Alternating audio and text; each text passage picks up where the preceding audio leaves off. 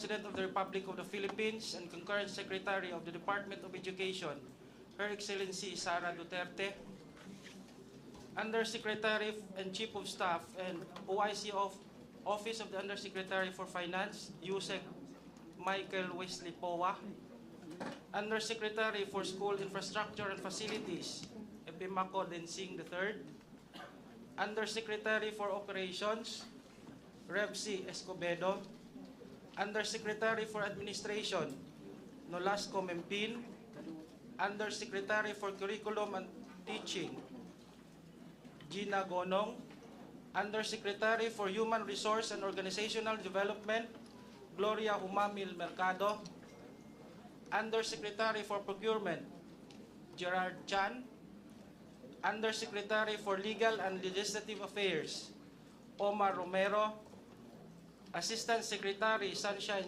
Shari Fajarda, Assistant Secretary Dexter Galban, Assistant Secretary Francis Cesar Bringas, Assistant Secretary Alma Ruby Torio, Assistant Secretary G.H. Ambat, Assistant Secretary Noel Baluyan, and from the attached agencies, from the Early Childhood Care and Development Council, Executive Director Teresita Insyong, Chairperson of the National Book Development Board, Mr. Dante Francis Ang II,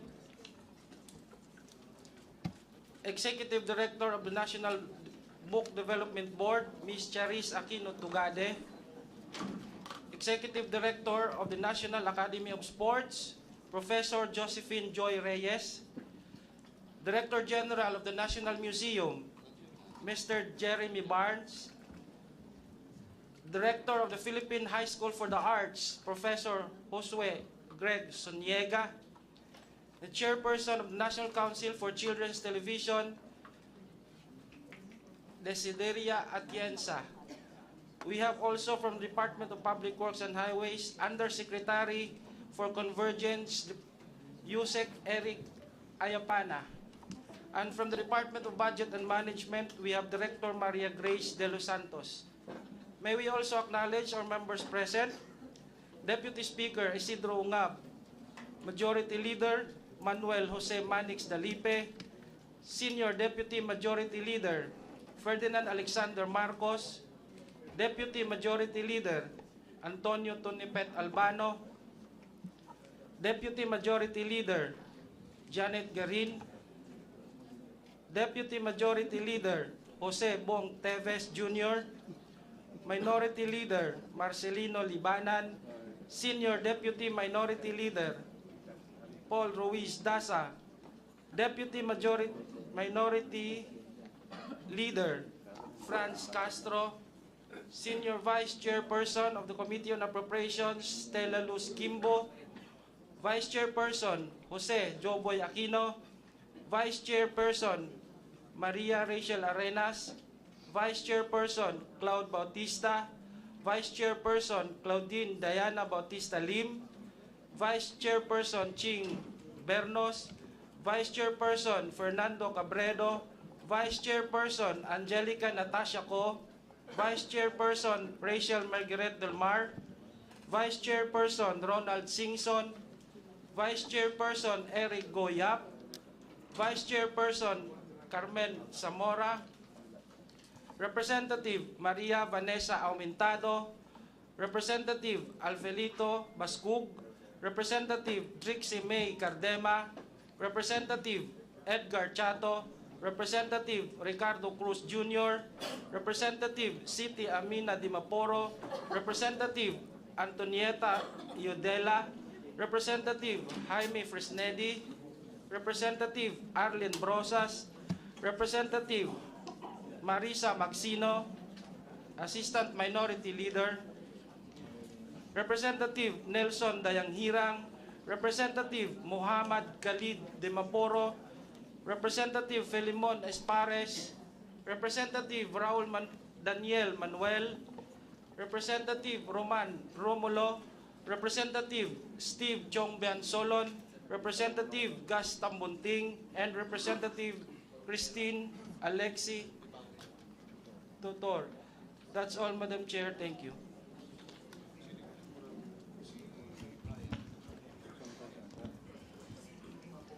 Vice President and Education Secretary Sara Z. Duterte, our Majority Leader Manix Telipe, Senior Deputy Majority Leader Sandro Marcos, Minority Leader Marcelino Libanan, esteemed colleagues, our DepEd family, on behalf of Speaker Martin Romualdez and our Appropriations Chair, the Honorable Zaldico, magandang umaga at muli welcome po.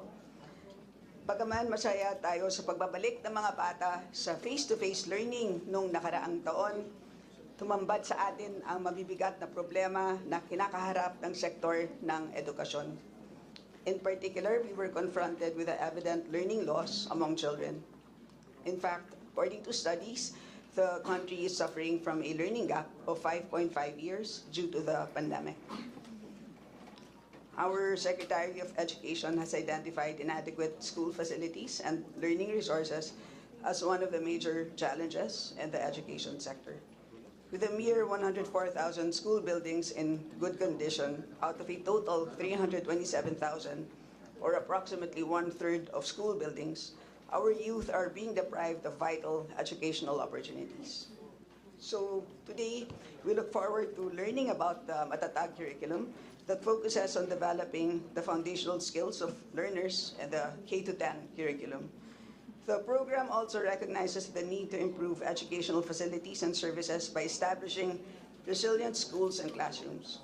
It will also provide additional benefits and training to more than 900,000 teaching personnel currently rendering their services to the country. Sa muling pagbubukas ng mga paaralan kahapon, merong 22 million na kabataan ang muling pumasok, bit-bit ang pangarap ng kaunlaran.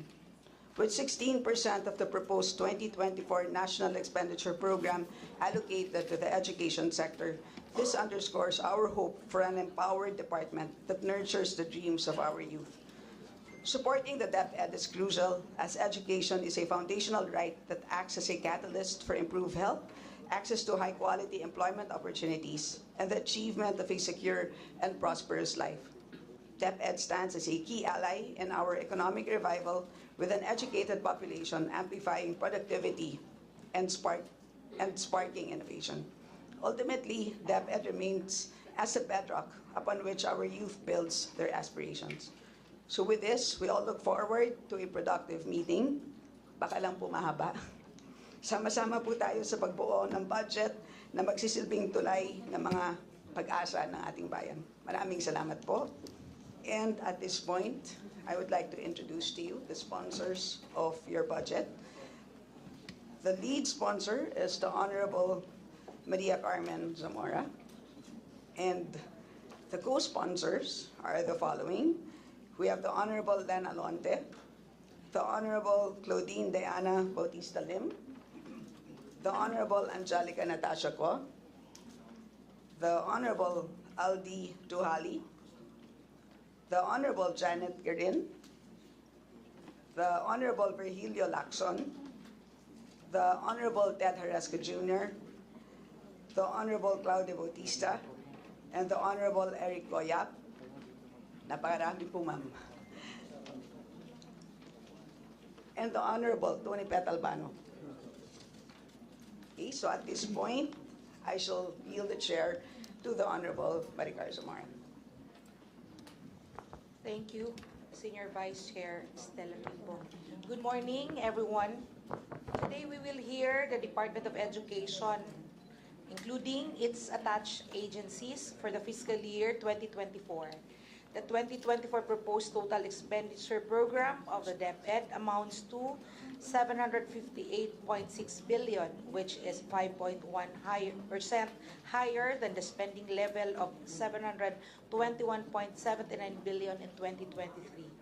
We urge our esteemed colleagues in taking the opportunity to hear and review the proposed budget of the Department of Education so that they carry out their mandate of providing the best basic education possible for all our learners.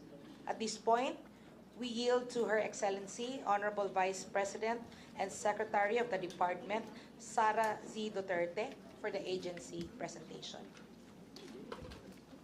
Thank you. The Honorable Ferdinand Martin G. Romualdez, the Speaker of the House of Representatives, Majority Leader, Minority Leader, Senior Deputy Speaker of the House, Deputy Speakers of the House, Chairperson and members of the Committee on Appropriations, other members of the House, ladies and gentlemen, mga kababayan, Assalamualaikum, madayaw, maayong adlaw, kaninyong tanan, magandang araw sa inyong lahat. We thank you for sharing this day with us and for the opportunity to present the budget proposal of the Department of Education. With me are the DepEd's undersecretaries and assistant secretaries. Also together with me are our directors, both from the central office and the regions, and the heads of our attached agencies who came with us to help address questions or concerns relative to our department's proposed budget. What we will be presenting is the proposed budget allocation in accordance with the National Expenditure Program, and we have prepared an audio-visual presentation for everyone to appreciate. May we request the Secretariat to please play the AVP. Shukran.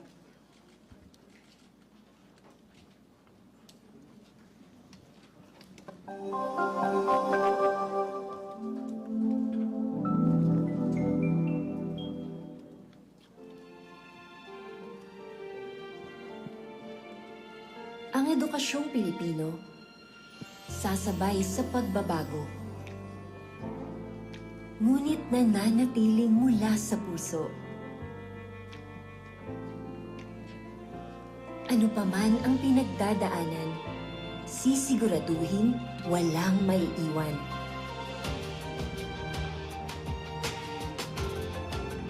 Lilikha ng paraan. Posibleng matuto kahit saan.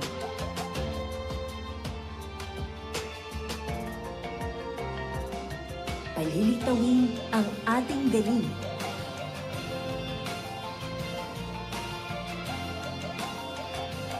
Mataas ang mararating.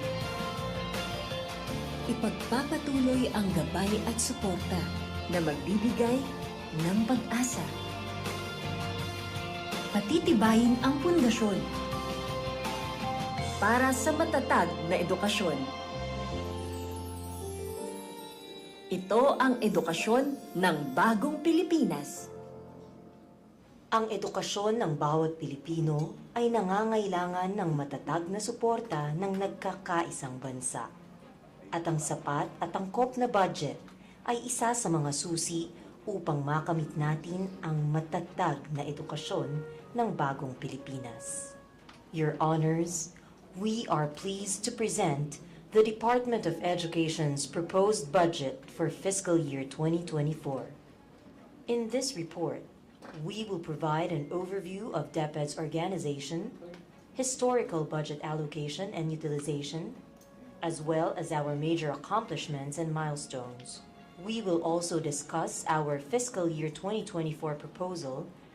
Our organization is committed to providing quality education that is accessible to every Filipino child. To carry out our mandate, the department's central office consists of 9 strands with 78 functional divisions and offices, headed and supervised by undersecretaries and assistant secretaries to guarantee effective and efficient education services. In the field, there are 16 regional offices, excluding the Bangsamoro region, and 217 schools division offices under the Department of Education. As of 2023, DepEd supervises a total of 47,678 public schools and 12,212 private schools under its supervision. It is also the largest bureaucracy in the country, employing 1,016,066, or 56% of the government workforce.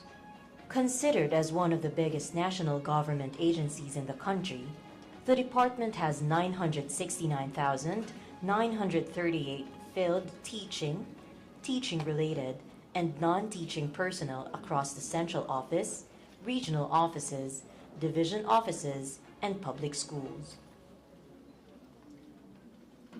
As of July 31, 2023, the obligation rate of DepEd for fiscal year 2023 is at 50.01%. We are expecting that our utilization rate will improve in the succeeding months, given the opening of classes this August, completion of the remaining procurement projects in the following months, and completion of activities scheduled during the third and fourth quarter of the year. Meanwhile, the disbursement rate of the agency is at 96.55%. As we continue in our goal of creating a matatag education, we are thankful for continuous support from our partners in the executive and legislative branch, especially in terms of the consistent increase in the department's budget. For this fiscal year, we are expecting a 5.10% increase from our last year's budget, making it 758.60 billion pesos under the fiscal year 2024 National Expenditure Program. Over the years, the Department of Education has maintained an average excellent obligation rate of 95% and a disbursement rate of 97%. For 2023, we have already recorded a 50% obligation rate, and this will further increase as we approach the end of the fiscal year 2023. Your Honors, due to unprecedented changes brought about by the pandemic, formal education enrollment significantly declined in 2020. It was a challenging period for the Philippine educational system, resulting in learning losses. However, due to adaptability, through creating different learning modes and our resilience, we enabled the education sector to gradually recover and achieve substantial recovery in the following years. Based on the latest data on Learner Information System, or LIS, we have 27,784,282 learners enrolled in the formal basic education system in school year 2022 to 2023, almost 1% increase from the previous year. In accordance with the DepEd Order Number 34, Series of 2022, the department announced that all public and private schools nationwide shall implement full face-to-face classes starting November 2, 2022, in consideration with the health situation during that time. We tallied a total of 28.4 million enrollees in basic education, including our learners from the Alternative Learning System, or ALS. In January 2023, along with a basic education report, we launched the Matatag Bansang Makabata, Batang Makabansa Education Agenda, which aims to address basic education challenges of the country. The Matatag Agenda is DepEd's roadmap and commitment to resolve and confront head-on the challenges of basic education, especially the learning losses and poverty in the country. It is designed to strategically address the root cause of each education problem, specifically in terms of curriculum, education facilities and service, learners' well-being, and teachers' support for our learners and teachers to have a better fighting chance in the increasingly complex and uncertain society. One of the main focus of this administration is to address the learning gaps of our learners, primarily through the recalibration of the curriculum and prompt interventions. DepEd adopted the National Learning Recovery Plan and rolled out the National Learning Camp last July to improve learning skills in English, science, and math. Further efforts on learning recovery are underway for the next school year, as DepEd will implement the National Reading Program, National Mathematics Program, National Science and Technology Program, among others. On August 10, we launched the Matatag curriculum. It is the recalibrated K-10 curriculum of the K-12 program. We also integrated peace competencies and values formation in the curriculum, and as of today, the review for the curriculum of grades 11 and 12, or senior high school, is ongoing, and we aim to complete it next year. We have extended learning resources such as tablets, storage devices, self-learning modules, and learning activity sheets to a total of 18.5 million learners. We are already done with the procurement of 2.3 million pieces of learning tools and equipment, or LTE. This year, we are continuing to develop and produce additional learning resources, targeting to provide 9.5 million pieces of LTE to our learners. Specifically, we aim to deliver 2,439,996 kindergarten activity sheets and psychosocial support activity packs, and 4,628,245 textbooks and other instructional materials. The department has been distributing ICT packages to public schools as an effort to continue to integrate technology into teaching and learning and make education delivery more effective. Currently, we are procuring 6,416 e-learning cart packages, 2,985 smart TV package, 60,110 laptops for teachers, and 10,719 laptops for non-teaching personnel for fiscal year 2022 and 2023. We significantly improved our education infrastructure as we constructed 187 new classrooms with 711 classrooms still in construction, repaired 2,568 classrooms with 2,907 ongoing repair and rehabilitation, constructed 1,114 school health facilities with 669 ongoing construction, and constructed 10 new last-mile schools with 72 sites still in construction.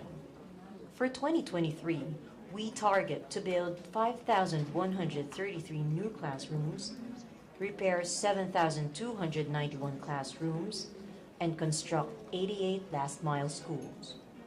DepEd believes that providing learners with good nutrition complements our goal of supporting our children's education journey.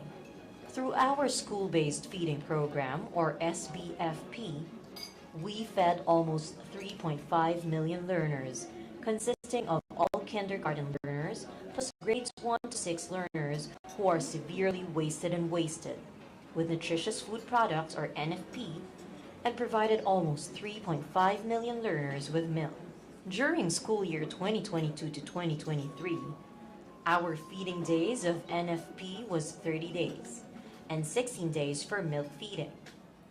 For this year, under our fiscal year 2023 targets, we aim to cater 1,678,704 learners from kindergarten to grade 6 who are severely wasted, and serve them nutritional food products, or NFP, and milk products for 120 feeding days through our SBFP. As we strengthen the public-private complementarity, the department has provided support to our learners through the Government Assistance and Subsidies, or GAS. 923,520 junior high school learners benefited through our Education Service Contracting, or ESC subsidy, and 1,355,135 learners to the Senior High School Voucher Program, SHSVP subsidies. For school year 2023 to 2024, to ensure that we can increase access to education and greater choice for our learners and their families for their needs and career goals, the department will sustain our GAS program by providing support to 1,179,329 million ESC grantees and 1,132,155 SHSVP grantees.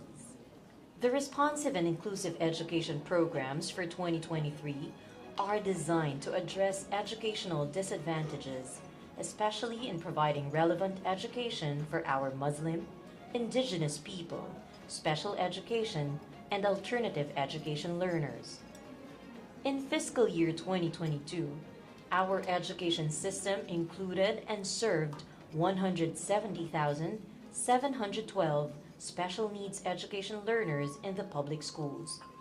271,322 learners for Arabic language and Islamic values education in both public and private schools, 136,392 Indigenous Peoples Education Program or IPED learners in the public schools, and 640,448 Alternative Learning System or ALS learners.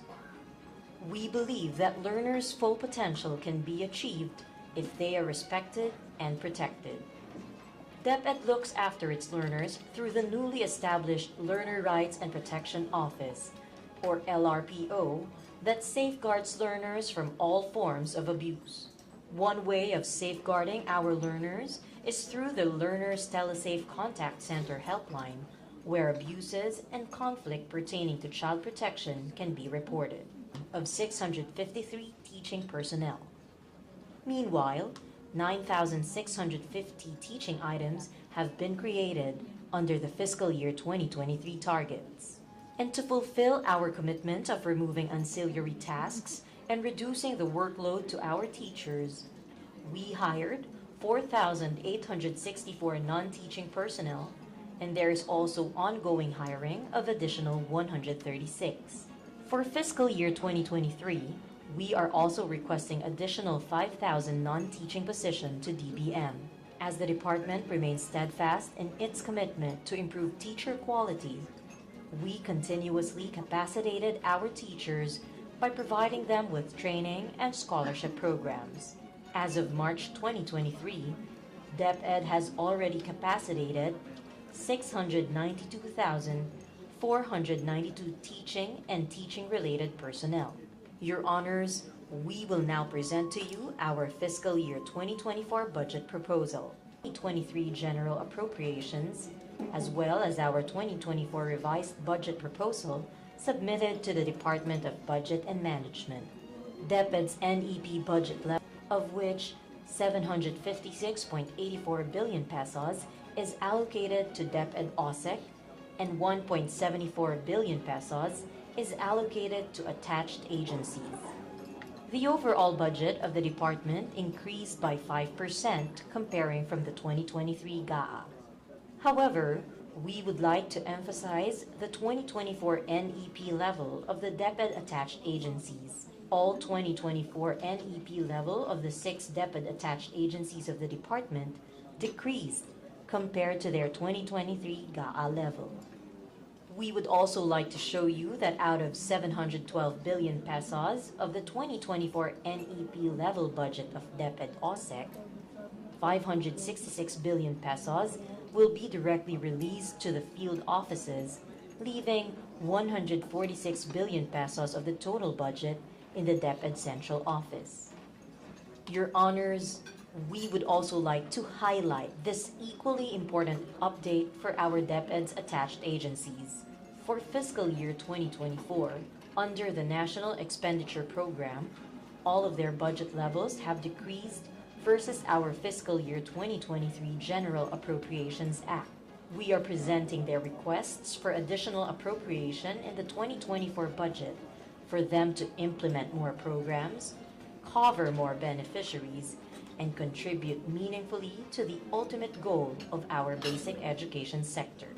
With a revised K-10 curriculum ready for phased implementation, we will now look at reviewing the senior high school curriculum. This will then be supplemented by the orientation of the teaching and non-teaching personnel. Likewise, we will sustain efforts to bounce back from the impact of the learning crisis through the continued implementation of the National Learning Recovery Program, or NLRP. The department will also continue existing programs such as the Campus Journalism, Early Language Literacy and Numeracy, or ELLN, and Alternative Delivery Mode, or ADM. In addition, there will be a procurement of 407,893 textbooks and instructional or learning materials for printing and delivery.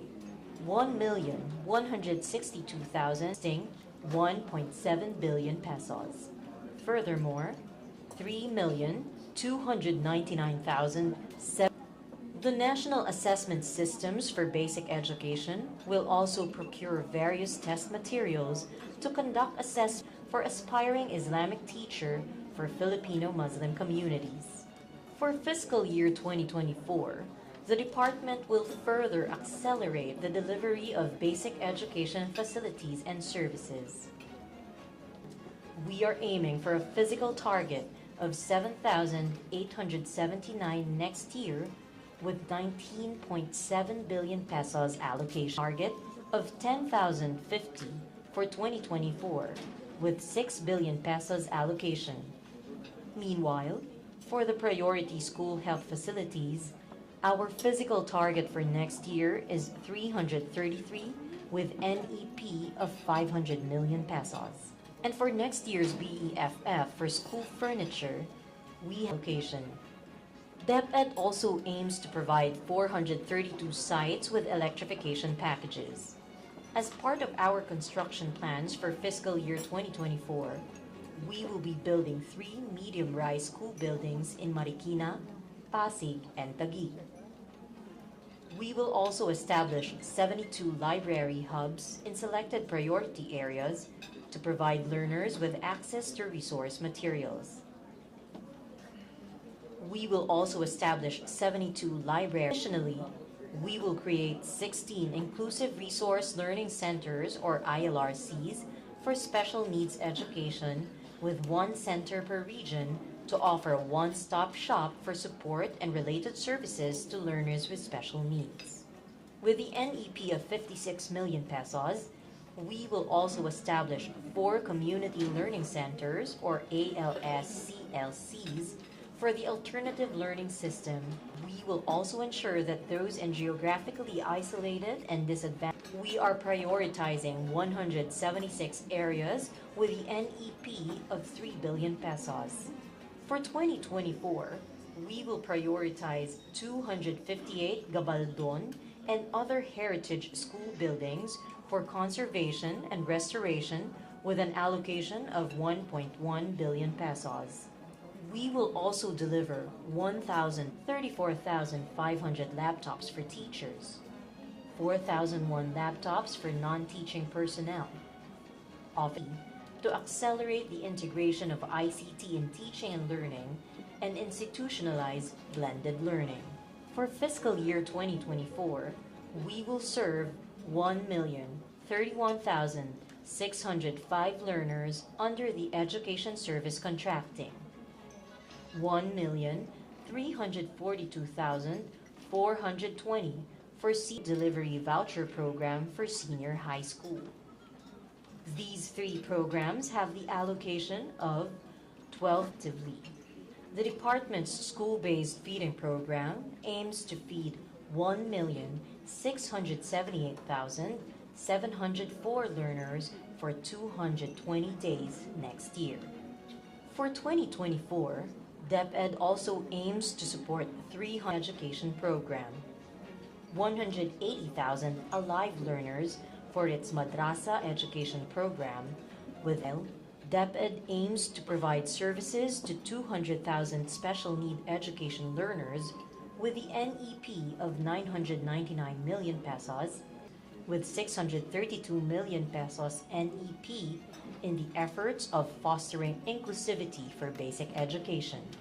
As support to our teachers, we aim to fill 20,000 new school personnel positions with a proposed NEP of 5.7 billion pesos to unburden our teachers with overwhelming administrative tasks that takes up their time instead of using that to prepare for their lessons. DepEd also plans to conduct human resource development for personnel in schools and learning to further capacitate our personnel. This program, 0.4 billion pesos. We want to assure you and our constituents that DepEd will work together to provide the best education possible for our learners. We understand this is a challenging task, but with your help and support, we are confident we can improve the quality of basic education. Our journey does not conclude here. We look forward to the continued collaboration and momentum as we work towards realizing the promising future we've envisioned. Isang matatag na bansa at araw po sa inyong lahat.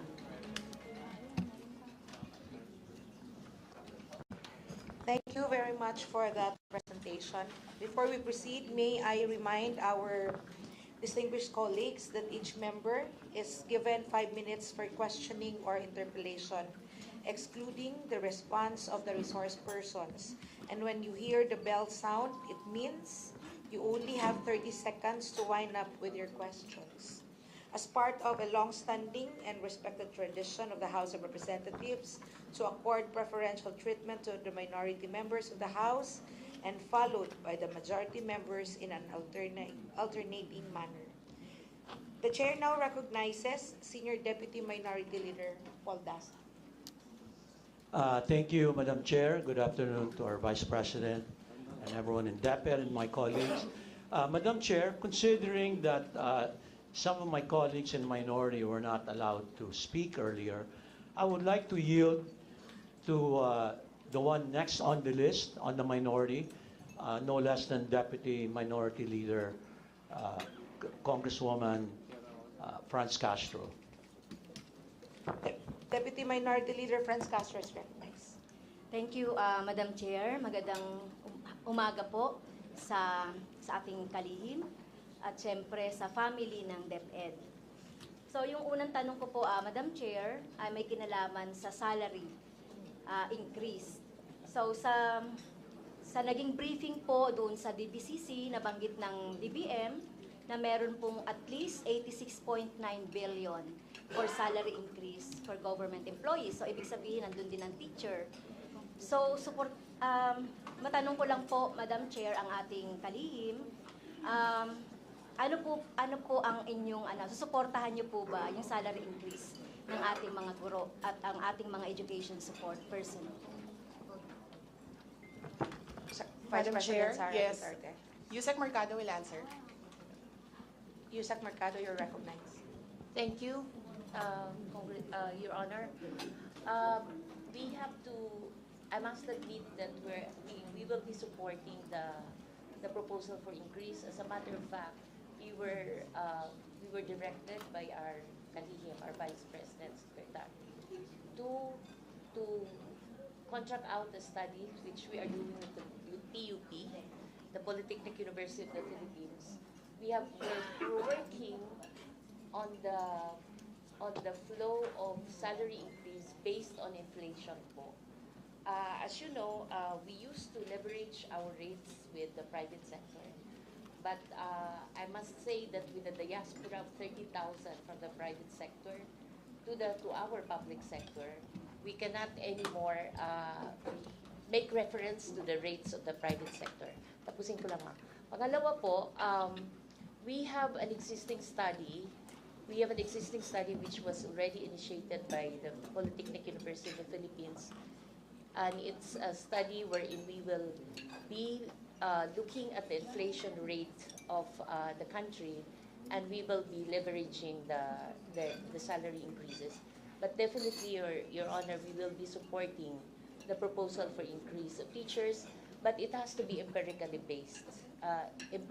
There's an empirical evidence for the increase of those salaries. Thank you po. Ang malinaw, sinusuportahan Yes po, ng Your Department of Education ang salary increase kahit na ito ay maliit o malaki. So natutuwa naman po ako, no? At nagkakaisa ang department at ang kinatawang ito para sa pagtataas ng sweldo ng ating mga guro. Next, Madam Chair, yung kaugnay po doon sa confidential fund ng DepEd. Ito po ay answerable lang po ng yes or no para mas mabilis. So number 1, COA DBM Joint Circular Number 2015-01 and ang guideline na gumagabay sa paggamit ng confidential fund. Yes or no? Madam Chair, Yusek Po will answer.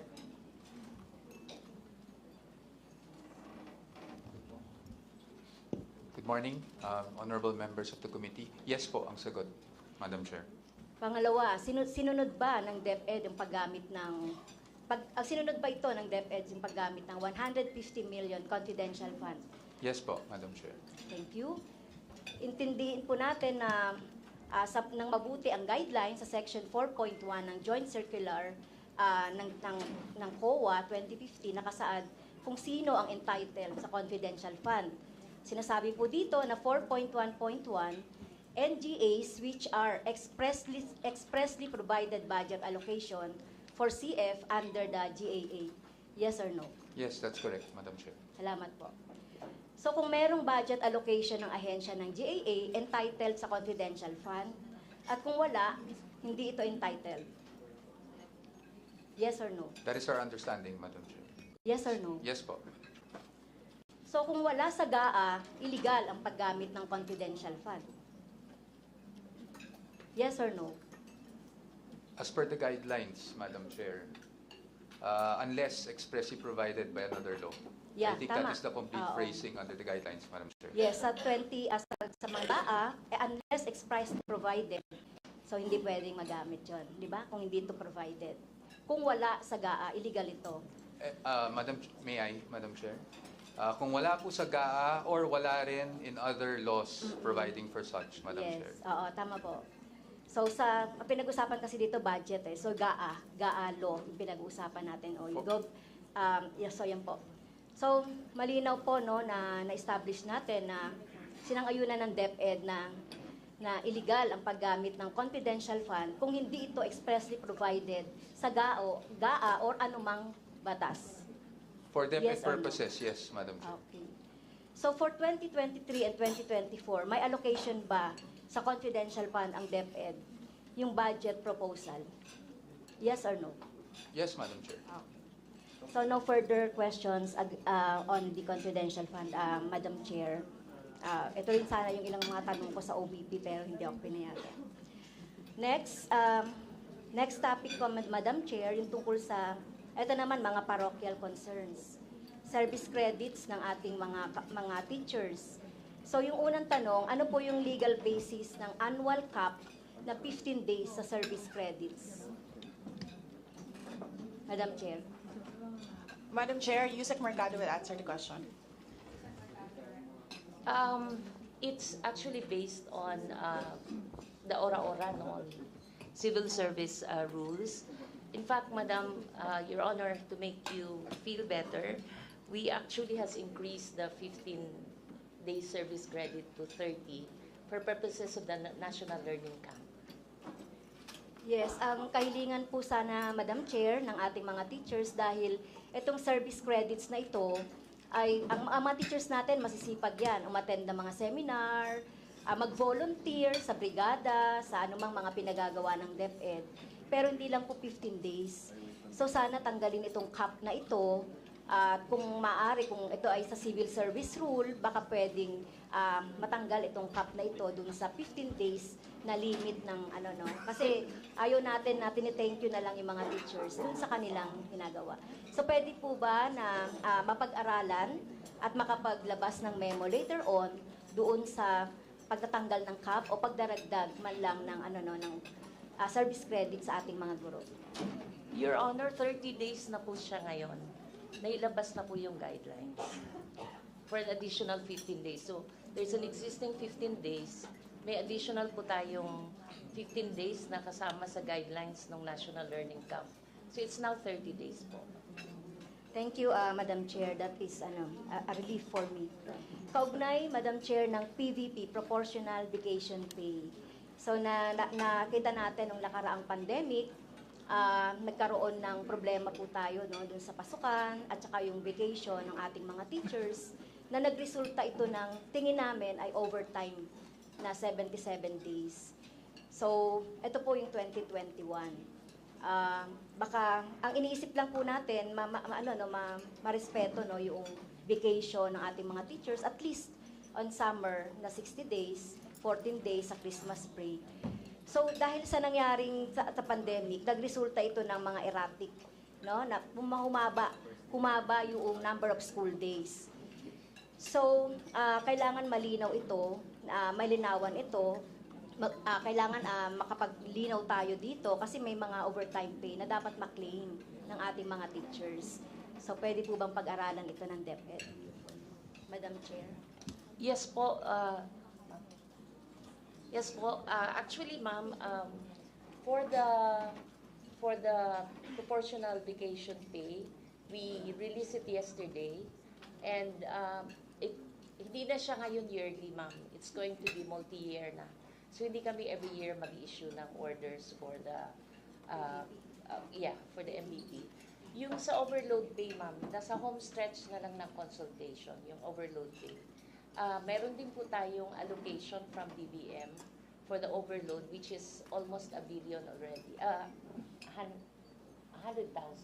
million. No, it's almost 1 billion pala, I'm sorry. But because for the past 2 years, hindi natin nagamit yung overload pay dahil hindi natin na hindi pa namin na i-rationalize yung kanyang guidelines. But now we went through a consultation already sa field, and we are going to be implementing it this year. So we have enough resources to cover that. Tapos pag may baseline na po tayo, ma'am, we will be requesting for higher allocation. Ngayon lang, wala pa tayong baseline sa access to the overload pay. Okay, thank you, Madam Chair. Follow up lang yung You sa have 30 seconds gagawin. to wind up, Your Honor, please. Yeah, Madam Chair. Sana makapaglabas agad ng ng guidelines ang DepEd kaugnay nito, yung tungkol doon sa overtime pay po, Madam Chair. At aasahan po ng kinatawang ito yung kopya nun, Madam Chair. May request na lang po ako, Madam Chair, kasi nanggaling ito doon sa ilang mga province. Wala pa pong PBB ng 2021 na na-release sa Capiz, Negros Occidental dahil naubusan na daw ng pondo ang MPBF as per DBM na sulat. So wala rin pong buo sa Region 9. So sumulat na po ang ACT, Alliance of Concerned Teachers sa DBM, pero wala pang sagot. Maari po bang matulungan tayo ng DepEd, Madam Chair, para mag-follow up doon sa PBB ng ating mga gurong binanggit kong mga probinsya at region? Ma'am, tapos na po lahat yung regions na teachers. Ang hinuli po namin are the non-teaching staff. So central office, RDs, and the non-teaching. Pero as far as teachers concerned, tapos na po lahat, ma'am. Well, sa Thank you report very kasi, much. Madam Chair, sa report kasi ganon. So pwede bang makakakuha ng Yes po, ma'am. report tungkol sa PBB, pagbayad ng PBB? Thank you very much, Madam Chair. Deputy Minority Leader Franz Castro, requesting the DepEd family to take note of the request of Deputy Minority Leader Franz Castro. At this point, the Chair would like to recognize Deputy Majority Leader Janet Gary. Thank you, Madam Chair, and a pleasant good afternoon to Her Excellency Vice President Sara Duterte and the DepEd family. My first question is, of the unfilled positions, if we make a comparison the past years as compared to the recent years, ilan na po ang na-fill upan? Madam Chair, Yusek Mercado will answer the question. Yusek Mercado, you're recognized. Thank you, Your Honor. As to authorized items, we have 1,025,000 as of August 22, 2023, ma'am. Filled up is 974,696. So it's like 95.02%. So we have talagang by years if you look at the past years, ma'am, we always fill it up to 95.02%. Kaya lang, ma'am, yung 4% namin, dahil sa laki ng plantilla, it's still around 51,000 positions. But as the year ends, halos papasok din siya sa 90% filled up. Pero mas marami na po, Yusek, ang na-fill upan ngayon ikumpara sa mga bakante dati. Right? Yes, ma'am, because Yes. we're proud to say that we are now prime HRM bronze, and we don't need to wait for attestation from the Civil Service Commission. Kaya yun before, matagal yung reporting because of the late attestation. Ngayon po, ma'am, pag nasignan na namin and the RDs, reported na siya agad. So, mataas na ngayon. Thank you very much for that, Yusek. In the news, it says that out of the 205 COA findings or COA recommendations, 114 na po or around 56% ang na-actionan ng DepEd and 91 other recommendations are being partially being improved or achieved. Is this reliable? Madam Chair, Yusek Poa will answer the question.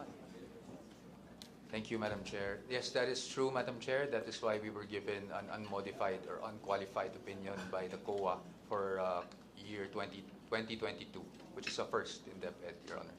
So out of the 205 COA recommendations, 114 have already been achieved and 91 are partially achieved. 114 plus 91 is a total of 205. Am I correct, Yusek Poa? Yes, Tama? Your Honor. Yeah. So with that, Madam Chair, may I commend the housekeeping tasks that have been done by the DepEd family headed by the Honorable Secretary, because it might have it would have felt as an impossible task previous years, pero ngayon kitang-kita natin yung bilis ng housekeeping compliance. Moving forward, Madam Chair, Your Honors, actually, Ma'am, Honorable Vice President, I grew up in the province. No? My grandparents are public school teachers. My mother was a long-time government professor. And I grew up with a family of many public school teachers. And when I was in school, magsakay-sakay ko put-put together with my classmates. And I had this crush in school before. I just don't want to mention the name because my husband might be watching. Patay ko, inigulin ako sa balay. No, so we ride the put-put together, we play in Tagalog, we call it patentero. But I got broken-hearted. No? It's normal to fall in love during school years. Because that crush of mine nga, musakay-sakay kong put-put, kung musakay siya, dropped from school. And I realized later on, when we heard from his relatives, that he went up to the bukid. No? Siyempre, young students are actually prone to manipulation because we are not only young at heart, but we are also not that mature in terms of neurological decisions. In other words, students, especially those who are in public schools and those in the interior areas, can be prone to manipulation. Can I hear the side of the Department of Education family if indeed this is a problem in our community, especially sa amo ng mga taga-probinsya? Madam Chair, Yusek Poa will answer the question. Thank you, Madam Chair. That is true, ma'am. We agree with you. It is one of the several problems we have in terms of security and safety for our learners, and not even just for our learners, but as well as our teachers and non-teaching personnel. In fact, based on the data or information that we gathered, just in 2016 to 2020, 12.3% of the 1,691 former CPP NPA rebels were minors. So ibig sabihin po nun, they were 12 to 17 years old, and this is the report given by the Eastern Mindanao Command. On top of that, we also have a problem in terms of learners joining groups that are into violent extremism, terrorism. And January 2017 to December 2019, there were 21 minors recruited to the Maute Group, 17 to the BIFF, and 5 to Islamic State-inspired groups. This is information given by the United Nations Special Representative for Children and Armed Conflict. We also have other problems, such as recruitment to child pornography, for example, aside from those concerns. In fact, we also have problems with criminal activities in our schools. No? Back in just January to December 2020, over 15,800 learners were arrested by the PNP and considered as children in conflict with the law. So as you can see, we do agree with your observation, Your Honor, and this is really a problem, and this is something that we want to prevent, to reduce, if not eradicate completely in our schools, Your Honor. Thank you for that, Yusek, Madam Chair. Because actually, that crush of mine, guwapo siya og mistizo, no? He looks like Yusek Remsi Escobedo, pero mas maputi yun. But then the problem is, nag-medtech na ko, I became a medical technologist, and I was pursuing my medical profession. And nakarinig po kami ulit sa kanya because he got sick in the mountains. So here we were already professionals, and here he was trying to start his life.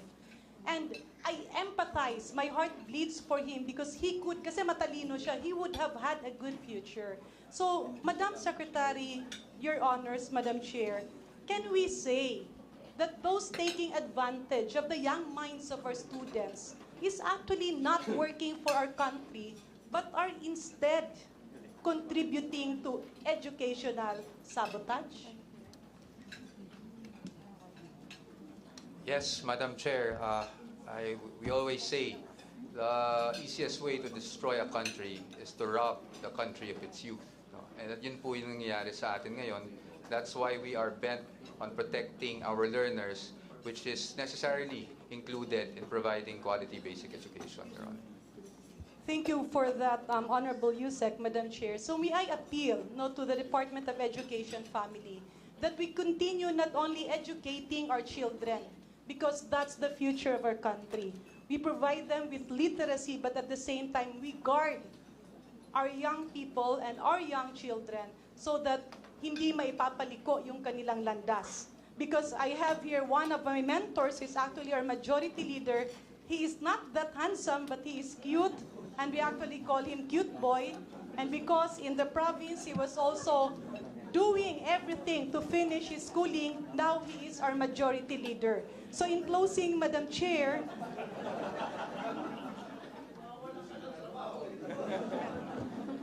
in closing, Madam Chair, may I again reiterate the importance of education. It's not just the core of our youth. Education is the key not only of poverty, but education is the key in weaponizing our basic resource, and that is our children. Because when we educate them, when we try to prevent them from neurological manipulation, we will end up with a peaceful, a happy, and a progressive country full of cute boys and cute girls. Thank you, Madam Chair. Thank you very much to the cute Deputy Majority Leader, Janet Garin. At this point, the Chair recognizes Assistant Minority Leader Marisa Magsino. Good afternoon po sa inyong lahat, to VP Sara and the whole team of DepEd, to our colleagues. Importante po para sa ating lahat, especially sa ating mga mahal na OFWs, ang edukasyon. The very reason kung bakit sila po'y nag-a-abroad, blood, sweat, and tears para maipadala sa magagandang eskwela, whether public to o private. Edukasyon, tayo po ang pag-asa, ang kabataan po ang pag-asa ng ating bayan. Ngayon, for clarification lamang po, gusto po nating malaman, out of the total budget of 33,755 billion for the basic education facilities for 2024, 19.958 billion is allocated for the construction, replacement, and completion of kindergarten, elementary, and secondary school buildings, and technical vocational laboratories, and the construction of water and sanitation facilities. However, there's the matter of facilities, projects that cannot be implemented due to the remote location of the school, difficulty of terrain, security issues, and other justifiable reasons, of which DepEd and DPWH are directed to prepare a list. To address the problem, DepEd and DPWH are allowed to enter into memorandum of agreement with appropriate government agencies such as the Armed Forces of the Philippines and LGUs with capabilities to implement the projects. Similar provisions are also found po sa GAA 2022 at sa GAA 2023. Madam Chair, do we have an updated list of these affected areas? At marami po, how many school facilities po in which we already have built or are building since 2022, and in collaboration po with what government agency or LGU? Para po malaman natin ilan po ba ang nasa pipeline for 2024 at kung saan po. Madam Chair. Madam Chair, Yusek Densing will answer the question. Yusek Densing is recognized. Morning, Madam Chair, Your Honors. To answer the query of the good congressman of the OFW party list, this is part actually of the Last Mile Schools program of the Department of Education, which started in 2020, but the full implementation was done in 2021. As of date, from 2021 and 2022 and 23, we've received a total budget of 1.5 billion each with an average site of 76 and 88 sites for 22 and 23. In 2024, we're expected to double the budget from 1.5 billion to 3 billion, which will cover 176 last mile schools. As of today, we've identified 9,225 last mile schools, to which 9,025 needs to be upgraded. And as a report, Your Honor, aside from the 6 which is already completed this year, just yesterday we've simultaneously turned over and inaugurated 15 more last mile schools in various areas in Region 6, 7, and 8. And we expect another 6 in the areas in the coming weeks. So the program is moving, and we look forward to have more budgets for the last mile school, especially with the National Expenditure Program for 2024 doubling the budget. And for your information, Madam Chair, we've already identified the 176 sites for 2024 last mile schools, and there's a possibility, or possibly, we will be doing an early procurement activity for these 176 sites. Madam Chair, Your Honor. Thank you, Madam Chair. That's very nice to note that we already have constructed the 176 MLS, and it is very reassuring that this is moving forward. Now, doon po sa creation and teaching positions natin, this 2023, meron pong amount na 7.451 billion is allocated for the new creation of new positions in the department. However, that for 2024, ang proposed budget for the same purpose was decreased to 5.469 billion. Do these new positions for 2023 and 2024 pertain to teaching positions only or include po ang non-teaching positions? What is the breakdown po? Why is there a decrease in the funding for 2024, which will mean lesser number of positions when we are suffering from a chronic shortage of teachers in our public schools, Madam Chair?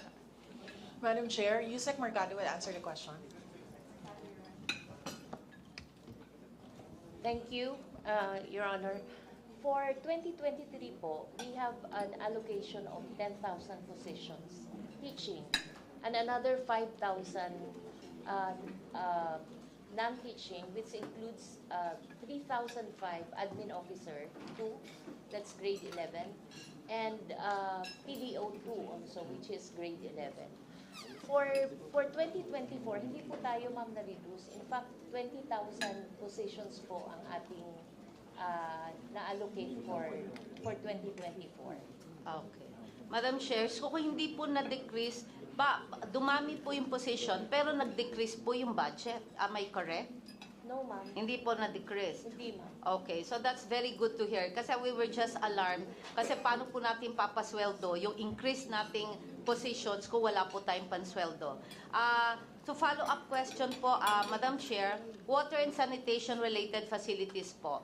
For 2024, 500 million has been allocated for construction, replacement, repair, and rehabilitation of our water system, hand washing and toilet facilities, and other health and sanitation-related facilities of the schools to avoid the spread of diseases, ensure health and sanitation, and for the adoption of accessibility of persons with disabilities. Isn't 500 million too small for the purpose of nationwide implementation, considering the importance of sanitation and disease prevention among our students? Madam Chair. Madam Chair, Yusek Nansing will answer the question. Thank you, Madam Chair, Your Honors. With respect to the issue of public school health facilities, the 500 million is small. In fact, though the 2023 GAA provided for a 500 million budget for 333 sites, Yes. and another 500 million for 2024 National Expenditure Program for another 333 sites, we did not even get a budget for in 2022. And we're talking about at least 4,000 to 5,000 sites that needs upgrade in their public health school facilities. Many of the public schools do not even have a clinic to So the 500 million is small considering the universe of needs of the public school system, Your Honor. Madam Chair, the very reason why I'm asking, because I've been going around the different schools in the different provinces, dilapidated, no water supply, no toilet to stand with all the pandemic has been there, and the very reason is that the students are helpless. They do not know what to do. Even the principals, they have not done anything yet, and that's why the reason I told them we have to have DepEd be addressing the problem, and we are supporting the budget for DepEd for this. Maraming salamat, Madam Chair. Thank you very much, Representative Marisa Magsino. Next to ask question is Representative Bambi Emano.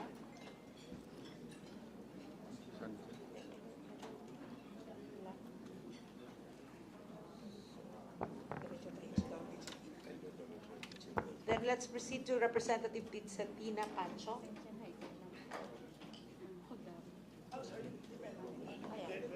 Okay. Okay. Let us proceed to the next interpolator. The chair recognizes Representative Ed Salagman. Thank you, Madam Chair. In the NEP, what is proposed for DepEd is an increase of only 5.28% compared to the current level. I surmise, Madam Secretary, that this is not adequate to respond to the priority projects and programs of DepEd. May we request the Secretary's comment on this? Madam Secretary. Madam Chair, yes. Could you expound that yes? Yes, there is not enough budget to address all the projects and the programs that the Department of Education wants to implement to improve basic education in our country. And also secondary education, I suppose. Yes, sir. Basic education covers K to grade 12, sir. Okay. Madam Chair. In order for the committee to fully appreciate the requirements of DepEd, so that you could get your necessary budget, we are going to get data from you on the following shortages. First, on the number of enrollees in the primary and secondary education for the school year, for the current school year and for the next school year as projected.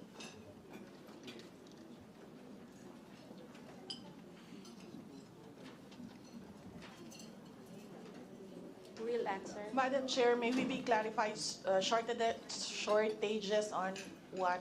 No. This is not yet a shortage. I am They're just asking for premising the my... data of, His Honor is asking for the data of the number of enrollees for school year 2023 to 2024. Okay. Yes.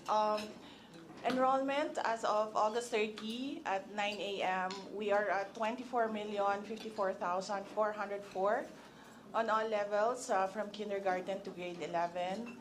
We have 20,643,282 learners in the public schools, and we have 199,933 in alternative learning system.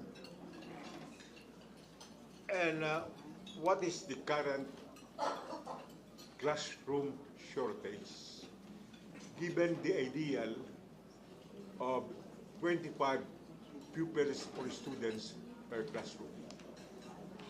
Madam Chair, Yusek Poa will answer the question. Thank you, Madam Chair.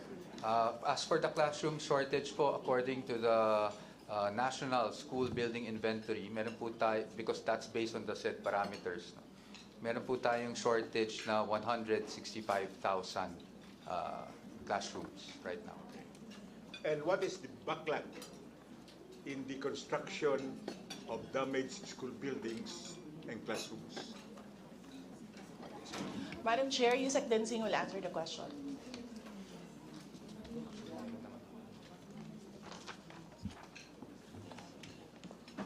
Yeah, Madam Chair, Your Honor, the backlog in terms of major repairs of the 327,851 school buildings is 100,072 for minor repairs and around 89,000 for major repairs. In terms of classroom, if you convert this into classroom, it's around 202,000 classrooms needing major repairs and 240,000 classrooms needing minor repairs. Madam Chair, Your Honor. And how much would this translate to in the cost of repairs for the minor and major repairs? Your Honor,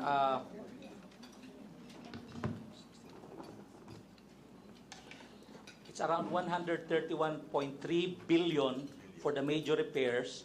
For the minor repairs, it's supposed to be spent through the MOE of the school build of every public school. Therefore, maybe there's a need for us to increase the MOE of these identified schools needing minor repairs, Mr. Chair, Your Honor. Madam Chair, Your Honor. Thank you. And what is the shortage in textbooks and instructional materials where the ideal is one textbook per student or pupil? Madam Chair, Yusek Gonong will answer the question. Yusek Gonong, please. Chair. Thank you, Madam Chair. We already have budgeted for 1:1 textbook for students and 1:1 teacher modules for teachers beginning school year 2024, Your Honor. Is that ideal proportion funded in your 2024 proposed budget? Yes, Your Honor. How much is the funding? It's 5 billion, Your Honor. That's for grades K1-7, which are the first grade levels that will implement the new curriculum. And what is the shortage with respect to teachers in both the primary and secondary education? Now, in terms of teacher manuals, Your Honor, we have allotted for... Warm bodies. Madam Chair, Yusek Mercado will answer the question. 89,000 po, sir. 89,000 teachers. And that is not, is that shortage addressed in the NEP for 2024? No, sir. No.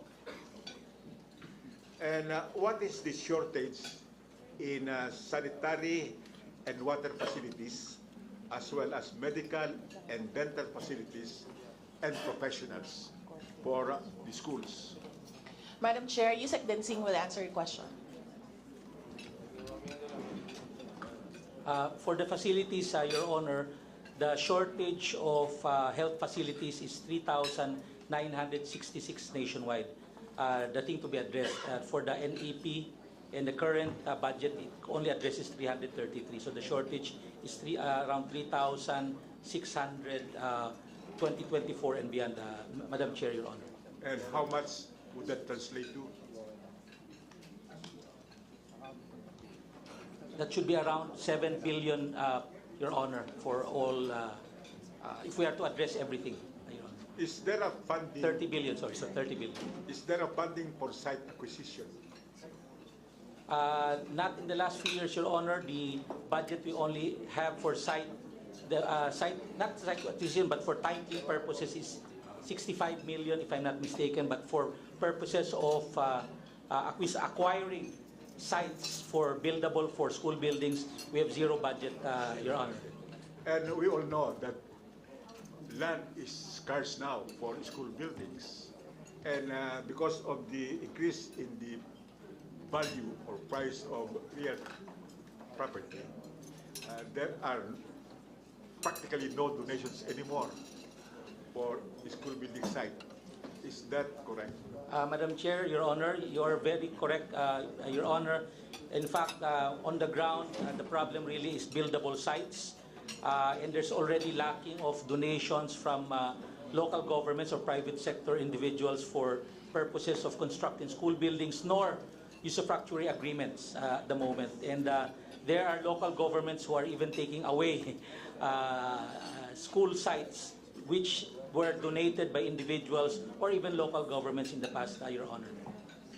And now, how much is the funding for the restoration of Gabaldon school buildings, which are considered cultural heritage? Your Honor, for Gabaldon, the budget for 2024 NEPs, 2023 is 1.3 billion. Is that adequate? No, Your Honor, because this will only be translate to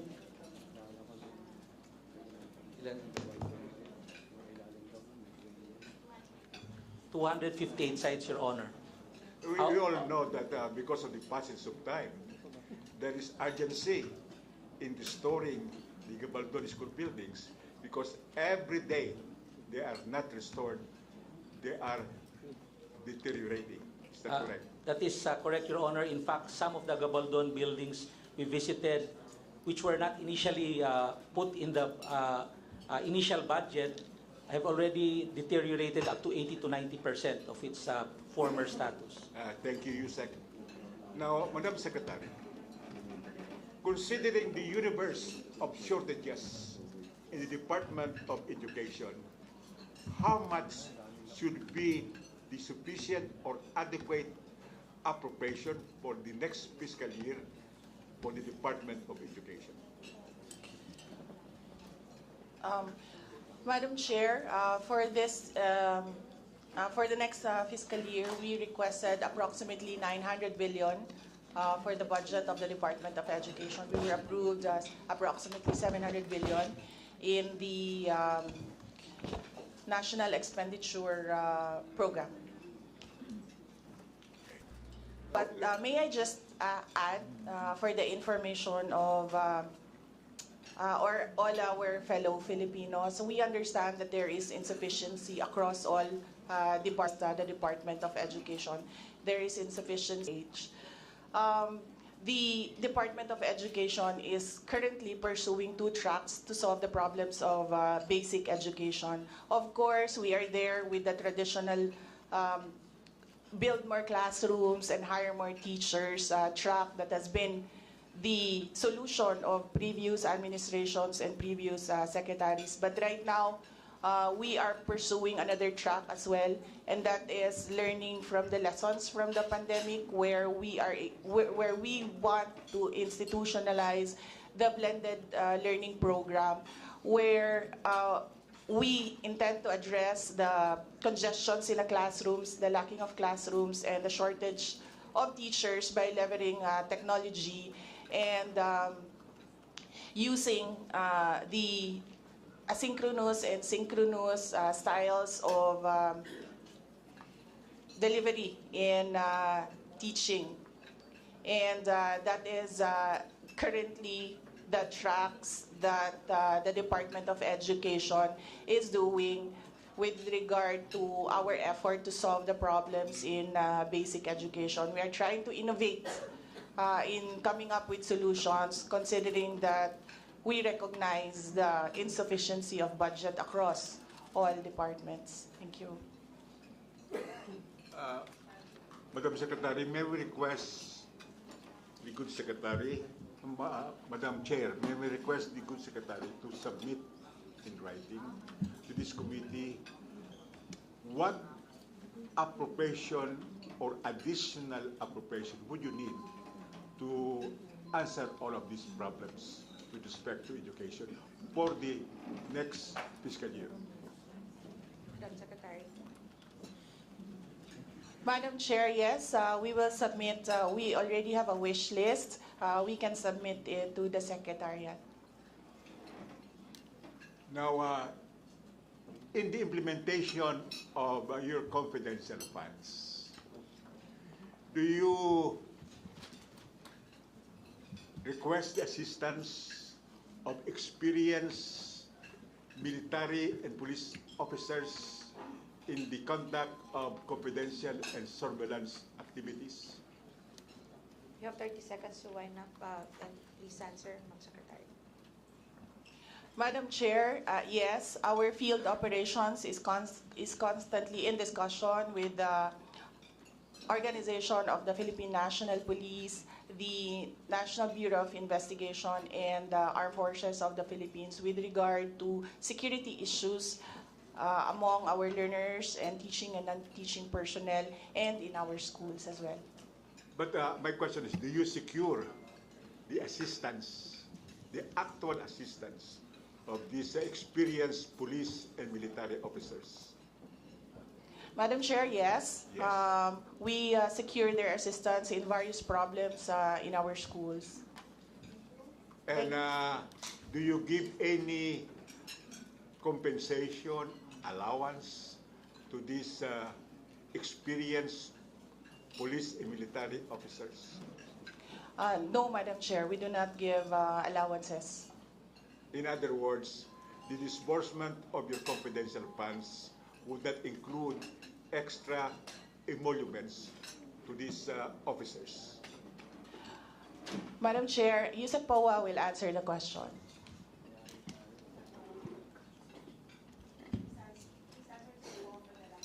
Yes. No, Your Honor. Our disbursement of our confidential funds is in accordance with 2015-01 per the activities enumerated under paragraph 4.81 to 4.86, Your Honor. Okay. Thank you very much.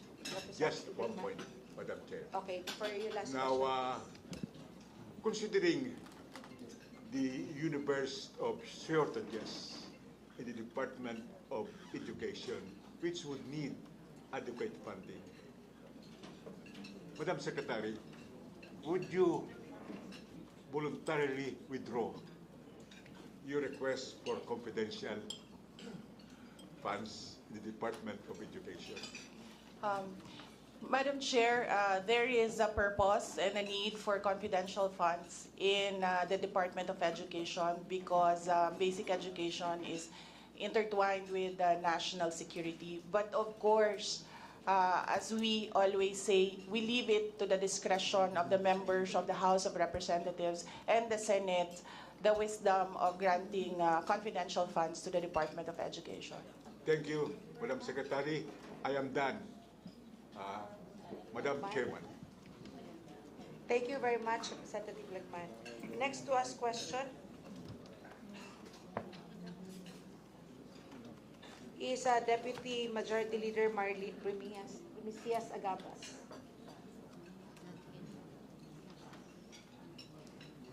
Representative Jaime Fresnelli.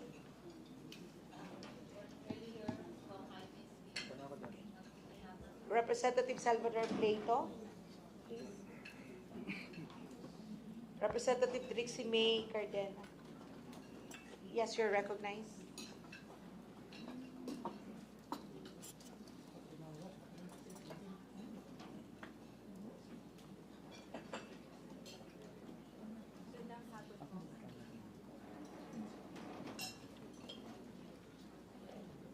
Magandang hapon po.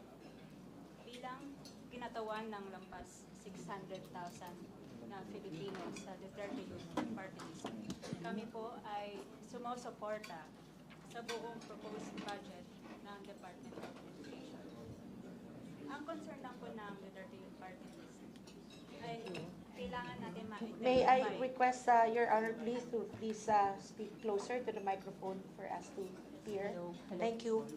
Kailangan po natin ma-identify ng DepEd kung sino ang mga iilang guro na pinapasweldo natin ng government funds pero nag-i-indoctrinate at nag-recruit sa ating mga kabataan papunta sa hanay ng mga CPP, NPA at MDA. Closer to the microphone, NDF. please, Your Honor. Thank you. Okay po. Kung kailangan ng intelligence or confidential funds para ma-identify ng DepEd, kung sino itong mga anay sa hanay ng mga guro na dinadala sa ibang landas ang ating mga mag-aaral. Ibigay sana natin sa DepEd lahat ng budget na ito. Yun lang po. Maraming salamat po. Thank you for the manifestation, Representative Ardena. Next, to ask question from the minority, Representative Raul Manuel. Thank you, Madam Chair. Madam Chair, dahil ito ay continuing session ng Committee on Appropriations, I just want to put on record that as a youth representative, I am in a position to question tradition that no longer works and serves as barrier to healthy discussion about allocation and use of public funds. Our tradition of extending parliamentary courtesy stops us in the legislative branch to do our job for which you are paid by the Filipino people. Dapat po may checks and balances tayo. I do not want Congress to be complicit to illegal fund use by agencies in the executive branch. So allow me to put on record also my point of order sa proceedings kanina. Hindi po binila ang boto ng mga nasa dissenting opinion, hindi pinag-explain ng objection. This isn't democracy at work. I condemn the proceedings you had earlier. Traditions that no longer work should be stopped. Now let me proceed to my questions, Madam Chair. Inamin po ng DepEd, led by the Vice President, na may item dapat sa General Appropriations Act bago magkaroon ng confidential funds. Illegal po kung wala. Now, on the DepEd confidential funds na nasa General Appropriations Act, nabanggit po last year, I can recall, nagagamitin din daw yung confidential funds to stop child grooming, abuse on our learners. May I ask po yung data ng DepEd sa paggamit ng confidential funds para masugpo yung ganito. Tapos data din po sa actual cases ng child grooming and other measures para masabi po natin na naging sulit yung confidential funds on this matter. Madam Chair, Yusek Poa will answer the question. Thank you, Madam Chair.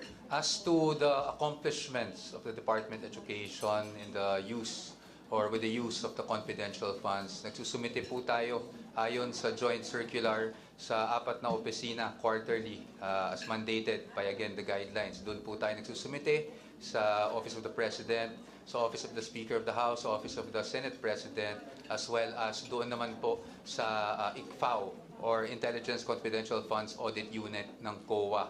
Now, of course, those activities are still ongoing pa po. But just to give you siguro po broad strokes, no, kung ano yung mga programa kung saan natin ginagamit yung confidential funds. Number one, it really cuts across yung ano po, no, yung basic education.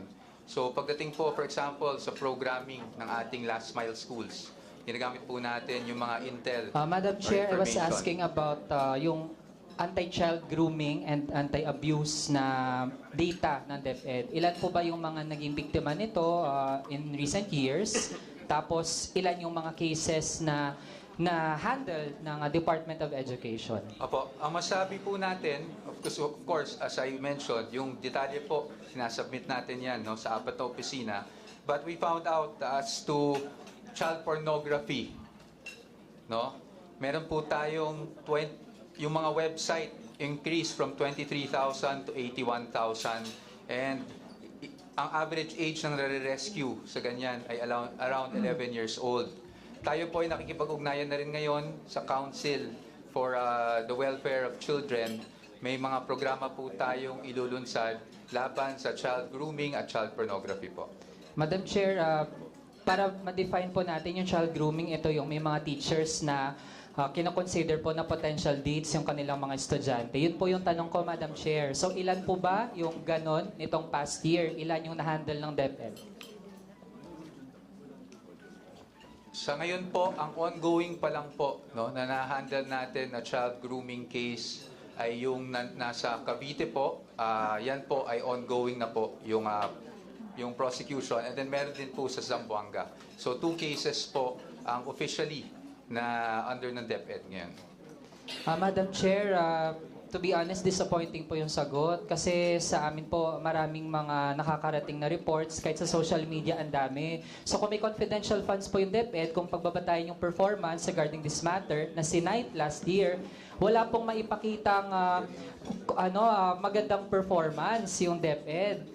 Parang dating po sa akin, Madam Chair, nag-iimbento tayo ng dahilan to justify confidential funds. Kahit nga po yung recruitment into rebel groups, quote-unquote, yung data pa po galing sa AFP. Alam natin, nag-iimbento ng data yung AFP pagdating sa rebels and rebel returnees. Kaya for me, Madam Chair, ang dating talaga, tinuturing na prey yung mga estudyante natin, parang balon ng kriminal yung mga estudyante, tapos justify yung confidential fund.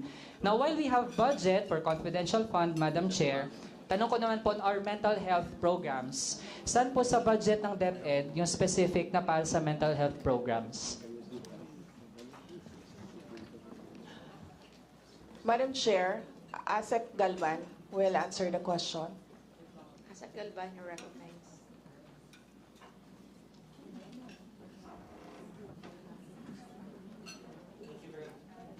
Thank you very much for the question. When it comes to the issue on mental health, this has become a top priority of the Department of Education. As such, it is lodged under our learner support programs, and it is considered one of the major thrusts of the department for the foreseeable future.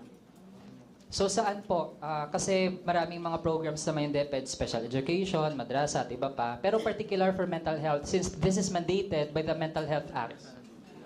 It is currently lodged under the Learner Support Program Fund, and it is actually one of the things that we're very thankful to the Congress for, because last year, you were able to accord to us for the first time a special provision fund of 97 million for mental health, which would be benefiting our learners now in this coming school year.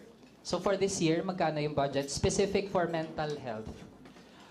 Our programs for mental health are intertwined. We have proposed 160 million, particularly for mental health and the improvement of our guidance counseling programs. And this is intertwined with our other programs for substance abuse prevention, adults and reproductive health, among other youth programs. Okay, Madam Chair, again, I'm alarmed. Mas mataas pa yung budget natin sa confidential funds ng DepEd kesa sa mental health programs when even DepEd itself has data na almost every day po, trigger warning, may nagpapakamatay na mga basic education students. Mas mataas pa yung bilang ng mga may suicide ideation o yung mga naiisip na kitilin yung sariling buhay dahil sa iba't ibang problema. So, hindi ko magets yung priorities ng DepEd sa ngayon, Madam Chair.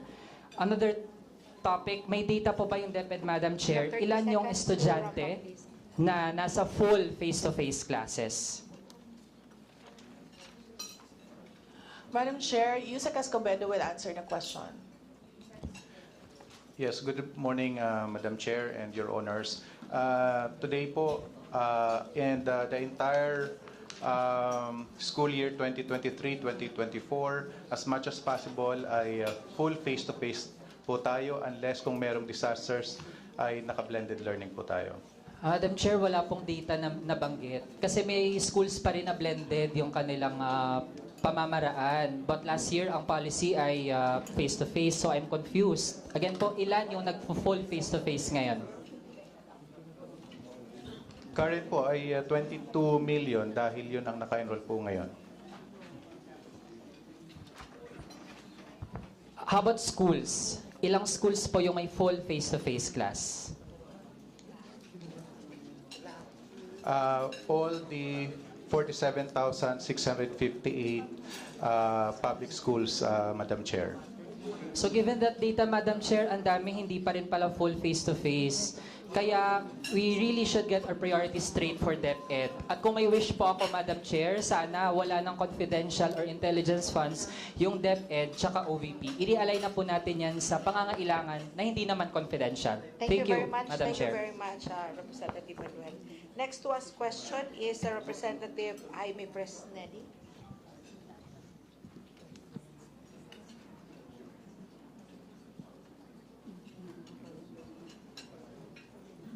Thank you, Madam Chair. Good afternoon po, Madam Chair. And good afternoon, Her Excellency Vice President Sara Duterte and the DepEd family.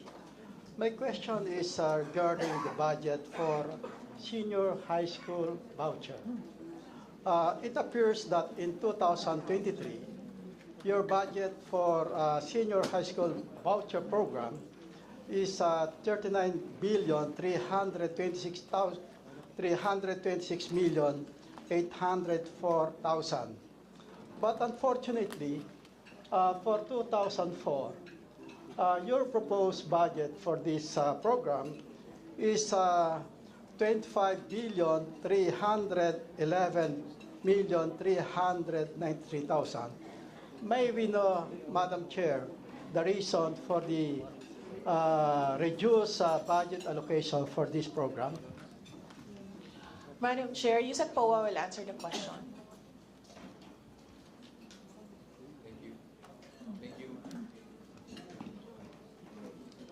Thank you, Madam Chair. Tama po, bumaba po yung budget natin. Just to clarify, our budget for 2023 was 39 billion.33, tama? And then pagdating po sa 2024, naging 25 na lang. Actually, bumaba po yung entire budget, hindi lang ng senior high school, pero pati na rin po yung ating ESC, no? Yung para sa grade 7 to 10. Ang rason po nun is not because we reduced. It's because nung 2023, 3 semesters po yung kailangan nating bayaran kasi may utang pa tayo noon na 1 semester. But sa taong ito, so for 2024, nakahabol na po tayo. So 2 semesters po yung babayaran natin. In fact, babayaran na po natin yung mga private schools ng isang bulto for the 2 semesters. Ito pong pasukan. So, wala po tayong binawasan, just to clarify, it was just a matter of billing. Kasi 3 semesters po yung kailangan nating bayaran ng 2023. Pero ngayong 2024, for the 2024 budget, 2 semesters na lang po. Maraming salamat po, Madam Chair. May we know the numbers of the beneficiaries of these voucher programs since 2022 up to present? Madam Chair. Yes, Your Honor. We will submit the total. For 2024, our target is 1,342,420. But if the Chair would permit, we will just submit the total since the program started, Your Honor. Thank you, Madam Chair.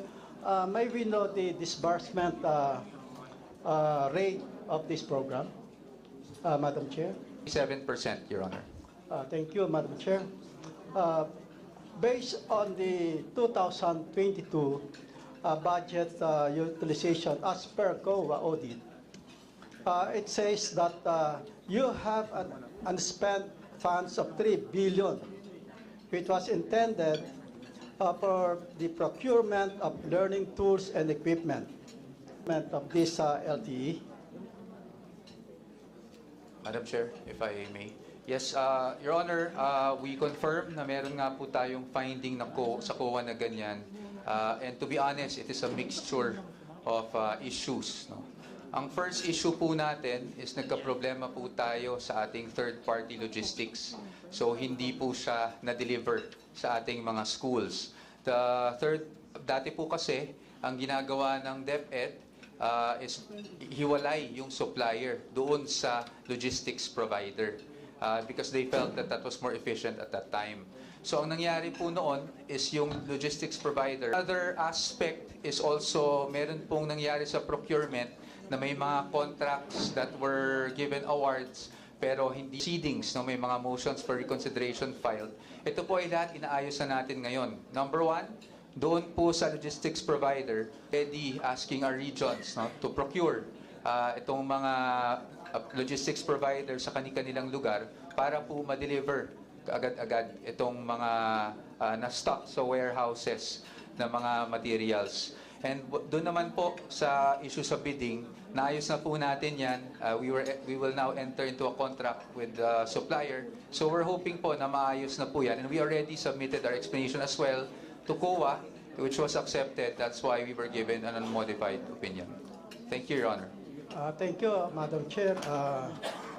We hope na ito pong problema natin sa mga suppliers natin ay for 2024 ay ma-resolve natin at upang yung pong mga kabataan na maasa sa mga learning tools ay talaga pong maibigay sa kanila at maging ma-improve po ang kanilang comprehensive knowledge. Panghuli po ay doon po sa 2024 NEP program, proposal ay meron po kayong 5,000 budget para po sa mga teachers na binibigay pantulong doon po sa kanilang cash allowance for teachers to augment the expenses for teaching supplies and materials, among others. Ito po ay once a year, 5,000 pesos. Alam po naman natin na pataas ng pataas ang mga bilihin. Baka po pwedeng ma-increase natin itong 5,000 cash allowance nito. Madam Chair, I propose that we increase the budget allocation first. Comment, please. Yes, Madam Chair, Yusek Mercado will answer the question. Thank you, Your Honor. Actually, sir, Your Honor, meron pong 17 bills pending ngayon po dito, and it's been consolidated. And then there's a counterpart bill in the Senate by Senator Win. Ang proposal po doon is for 2023-2024, 7,500 from 5,000. And then by 2024, session doon sa mga discussion, sa mga hearing po. Thank you, Madam Chair, and rest assured that this representation will 100% support this increase of teaching allowance para po sa mga teachers. That will be all, Madam Chair. Thank you very much, Congressman Fresnedi. Next to ask question is from the minority, Representative Arlene Brosas. Thank you, Madam Chair. Madam Chair, I would like to ask questions about the learning losses dito. Madam Chair, sinabi ng Pangulong Marcos Jr. sa kanyang SONA nitong Hulyo, learning recovery will be at the forefront of our education agenda. Alam din natin na nakakabahala ang learning poverty sa bansa. Batay na rin sa World Bank report na 90% ng mga batang Pilipino ay hindi na rin nakakabasa sa edad na 10. Ngayon, paano po ito tinutugunan ng panukalang 714 billion budget ng DepEd sa susunod na taon? Ano po ang mga components ng program ninyo dito, Madam Chair? Madam Chair, Yusek Gonong will answer the question.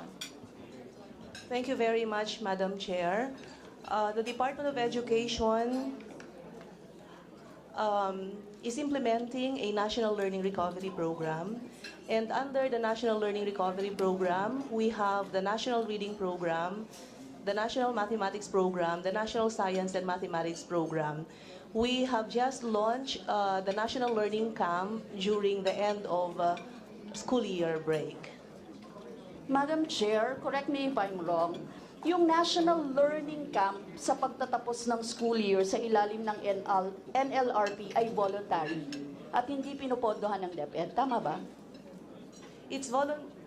Madam Chair, it's voluntary for teachers and for students, Your Honor. But we have funded it. We've given program support funds for schools that implemented the National Learning Camp. We also have provided meals expenses for teachers who volunteered in the program. Madam Chair, saan po specific kinuha yung pondo para dyan? Kasi magkano ang nakalaan halimbawa sa Early Language Literacy and Numeracy Sub-Program? Or nadagdagan ba ang budget para dito? Kinuha po namin sa Basic Education Curriculum Funds. Madam Chair, 81.6 million lang ang pondo para sa early language literacy. Tama po ba? That was last, ano? Hindi po ito nadagdagan. Saan nyo kinuha yung iba pa?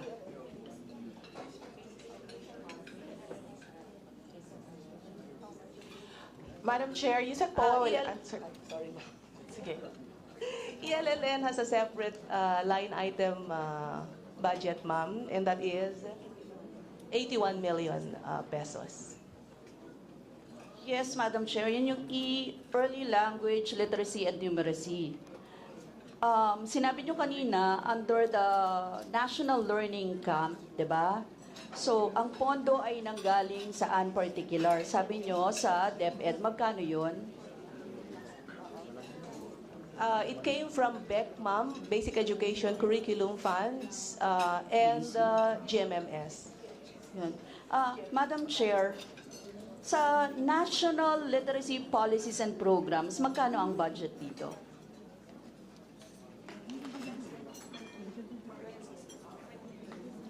There is 20 million, Your Honor. 20 million. So, again, Madam Chair, magkano yung sa BEC? Galing? 4 billion, Your Honor. 4 billion. Madam Chair, kung pag-uusapan natin tong learning losses, enough po ba itong ginagawa para ma-address? And enough po ba yung line items ninyo dyan sa DepEd para ma-address itong learning losses or mataas nating learning poverty? Of course, Your Honor, it is not enough. But just like what the Vice President and Secretary said, there are also other items that the government needs to fund. Madam Chair, kung pag-uusapan natin kung wala yung sa BEC, no, na funding, at least yung 81.6 million, total lang yan, halos 105 million, ano, pag isusuma natin. Wala pa sa 1% ng kabuuang DepEd budget. Mas malaki pa po yung 150 million confidential fund ng DepEd Secretary dyan, Madam Chair. Kaya parang, ang question po natin, paano sasabihin na nasa forefront o unahan ng education agenda ang learning recovery? Madam Chair, dapat yung... Madam Chair, when we roll out our national math program, national science program, and national reading programs, they are tapped and need extra funds for those. So you're thinking, Madam Chair, na ito ay extra funds? Honor, the early language literacy and numeracy is a separate line item budget from the basic education curriculum funds. Yes, ang tanong ko po kasi naka-remain siyang ganun, di ba? Hindi naman siya dinagdagan. Kahit na sinasabi natin, there are other programs, Your Honor, that address learning recovery, not just ELLN. That's why we have... Pero Madam Chair, ang literacy programs kasi nilalaanan natin para maraming bata yung matulungang magbasa. As I understand, no, yun po dapat yung nandoon, ano, hindi para gamitin sa kung ano pa man, di ba? Para po sa pagbabasa. So, dahil sinasabi niyo na meron naman kayong NRP, NSP, which is in the regular, ano, pero meron kang ang learning losses na inaayos eh. So, Madam Chair, nga ito, 105 million lang eh. Baka pwede ilagay dito kung ganun yung kinakailangan, Madam Chair. Anyway, on to my next question. Ito po nakalagay, familiar po kayo dito, no? Ito ay sinasabi na it promotes professionalism in the DepEd, kailangan dumaan sa formal channels, without resorting to any political or third-party intervention or accommodation, honor of the organizations. May mga inimpose na legal restrictions. Must consider pala the legal restrictions imposed by existing union. Nagpaabot ng reklamo o grievance, bawal po ba? Madam Chair, Yusek Poa will answer the question. Your Honor, hindi naman po bawal, to answer the question po, hindi po bawal na ipaabot sa unions because meron naman po tayong continuing dialogue with the associations and our teachers' unions po. Kung sa Congress po nagpaabot. Bawal, Madam Chair, kahit kanino sila magpaabot, if I may answer completely. Ang gusto lang po natin is, kasi po, meron po tayong grievance procedures sa DepEd, kumbaga remedies niya, ay masabi na niya kaagad. But again, we are discouraging them from doing so para lang po mas mabilis nating matugunan yung problema, but hindi naman po natin pinagbabawal, Your Honor. Yes, Mr. Chair, Madam Chair, kung sa congressman or congresswoman nagreklamo o yung grievance pinadaan through SOCMED, bawal ba? Again, Madam Chair, hindi po natin pinagbabawal. But we have to understand that DepEd has to be free from any form of politicization, for example. But again, hindi natin pinagbabawal po yan. They can do that, but we discourage that because, Madam Chair, yung susumbungan nila, siguro nasa kabilang opisina na lang nila. So siguro po, mas mabilis nating matutugunan kung dumiretso na po sila as per our procedures. But again, Madam Chair, to answer the question, hindi po namin pinagbabawal. Yes, thank you, Madam Chair. Gusto ko lang i-point out na walang specific law, rule, banning public employees from airing grievances, right? Through SOCMED or through any venue for that matter. At wala ring specific law defining formal channels or stating what channel is appropriate and which is not, di ba? Kasi po, gusto ko lang, Madam Chair, ipagdiinan, this expands and even exceeds the limits of number 1. Number 3, the Magna Carta for Public School Teachers. Number 4, the Philippine Teachers Professionalization Act of 1994. And the including jurisprudence na nagpoprotekta sa kalayaang magpahayag ng mamamayan, online man o offline. Kahit sa panahon ng eleksyon, kung walang opinyon at diskusyon tungkol sa social, economic, political issues, content-based restrictions and censorship ito sa freedom of speech na pinagbabawal sa saligang batas. Madam Chair, hindi pwedeng mag-exceed ng ganon. So kung sinasabi ang USEC POA na hindi naman ipinagbabawal, dapat klaro po yun doon, kung saan lang siya pwedeng magreklamo. Walang ganong regulation, Madam Chair. Thank you, Madam Chair. Thank you very much, Representative Rosas. Next to ask question is from the majority, Representative Aresco. Thank you, Madam Chair. Tatlong puntos lang po. Number 1, manifestation of support, increase the budget of SPED, and 3, parochial concern.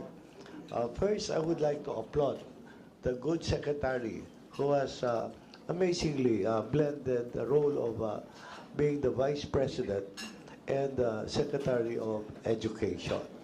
And I also would like to applaud the performance of DepEd because the obligation rate last 2022 was 95% and the disbursement was 92%, the highest relative to the other departments. And this quarter, about 20%. So they're on target, Madam Chair. Second, fellow co-sponsors to increase the budget of DepEd on the special education program so that this augments the blended learning strategy of the good secretary by some 20 billion at least. Kasi marami po mga eskwelahan o mga estudyante sa Aklan ay hindi po nakakapasok because they're overcrowded. Number 3, may I remind the DepEd family, 5 months ago, there was a fire that burnt down the National High School in Leso, Aklan. And according to the provincial director and the regional director, they have to wait for the central office to check whether there was a fire or not, despite the affidavits of the mayor and our good governor. Thank you, Madam Chair, and fellow co-sponsors of the DepEd. Thank you very much for the manifestation, Representative Aresco. You'd like to Madam answer? Chair,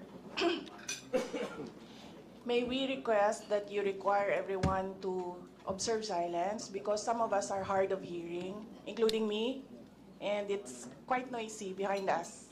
So can you request everyone, if they want to talk, that they step out the room so that we can hear everyone who are recognized to speak? Thank you.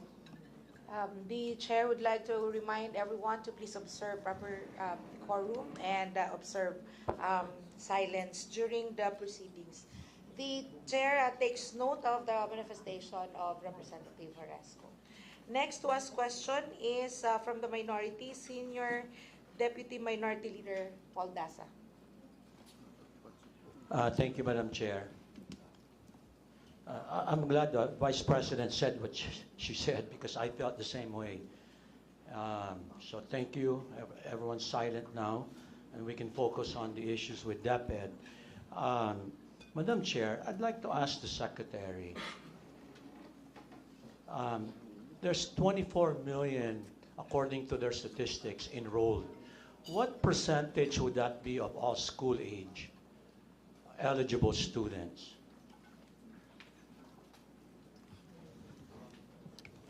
I'm sorry, Madam Chair, can we request to repeat the question? In these statistics given by DepEd, I think there's about 24 million students enrolled.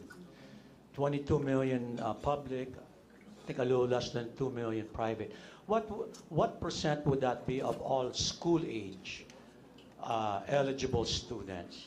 Just to give us a picture on how we're doing in terms of total enrollment. Yes, Yusek Escobedo will answer the question. Yes, Madam Chair. For the entire DepEd from kinder to grade 12, the school age for kinder is that 5 years old, and for grade 12 until we have age 19 and 20 years old. And what percentage would that be?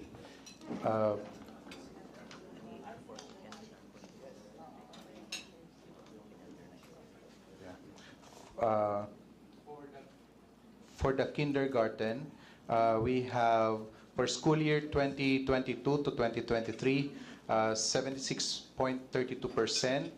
For grades 1 to grade 6, 87.72%. For grade 7 to grade 10, junior high school, 93.63%. For grade 7 to grade 12, this is junior high school to senior high school, 83.53%. Yeah. So it would seem that there are a lot of children, possible learners, that fell between the gaps. So may I request, if the Secretary agrees with me, that in future deliberation, and I will request actually a copy, that they should include not just enrollment, but dropout and attrition rates. Because I think that's important for the public to know, and that should be a performance indicator also for DepEd. What does the good Secretary think about that? Yes, Madam Chair, I totally agree with the observation of the good Congressman. In fact, we are strengthening our planning office under the administrative strand. We are currently recruiting a retired official from the NEDA to help us strengthen our planning office in the Department of Education. Yeah, thank you for that, Madam Chair. So hopefully in the future we'll get some statistics on that that will help us.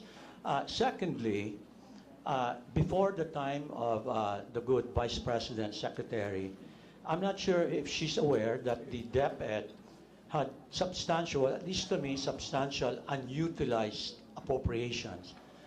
Is she aware of previous years' unutilized or unused appropriations? Yes. Madam Chair, Yusek Poa will answer the question. Thank you, Madam Chair. I am not aware of years and years back, but however, Your Honor, we were made aware that especially during the pandemic years, mababa po yung utilization natin.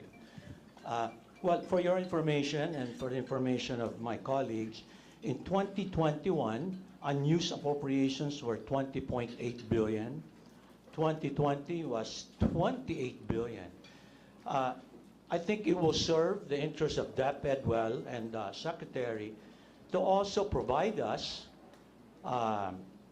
previous years' unused appropriations. Could you provide that at least, let's say, last 5 or 6 years, 2018, 17, 18, 19? Could that be provided to us? Madam Chair, yes, we can provide the data to the Secretariat and the Honorable Congressman. Because, Madam Chair, considering that there are so much shortages, requirements for DepEd, I think the Committee on Appropriations can help DepEd find solutions to utilize these funds. In terms of percentage, you know, your reports are somewhat it's somewhat not accurate because you speak of 95%, 96%. But if you don't utilize 2-3% because your budget is 6, 7, 800 billion, it translates to quite a bit, which is, I think this year you still have about 34 billion. 2022 continuing appropriations from our count is about 34 billion, which will expire by year end. Do you have any thoughts on that? Madam Chair, Yusek Pawa will answer the question. Yes, Your Honor, if I may just share the challenges that we encountered when we came in. No? We do recognize that there's a big chunk, and we talk about percentages, parang maliit lang eh. But actually, when you look at the amount, malaki po talaga siya given the budget of DepEd. So what we are doing now, Your Honor, is we already issued DepEd Order Number 1 back in January because we saw that a lot of the bottlenecks had to do with procurement, for example. So ang ginawa po natin is we created a procurement strand. So there's a USEC, Gerard, who solely handles procurement matters para po mapabilis. And we do understand that there are still some issues, but we have a catch-up plan in place, and we even hold weekly meetings po to ensure na we are able to bid out contracts, obligate, and disburse as soon as possible. But we do recognize it's really a work in progress, Your Honor. We will submit the reports as requested, and we welcome any help from this committee, Your Honor. So, for example, Madam Chair, in my region, in my province, we're the typical shortage of classrooms, items. They all know that. So, to make sure you utilize 2022, which is about 30 billion, why don't you come up with a program, at least hire more teachers, do more last mile? I know there's procurement issues, but it's just a matter of just planning. Well, having said that, is the good Vice President aware, familiar with the public Wi-Fi program? Madam Chair, yes, it is under the admin.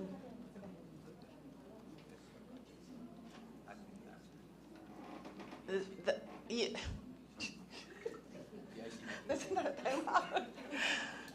Madam Chair, Yusek Mempin will answer the question. Thank you, Madam Chair. Yes, sir. Actually, the Department of Education is in close coordination with the Department of Information Communication Technology because they have also a projects or programs to have a free Wi-Fi based on their budget allocation, and we have closely coordinating because the thrust of Department of Education is indeed to have an uninterrupted delivery of basic education. So when disaster or calamities happen, we want that there will be no disruption of classes. So we are going to that direction of use of technology in terms of providing uninterrupted services or delivery of basic education to our youth, Madam Chair. Okay, thank you for that. The Vice President said earlier, and I was happy, that DepEd had another track, leveraging technology to solve some of the problems. So under the Wi-Fi program, there's 110,000 sites that's supposed to be funded, free public Wi-Fi. All DepEd schools are supposed to be there. So can I ask you, what percentage of DepEd schools are now have Wi-Fi as to without? Madam Chair, can we just submit the specific details of those with Wi-Fi without Wi-Fi? Because actually, in terms of what we have is the internet connectivity, meaning we do not know if, exactly if it is through fiber, through BSAT, or through public Wi-Fi, but we will submit the data to this committee. Okay, I'll wait for that. But just estimate, because I think the Vice President and the public should know that you're spending billions for laptops and other devices, which is good. I support that. But all this equipment is really not much use. It can be used more if you're connected. Yes, sir. You have any estimate? What percent? 3%? 10%? Yes, sir. For our public schools, we have 66.3% internet connectivity for elementary, which is actually 24,858 schools. Then for the junior high school, we have 7,308 or 71% of the population of the junior high, while 5,161 for senior high school, or 68% for our internet connectivity, Your Honor. Okay, thank you. In closing, Madam Chair, it's my last comment. There are a lot of concerns on confidential funds. We had a hearing with Commission on Audit, and I think I have to say that during that hearing I was given documentation, and I think, well, at least DepEd and the Office of the President seem to have complied with the joint memorandum circular. I just have a suggestion. You can comment and you may not. I think it might be better practice to assuage the public and members of the House if even DepEd or the OVP can categorize the utilization of these funds without details, because they're intelligence funds. For example, all you would need to do is just disclose to the public, let's say, what percent went to child abuse, what percent went to drugs-related activities, criminal activities, child labor, or insurgency. And that might be one way to help the public understand that these funds are probably being used properly. You have any thoughts on that? Yes, Madam Chair, we thank you, for, the Honorable Congressman, for his advice, and we take note of his advice. Thank you. Thank you. Thank you very much, Representative Daza. For the majority, the chair now recognizes Representative Mark Go.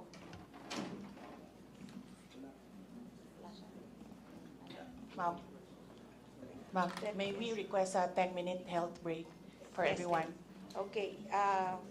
The briefing is suspended for 10 minutes.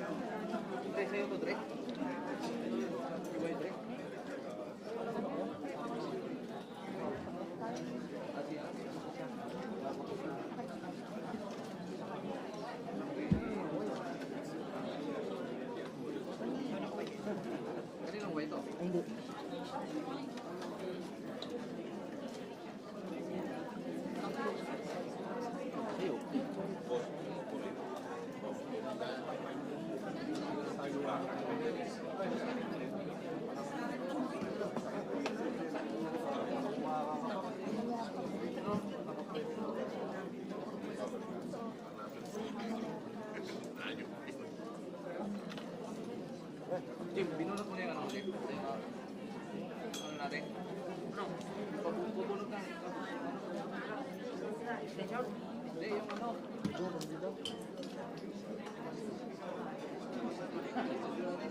Sa audio na pa. Sa nakasaksak. Doon, sa audio ba? Yung dilaw, yung dilaw. Dilaw. Bunutin ko na.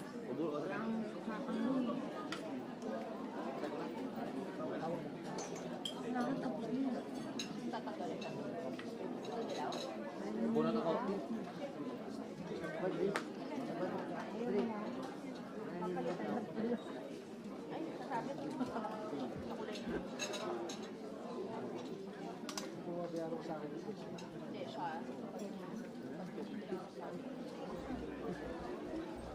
Hulugan niya. Meron na ako dito. Hindi magbenta yung gusto natin. Patay na, sir.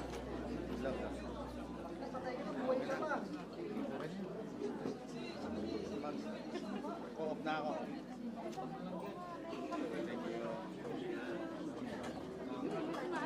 Kanina.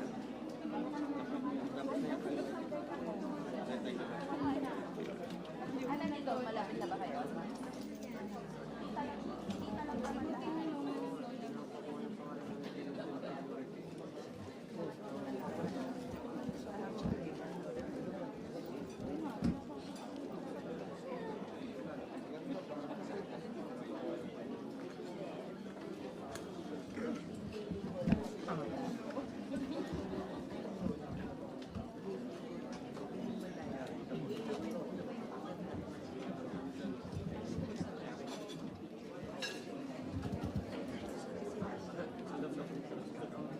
Yan mo, pag ganun, paway. Hindi ako makakadikit dito eh. Hindi, i-buhay. Paway mo. Buhati mo yung ano.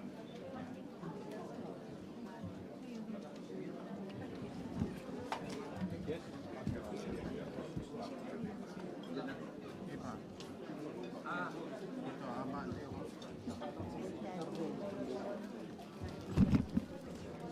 Baka makapasok ako. Hindi ako makapasok. Kaya ganyan lagi ang pwesto. Kayo, ako naman.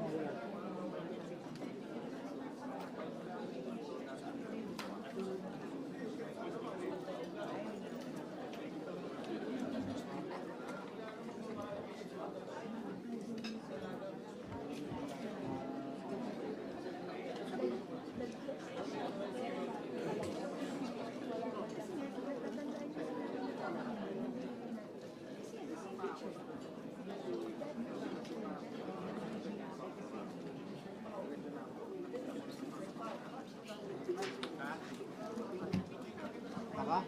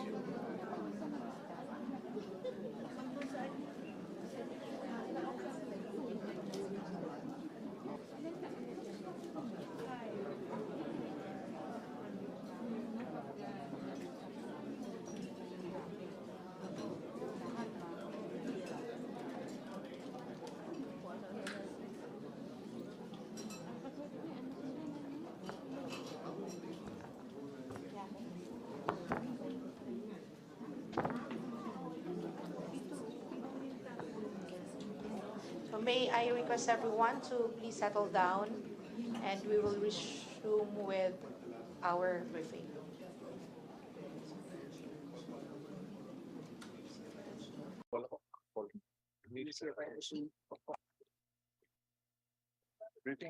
This briefing is hereby resumed.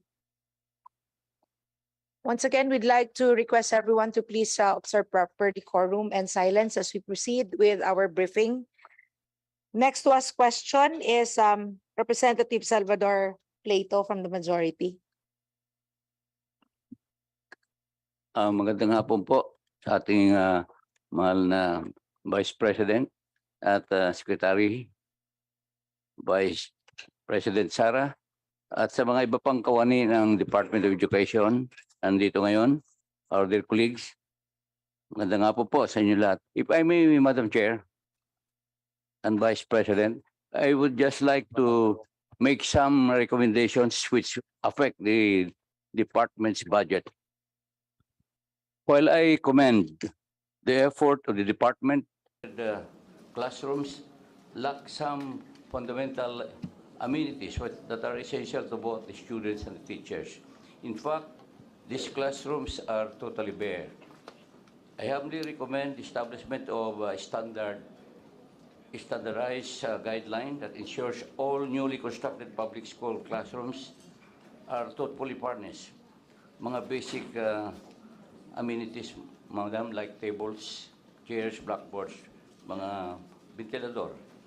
Naintindihan ko po, Madam Chair, na marami sabay na hinaharap ng departamento. Pero naniniwala ho ako sa simpleng pagbibigay, prioridad sa mga basic amenities na ito, makakatulong po tayo sa pag-angat ng kalidad ng edukasyon sa Pilipinas. Thank you, Madam Chair, and the rest of the Department of Education. Together, let us continue to build a better educational landscape for the young generation. Thank you, Madam Chair. Thank you for the manifestation. Would you like to comment, ma'am? Yes, we thank you, the good congressman for his advice, and we take note of the advice. Thank you. Thank you very much. You have another question, Representative Plato. Thank you, Madam. Okay na yun. Thank you very much. Next to ask question is Deputy Majority Leader Bong Teves. Thank you, Mr. Chairman, Madam Chair. Fellow Congressman, the Department of Education, headed by no less than the Vice President of the Philippines, Vice President Sara Duterte, pleasant good afternoon to all of you. Madam Chair, I don't have any question with regard to the proposed budget of the Department of Education. Instead, this representation would like to manifest my full support to the budget of the Department of Education in appeals to my fellow congressmen to increase the said budget dahil po hanggang sa ngayon ay mayroon po tayong 159,000 nakakulangan pa rin po sa mga classrooms. Ang ating pong mga paralan ay marami pa rin pong hindi natatapos at may mga sira po dahil po sa bagyo. Kailangan po natin itong ayusin. Through the Vice President Sara Duterte, I am sure that she more than capable to address and resolve these issues. Alam ko po rin, with her political will, ay maayos po ang mga kulangan ito. Kung kaya, I highly support the budget of the Department of Education. Maraming salamat po. Thank you for the manifestation. We thank you. We thank the Honorable Congressman for his support to the Department of Education. Thank you very much. Next to ask question is Representative Margo. Thank you very much, Madam Chair. Honorable Vice President Sara Duterte and her team in the Department of Education, magandang hapon po sa inyo lahat. Una pong gusto kong ipahayag ngayon I fully support the proposed measure or the proposed budget of the Department of Education. But the question I have is magkano po yung original budget na pinropose ninyo? Madam, Madam Chair, Yusek Poa will answer the question.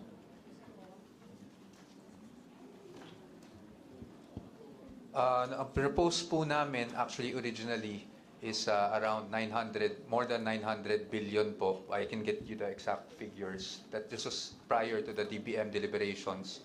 And then during the DBM deliberations, ang pinropose po namin is 761.79. No? So actually 953 billion po. Sorry. 953.74 billion yung una po nating proposal talaga. And binaba po namin to 761.79B after the deliberations. At ang lumabas po sa NEP ay 756.85 billion.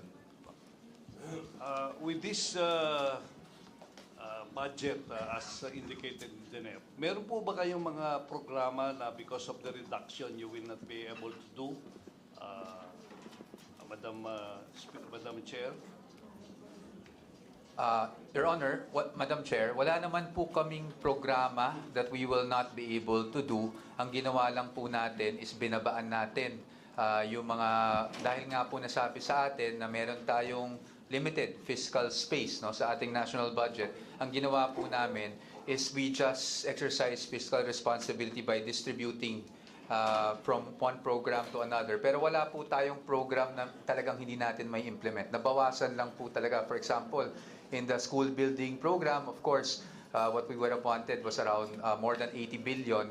Pero dahil nga sa limitations, nababa natin to 33 billion for the total basic education facilities and just 19 billion for new construction. So ganun lang po yung nangyari. Bali, we did not remove any program, but we had to recalibrate yung amounts for each program po.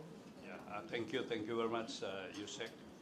Yung pong other question ko, dito po sa linabas na report ng CPBRD, nakalagay dito you have a approved plantilla position of 1,016,147.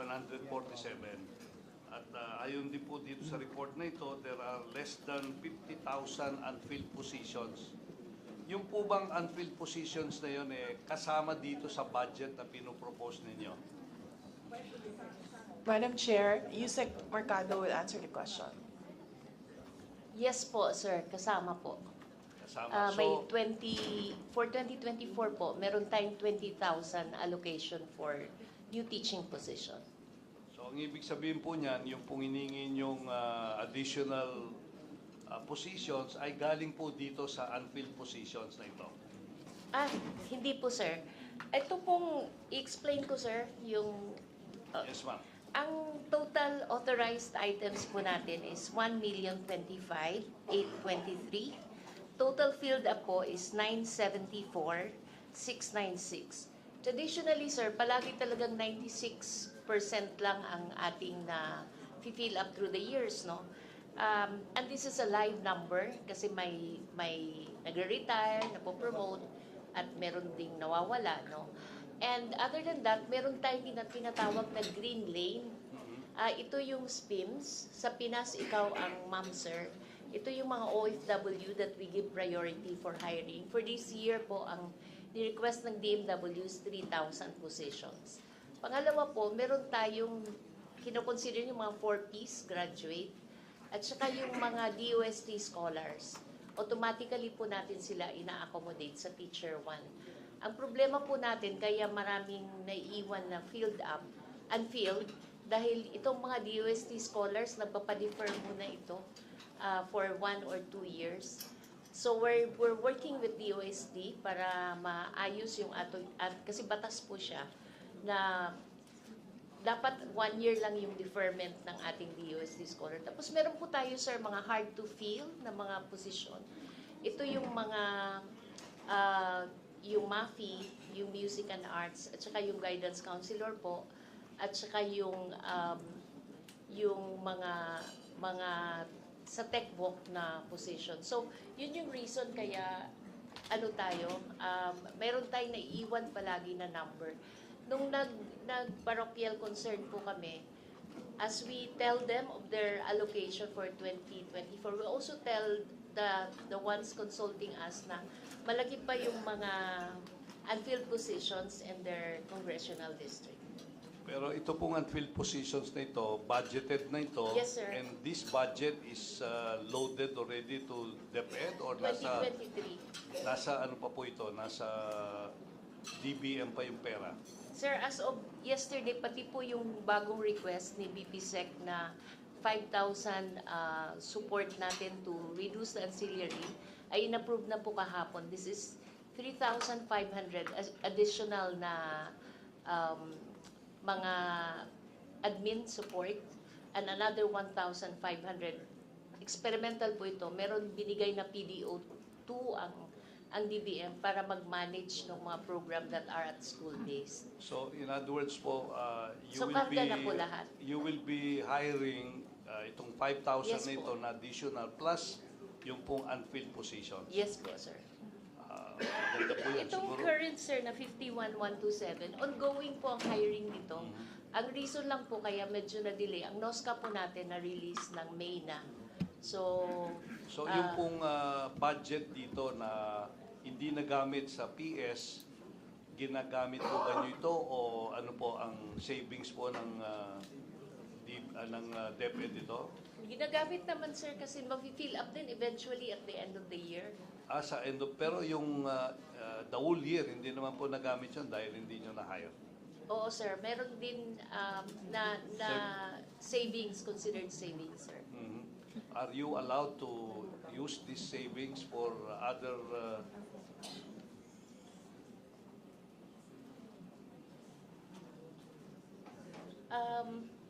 Sir, may I be yes, Madam Chair. Sir, ang nangyari kasi, unless ma-fill up natin siya, hindi naman nire-release yung pondo, yung NOSCA sa atin. No? Opo. Yung, nasa MPB lang siya. So actually, nagagamit lang po siya. Lump sum amount kasi siya. So hindi siya magagamit unless ma-fill up namin, sir. So to answer your question, hindi po namin siya nagagamit. Hindi namin siya nagagalaw. July lang kasi, sir, nagde-take effect yung kunwari for 2023. July lang nagde-take effect yung position. So ito po ba bumabalik sa DBM yung pondo o it's retained with the For later release siya. Opo. Nasa DBM pa actually, Your Honor, yung pondo. Pag once ma-fill up namin yung position, tsaka lang i-release ni DBM yung pambayad doon sa plantilla position po na yun, Your Honor. So it's not with DepEd yet even. Okay. Dito po sa iba't ibang region, ano po ba yung mga regions na maraming unfilled positions? Ako po yung taga-CAR, sa Baguio po ako. Meron po ba kaming mga unfilled positions sa CAR na kailangan ma-fill up po yan? Sir, magaling po ang filling up rate ng CAR. It's 97.77. Ito yung for 2020, 2021, 2022. Consistent po siya, 97.77. Pero meron pa rin po 16 na vacancies. Nandito po ba si Dr. Carino? Stella? O yan. Nandito po siya. So yun po, siguro kung kailangan na i-hire na yun, pwedeng gawin within this year so that ready po sila doon sa susunod na taon for 2024. Yes po, sir. Okay. Ito po naman po doon sa ito pong Baguio Teachers Camp. Meron po kaming teachers camp doon eh. Nandun po yung PSC, ito pong Philippine Sports Commission, at meron po ako isang panukalang batas na approve na po ito na magtayo ng National Sports High School. At ang venue po sana ay sa teachers camp. Okay po ba sa inyo na doon ilalagay yung pong Baguio High School po, Baguio Sports High School? Madam Chair, Yusek Mempi will answer the question. Thank you for the question, Madam Chair, Your Honor. Actually, the Baguio Teachers Camp is a DepEd property, and we will study, of course, with the proponent on how we will be the arrangement on the proposal of having a Philippine Sports School inside Baguio Teachers Camp. Okay, so hintayin po natin yan kung posible lang po kasi malapit na pong maging batasyon. At ang in-identify na venue is ito pong Baguio Teachers Camp. Tamang-tamo po ito kasi meron tayong sort of an athletic bowl doon at iba pang mga facilities na pwedeng magamit ng mga bata should they pursue ito pong sports sa Baguio. Yes, sir. We will closely coordinate, sir, so that we will also not delay the proposed project. Thank you, Your Honor and Madam Chair. I think, Madam Chair, yun lang po ang aking mga katanungan at I would like to reiterate my full support to the budget of the Department of Education. And I'm sure with the leadership of our Vice President in the department, we will make a lot of headway as initially shown during this 12-month period, Madam Chair. Thank you very much at magandang hapon po sa inyo lahat. Thank you very much, Representative Marco. Next to be recognized is Deputy Majority Leader Marlene Primicias Agaba. Thank you, Madam Chair. To my dear colleagues, to the DepEd family, sa ating pong lahat, magandang hapon po. Naimbag nga malamtaya amin apo in our dialect Ilocano. So, Madam Chair, just a short manifestation. Last committee hearing of the North Luzon Growth Quadrangle, the Honorable Undersecretary Ipimako Densing was there, and we are happy to hear. In-inform niya kami talaga kung ano yung mga policy ng ating departamento regarding sa construction, repair, and rehabilitation of classrooms. So, Madam Chair, Madam Vice President, on behalf of the people of our district, I just would like to appeal that there are some in our district that are conducting classes in some makeshift made by the PTAs. So, yun lang po, I would like to appeal for them, knowing that it is also the direction of the DepEd. Thank you very much. So, with that, Madam Chair, I would like also to say thank you to DepEd sa lahat po ng mga masisipag na mga guro sa aming distrito. So, on behalf of the people of our district, gusto ko po kayong palakpakan. Maraming salamat po. And again, Madam Chair, the people of our district fully support the budget of DepEd. And if there is need to increase their budget, we fully support the same. Thank you very much. For the manifestation, Representative Gabas. Yes, we thank you. We thank the Honorable Congresswoman for her support to the Department of Education, and we take note of her appeal. Thank you. Thank you. Next to be recognized is Representative Jose Aquino. Thank you, Madam Chair. Maayong hapon, Madam Vice President. May tanong lang ako. Ano po ang criteria para magkaroon ng school building ang isang district? And who is in charge of this? Thank you, Madam Chair. We recently created the School Infrastructure and Facilities Strand in the Department of Education. Yusek Densing will answer the question. Good afternoon, Madam Chair, Your Honor. Previously, before the infrastructure strand was created, it is based on property donated or property given a usufructuary agreement with the DepEd. Second, of course, private individuals donating because, again, the limitation of the school building are the buildable spaces. In the absence of buildable spaces, we'll not be able to put a building in a specific area. So we rationalized the school building program, and right now the rationale is because of the large universal shortage of 165,000 classrooms, or if you look at it in peso value, around 420 to 450 billion. We rationalize it into a medium-term and long-term program. As mentioned a while ago and as discussed with the North Luzon Quadrangle, Growth Quadrangle, the priority right now is to address and ensure that we give classrooms to those areas where they have not experienced any classrooms at all. In other words, makeshifts, temporary learning spaces. and literally no classroom at all. And we're talking about 1,004,000 students who are being taught under those circumstances.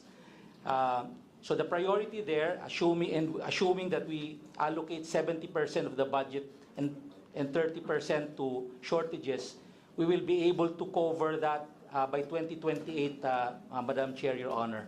In the long term, again, with the absence of buildable spaces, the instruction or directive right now is to stop or to minimize one-story classrooms. We intend to build multi-story classrooms to maximize the buildable spaces. That's why during the consultations with Your Honors, if you can see the buildings there, at least 95% are 2 stories moving up, and the values are much bigger because we wanted to maximize already the schools. If you look at the population growth of our country, we're growing at 1.8% per year.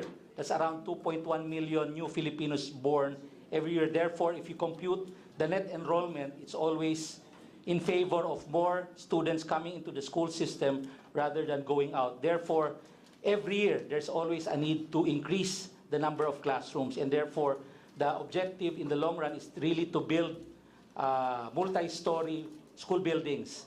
And we are now moving to a new stage of our school building program, which is building mid-rise to high-story buildings, which means 5 stories to 12 stories, depending on the capacity of the soil to absorb such a mid-rise or high-rise building.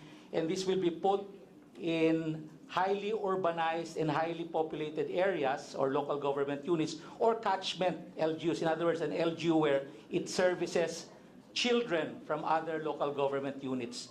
And to start with, in 2024, our national expenditure program has allotted 2 billion as approved by the DBM for an initial 3 mid-rise to high-rise buildings, and hopefully we can do more in 2025 for those areas which are highly populated, highly urbanized, and catchment areas.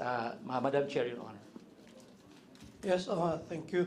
Madam Chair, just for the information of Undersecretary Densing, my district is a highly urbanized district. And there's this high school, it is the biggest high school in my district. Na-condemn na yung ano, nalagyan ko ng 30 million last year. And mahihinto yun. I think kailangan naman siguro lagyan nyo naman ng ano para matuloy kaysa maging stuck ano na yung school na yon. Madam Chair, if I may. From what I know, it has. I saw the building, Madam Chair, Your Honor, and yes, the building was condemned. From what I know, it was already been budgeted for 2023, and we intend to build more in Butuan City and the near Agusan del Norte area, because again, understandably, that area is really full of makeshifts, and the students are really growing in terms of population. Mr. Chair, Madam Chair, I just said it was funded under sa 23 for 30 million. No? But I know yung 30 million na yan, pagka hindi yan nasundan, hinto na naman yan. Imagine, may ano ka ng 1 or 2 years, walang mangyayari. No? Just for the information of the Madam Chair, Your Honor. It is my neighbor. We take note. It's a school. The school is my neighbor, and it was donated by my father. No, way back 58 years ago. No, walang ginastos ang gobyerno diyan. Lahat galing sa father ko. Yun lang naman ang gusto ko sa DepEd. Ituloy nyo lang. Di ba? What would you feel if you were in my place? I've been sending folders. Tinutuhanan ko, sinunod ko ang gusto. Akin lang, kahit konti-konti. Wag nyo naman anuhin. Thank you, Madam Chair.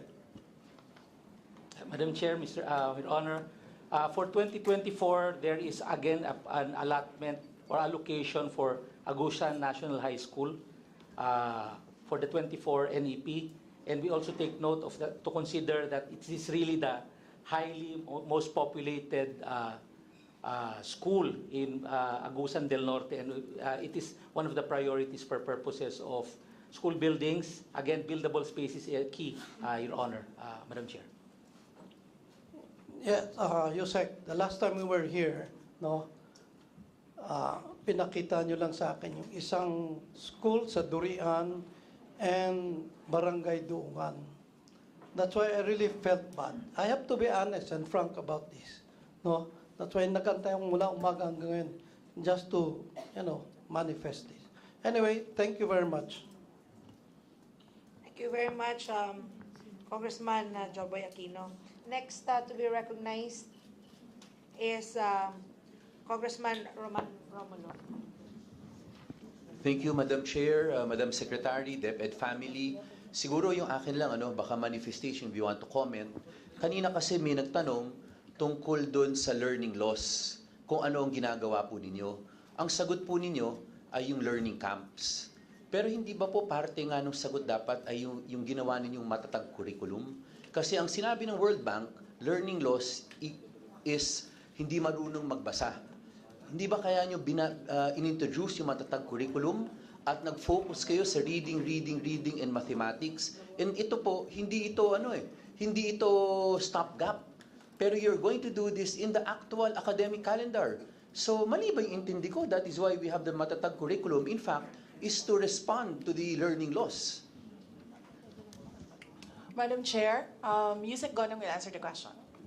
Madam Chair, Honorable Roman Romulo is correct. I should have mentioned that the Matatag curriculum is part of our programs to recover from learning loss. And on top of the Matatag curriculum, we have the National Learning Camp, the National Learning Program, the National Mathematics Program, and other programs that the regions may implement in the future. Thank you, Madam Chair. So the main response to learning loss is actually the change in curriculum.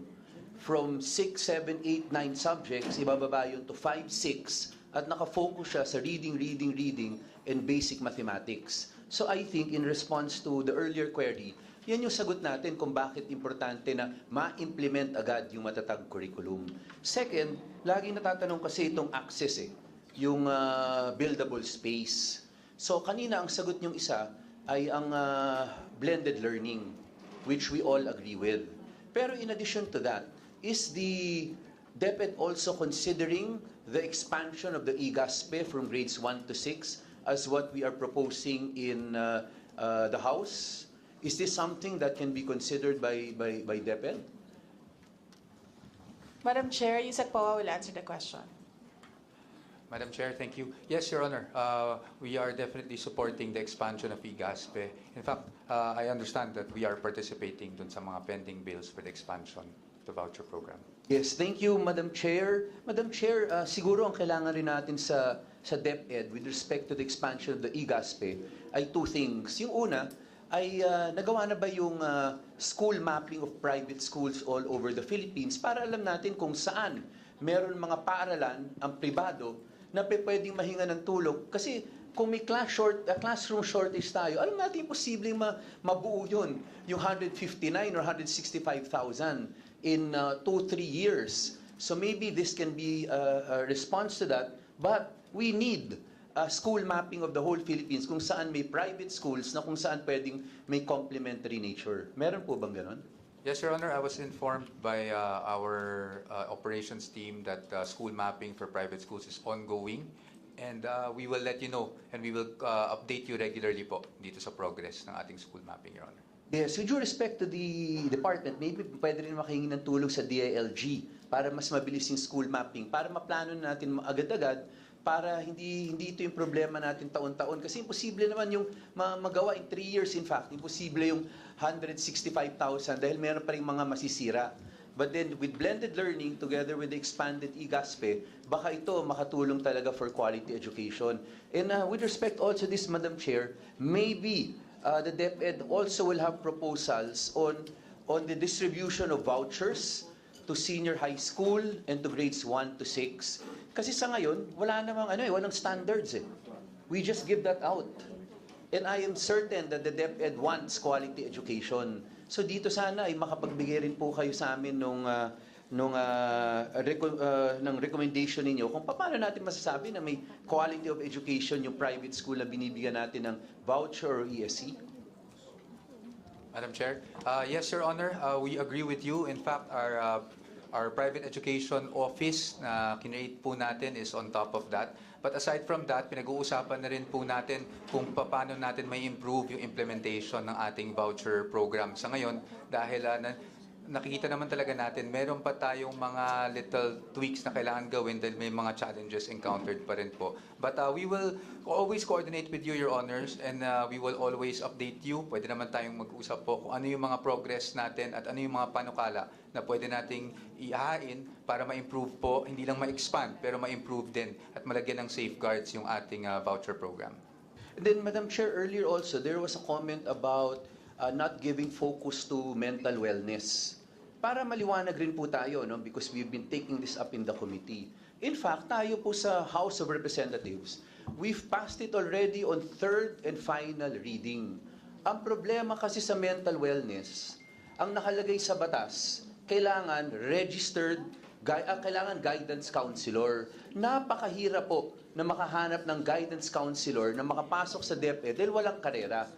Pero, meron po tayong bill dyan na napasa na namin ng third and final reading, and maybe the Department of Education can also help us in the Senate so that we can finally pass this, so that we can allow more counseling to happen, not only for our learners, but also for our teachers. So I hope the Department of Education is one with us. Kasi matagal na namin pasado dito sa House yun.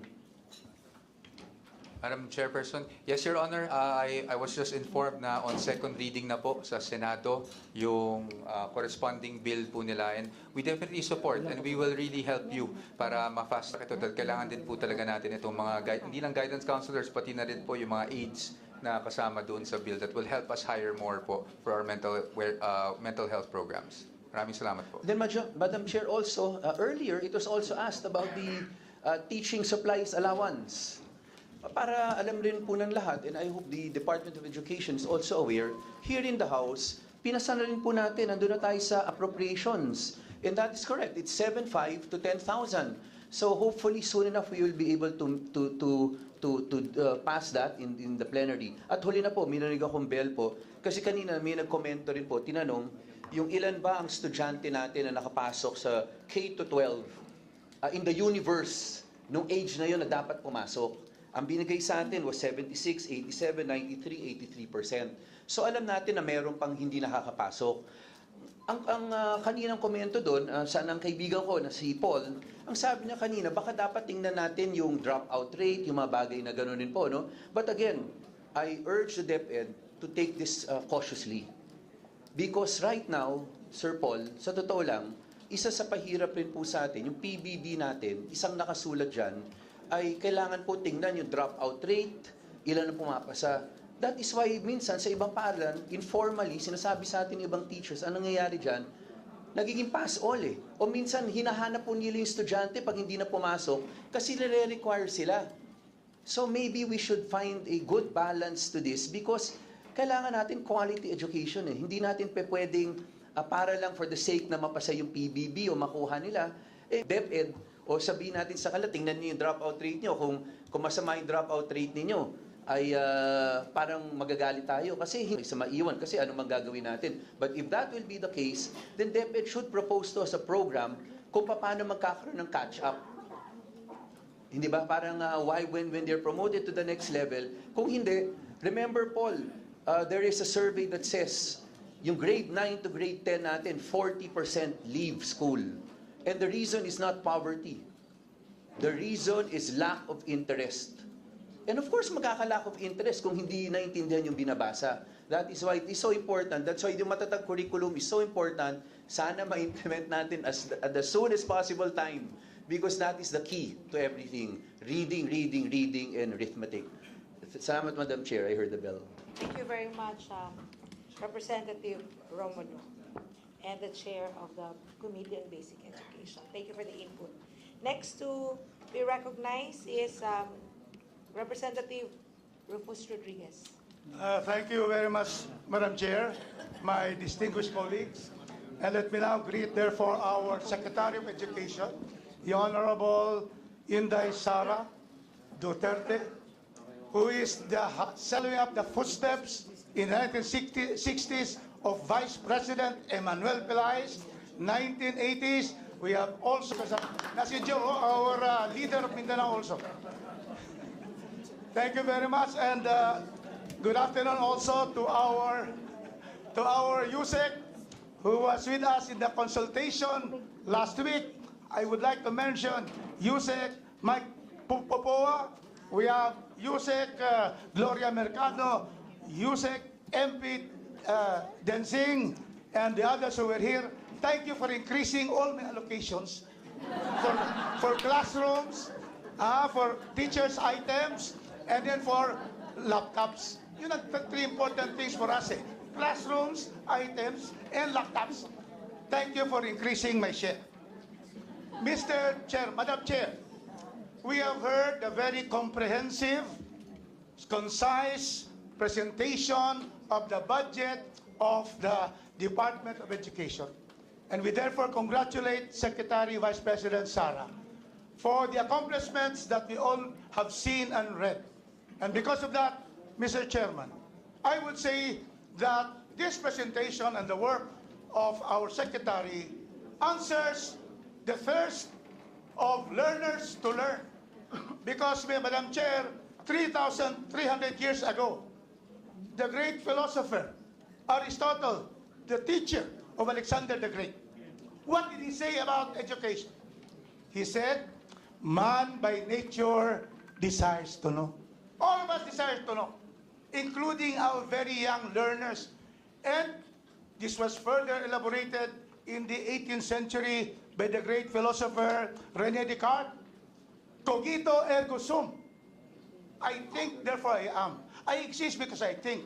And why are they able to think? Because they went to our elementary and high school education. And that is why those great philosophers are complemented by our Constitution. Our Constitution, Section 16, Article 2, Declaration of Policy and State Principles says, the state shall give priority to education. Priority, number one. Then, Article 14 of the Constitution on Education states, Section 1, it states that the state shall protect and promote the right of all citizens to quality education in all levels, and shall take steps, appropriate steps, to make such education available for all. And that is what Secretary Sara is doing. And that is why our thanks to our Secretary, and I would like to say that in this budget hearing, you were given the budget of, from the NEP of 758 billion. Is that confirmed? Yusek Poa? Madam Chair, yes, Your Honor. Confirmed. And this is only 5% increase of last year's 721 billion, correct? That is correct, Your Honor, 5.8. And in fact, you submitted to the DBM 900 billion, correct? That's correct, Your Honor, more or less. But then the DBM reduced that 900 billion to only 758 billion, correct? Yes, but only because of the limited fiscal space, Your Honor. Because the Secretary said that in fact, she would maintain earlier that all departments would need that. But because education should be given priority by the national government and this particular House of Congress to give priority, may I ask the Secretary now, Secretary Inday Sara, if there are items in the 900 billion proposal that are very important. Time na ba ako? You have 30 seconds, Your Honor. I will go to the second round. Because I'm going yes, to... you have 30 seconds to wrap up. Yes, to wrap up. Second round, please list me there because I'm going to ask Jeremy Barnes to talk. And then Daisy Atienza of the House and other friends that I have here. So, please answer, Secretary. What items are very important? Because Congress has the power of the purse. And we are going to make sure that what is vitally needed by the DepEd should be given to the Department of Education. Yes, Madam Chair, Your Honor, we will submit our wish list. This was requested as well by the Honorable Congressman Lagman earlier, and we already prepared our wish list, and we will submit it to the Secretariat. Thank you. Final statement, Madam Chairman. Can you allow this representation? Yes, quickly. Very Please. quickly. Yes. I would just like to therefore move at the proper time. Move for the, not only for the approval of the budget of the Department of Education headed by Vice President, Secretary, our highest ranking official from Mindanao, not only to approve it, but to increase the budget in accordance with the wish list of the Secretary and the DepEd and his family. Thank you very much, Madam Chair. Salamat Jo. Manong Jo. Thank you very much, Representative Rodriguez. Next to be recognized is Representative Benvenido Abante. Thank you, Mr. Chair. Magandang hapon po, Madam Vice President and the DepEd family. Unang-una, hindi ko alam kung saan kukunin ni Congressman Rufus yung increase ng budget ng DepEd. Iniisip ko na ho kung saan kukunin. Yan. Oo. Anyway, Congressman Rufus mentioned philosophers, who are batting for a good education and even our Constitution. But I would like to mention what the Bible says about education. Diba? Bible naman. Oo. Ang sabi sa Ecclesiastes 7:12, for wisdom is a defense, and money is a defense. But the excellency of knowledge is that wisdom giveth life to them that have it. Malinaw, ano ho? Diba? Ganda rin. Napakalinaw. Oo. Oo. Mahirap, no? Ha? Anyway, Madam Chair, ilang pong mga questions that I would like to ask the DepEd family. I do not know if our good Vice President is aware of this. In 2023, there was zero allocation for special education or SPED in a DepEd budget. Now, what happened to our SPED program, Madam Chair? Or is there any plan to revive the SPED program in 2024? Because this is very much needed by our special students, Madam Chair.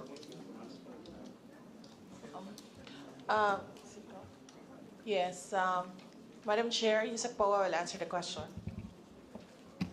Madam Chair, thank you po for that question. Actually, nung hindi naman po tayo nag-zero nung sa ating 2023, unang-una meron pa tayong continuing funds noon from 2022 at nabigyan pa tayo during the budget deliberations. So hindi po natigil ang ating SPED or tinatawag na natin ngayon na SNED program. So ngayon po for 2024, we have a budget proposal totaling 999 million. So ito pong 999 million will be broken down. 790 for MOOE o yung mismong operations ng ating SNED program and 209 million for yung ILRC, yung inclusive learning po na building part of our BEFF program po. So to answer your question, tuloy-tuloy naman po ang ating SNED. In fact, we have around 195,929 learners that are under the SNED program po. Ilan learners, Madam Chair? 195,929 learners. We also have 5,147 teachers. Ang ratio po natin ngayon is, well, at least the ideal is 1:15. In how many schools, Madam Chair? Are all the public schools involved in it? Around 12,000 schools, Your Honor, offers SNED. Thank you, Madam Chair. In 2023, Madam Chair, DepEd launch the National Learning Camp. Isang malaking tutorial program para sa mga students after class. Ano nangyari po sa program na ito? Bakit walang report ng anumang accomplishment dito? Madam Chair, Yusek Gonong will answer the question. Madam Chair, we just finished the implementation of the National Learning Camp.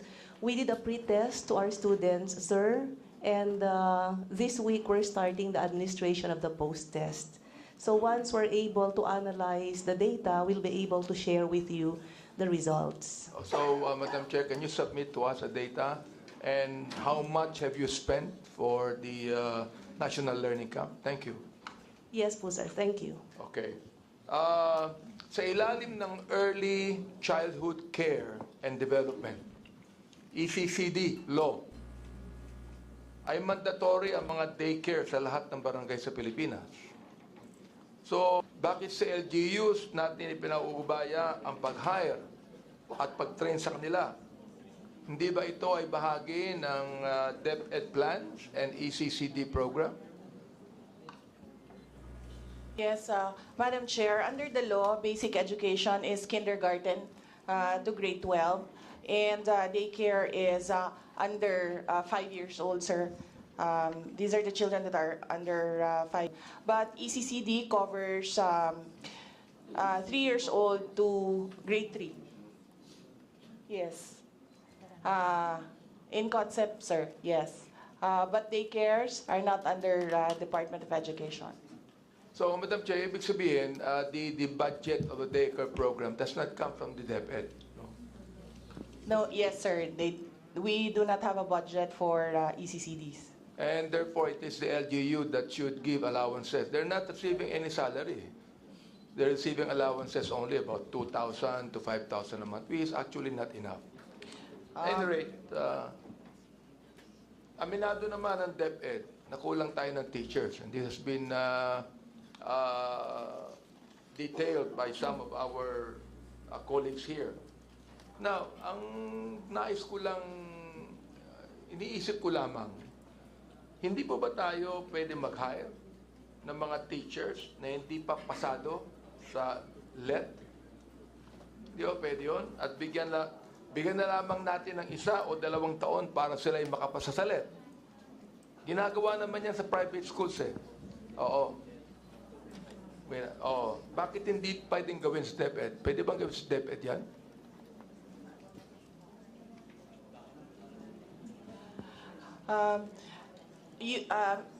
Madam Chair, Yusek Mercado will answer the question. Thank you po. Mayroon kasi tayong sinusunod na standard, sir, yung Philippine Professional Standard for Teachers, which requires really a LET passer. Pero dun sa past, meron tayong inallow during the pandemic, ang tawag natin para teachers.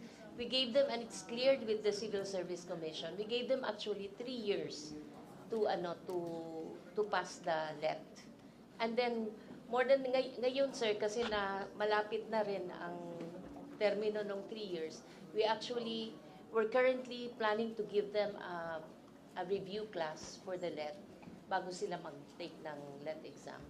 So, Madam Chair, do we employ them habang hindi sila pasado pa sa LET? Do we employ them? Yes, sir. Are they considered with the plantilla position or it's more casual? No po, sir. Ang tawag natin sa kanila para teachers, yes. Oh.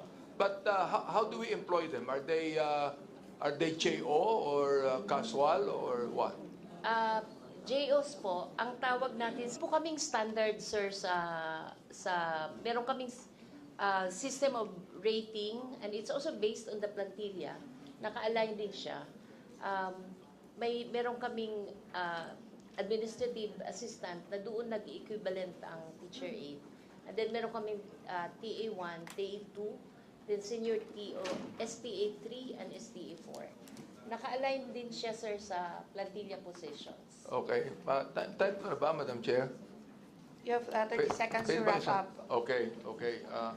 How many private schools, for example, how many private schools that were closed during the pandemic and how many have reopened?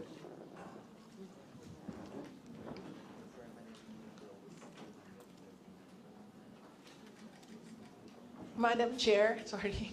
Yusek Escobedo will answer the question. Madam Chair, Your Honors, as regards to the closure of private schools, for school year 2022-2023, we have a total of 239 private schools in all 16 regions. Okay. Anyway, ganito po yun, no? I don't know if it's possible that we would support the private schools. I hope that they can be reopened because our public schools are overpopulated, no?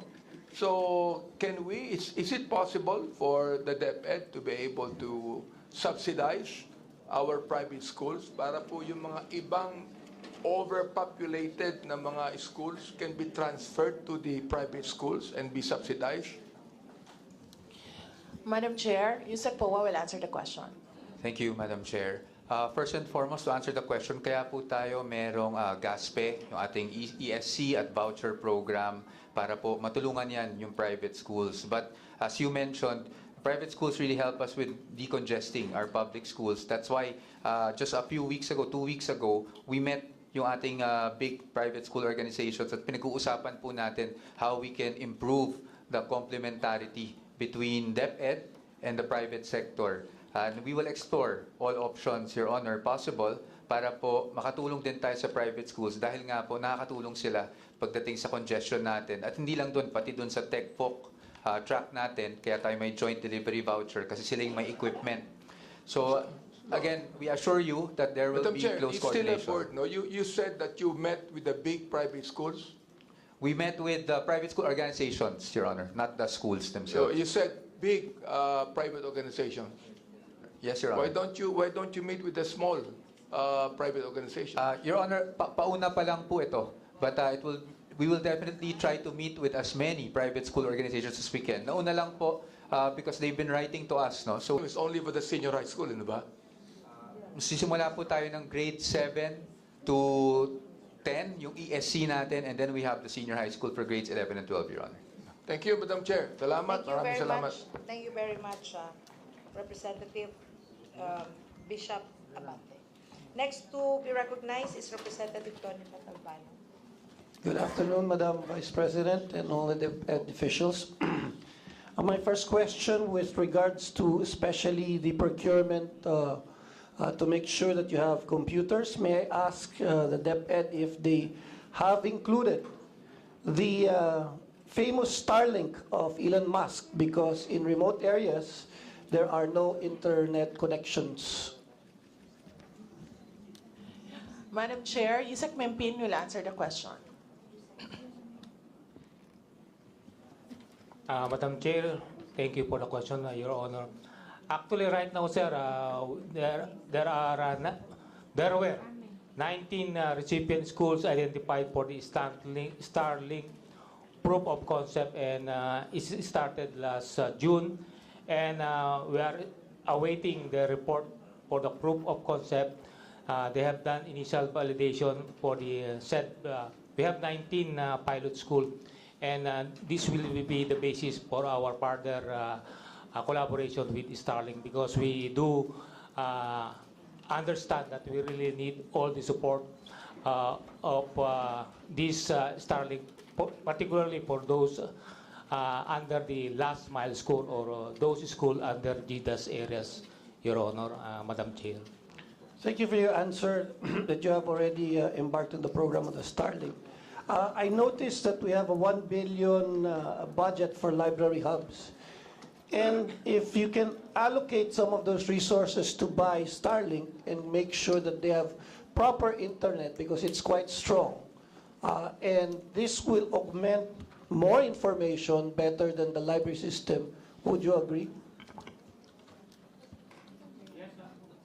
Yes, Your Honor, we will explore all the possible solutions to the problem of internet connectivity, so that we will have no interruptions with our delivery of basic education, sir. We are looking forward for the uninterrupted, so we will do explore collaboration with Starlink indeed for our library hubs that is on the process of establishment, sir.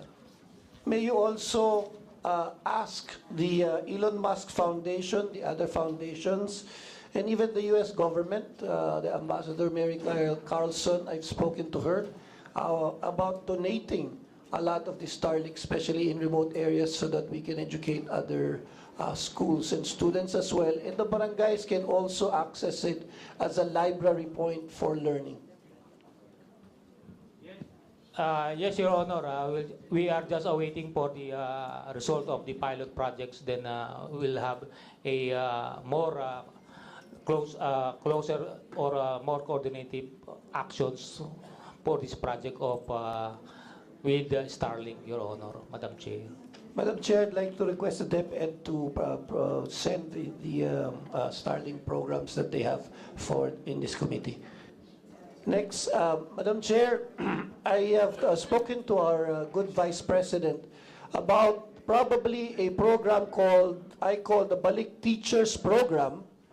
This means that it should be a program to get the best teachers that are retired from abroad or from the locals or current ones from abroad and locals to come back and teach our teachers and students the best practices, because some of them have graduated into the best schools and now are retired. Some are coming from Princeton, Harvard, Stanford, and I am sure that because their pension is big, they do not actually need to be paid more. They are willing to help educate our teachers and students. And if you can create this program, is the DepEd amenable to this kind of program, Madam Chair? Madam Chair, Yusek Mercado will answer the question. Thank you. Because NAYAP is under her strand. Thank you, Your Honor. We'll consider that, pero hindi pa namin siya napag-aralan yung balik guro program. There's an existing program now on an exchange visitor program with the US, and it's currently under evaluation though. Pero pag bibigyan po namin i-develop namin yung concept, and we'll probably ask your suggestion. Thank you, ma'am. Because ang dami po, I know I have studied and I'm an alumni of UCLA. I'm also an alumni of JFK Kennedy, Harvard School. And these associations you can tap, and they are willing to educate not only the teachers, but even DepEd as well in the best practices of the world. Thank you. In regards to the confidentiality fund, confidential fund, we know that the rights of the children are paramount to even learning. One child alone that has been abused, misused, and radicalized is one too many.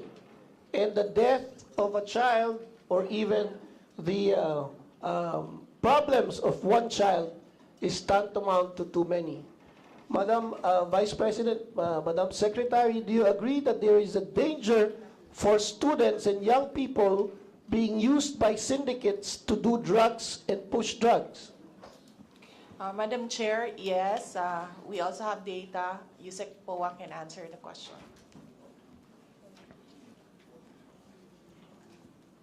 Yes, Your Honor. We agree that there is a danger in terms of drug syndicates in our schools. In fact, based on the data given to us, around 1,207 learners were arrested for drug-related offenses, Your Honor. What about syndicates that help recruit our students to do crimes and be lured into child trafficking? That is true, Your Honor. Yes, we agree. Isa pong problema natin talaga yan. What about students recruited for terrorism and destabilization? Yes, Your Honor, we agree, as we gave the numbers earlier. What about the child abuse of parents? And of course, the school officials who have committed child abuse, violence, and bullying. That's true, Your Honor, and we have a zero tolerance policy on child abuse. What about prostitution? Because our high school students in particular, and I know in my district that I have dealt with so many of them, they have been lured into prostitution. Yes, Your Honor. In fact, what's alarming is hindi lang po high school, kahit po 10, 11 years old, ay napupunta na po sa prostitution at child pornography. What about the corruption inside, of course, yung mga nasabi natin, officials and teachers? At syempre, yung pagkaroon ng mas moral degeneration dahil sa mga outside forces na they prey upon the innocence of the children. Definitely a concern, Your Honor. Therefore, Madam Speaker, Madam Chair, and all my colleagues, the confidential funds are very important to the integrity and protection of the student. And I would like to even increase the confidential funds of the Vice President as Secretary. And last point, Madam Chair, I know that in my school, the LaSalle Green Hills High School, the best high school in the Philippines, has a night school program to help augment classrooms. And I'm glad that you've already said a while ago that you're meeting with big private schools and associations, because at night and late afternoon, these classrooms are available for you to use. And that's what LaSalle Green Hills did since the 70s to educate them. Please continue that. And at the proper time, I would like to have the additional increase of the budget of the Department of Education, and at the proper time, terminate the hearings right away. Thank you, Madam Chair. Thank you very much, Congressman Tony Patalbano. Next to be recognized is Representative Glona Laban-Laban. Thank you so much, Madam Chair. A pleasant afternoon to our DepEd family, headed by our beloved Secretary, and to our dear colleagues. First, I would like to echo the call for the enhancement of SPED school. Having a special daughter myself, so I'm really seeing the need for it. So hopefully our SPED school will be enhanced. And secondly, I want to be enlightened on the guidelines of securing a new item. May I know the guidelines? Aside from their RQA or something like that, I would like to know the guidelines in securing a new item as teacher. Madam Chair, Yusek Mercado will answer the question. Thank you, Your Honor. As we mentioned during the dialogue that we have, basically dalawang ang requirement. One is the number of enrollment at saka yung number of teachers that are already in that school. So yung sa walang ibang basis to get into the system but through the RQA. Yung RQA naman, ma'am, after by next month i-run na namin yung bagong sistema, which is online. Lahat yun ang application ng ating wala masyadong human intervention na kasi parang AI ang principle ng ating bagong hiring through the RQA. So very fair po yung process. Okay, thank you for that. And second, Madam Chair, I would like to know, with a running budget of 5.3 for 1 unit, 2 classroom, yung timetable po natin to keep up with the 165 classrooms, as you presented a while ago, that we'll be needing 165,000 classrooms. Ano po yung timetable natin? Kailan po tayo matatapos with the classroom that's very much needed or urgently needed by our students? Madam Chair, Yusek Tenzing will answer the question. Yeah, Madam Chair, Your Honor, assuming lang kasi for 2024 NEP, we are given 19.6 billion for new construction, and that's equivalent to 7,879 classrooms only, considering that the shortage is 165,000. So when we made the projection, assuming a budget, an average being taught under makeshifts, temporary learning spaces, or no classrooms at all by 2028 on the medium term. In the long term, Madam Chair, Your Honor, it will take, with that average only, it will take more than 20 years to be able to cover the shortage, unless our population starts to depopulate. Because again, in the last 6 years, we've been increasing. While we are focusing on the infrastructure as a traditional way of addressing problems of the classroom, as mentioned by the Vice President and Secretary, we're also looking at technology, blended learning as another way of looking at addressing classroom shortage. In fact, we are scheduled to meet with a Microsoft Technology, to brief us on what they call AI on virtual classroom. So we are to be briefed on how AI can work as a virtual classroom. Madam Chair, Your Honor. Thank you so much, Yusek. And I'm just wondering, because like with my with my LIP, yung local contractor natin, they could make 1 unit, 2 classrooms at 3 million. So much needed classrooms. Yeah, Madam Chair, Your Honor, we are dependent on the costing coming from DPWH, because under the convergence program, while the budget is with the DepEd, the one implementing the school buildings program is with the DPWH. So the costing really comes from them. I would strongly support the proposed increase in the budget of the Department of Education. Thank you, Madam Chair. Thank you very much. Next to be recognized is Representative Steve Solon. Good afternoon, Madam Chair, Madam Vice President. I just want to state that I find this to be an excellent project, especially the program to develop the Philippine athlete through the students and through DepEd. I just wanted an update on what the plans are for 2024, and I wanted to support the additional budget proposed by NAS, in the amount of 98 million if the program is good. So just an update on the NAS. Thank you, Madam Chair. Thank you. Madam Chair, the Executive Director Joy of NAS will answer the question. Good afternoon. Thank you, honorable members of the House of Rep. Thank you so much, Kong Solon, Madam Chair.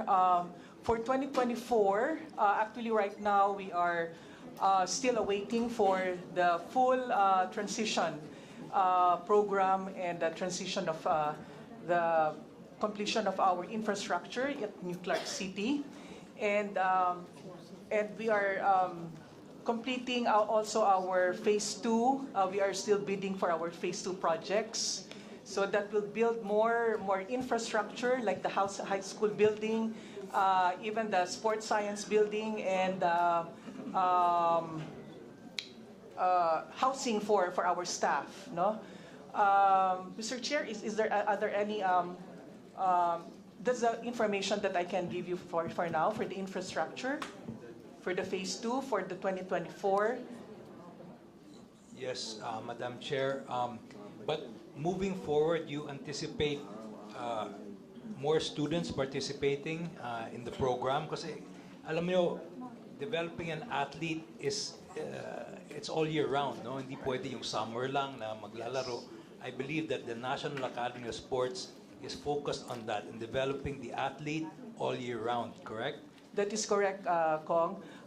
Yes, we will be improving even the participation of our student athletes, since that is the main mandate of the RA 11470, to provide them quality education and sports training. At the same time, increase their participation in international competition as well as national competitions. Thank you, Madam Chair. Thank you, Madam President, Vice President. Thank you very much. Next to ask question is Representative Jocelyn Hipkaicho. Salamat kayo, Madam Chair, and to the DepEd family. So let me just go directly to my question. For 2020 to 2021, school year 2021 to 2022, do you have the data or figures of how many senior high school students graduated from college, they got employed or dropped out or applied for TechVol?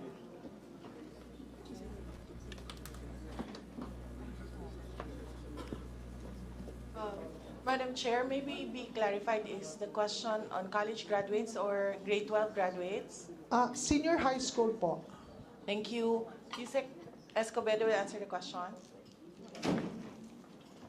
Madam Chair, Your Honors, we will submit to this honorable committee the complete figures on the as regards to graduates of the senior high schools. Yes, not only graduates, but graduates that pursued college education, those that are now employed or dropped out, and also those that applied for TechVoc or TESDA, whatever.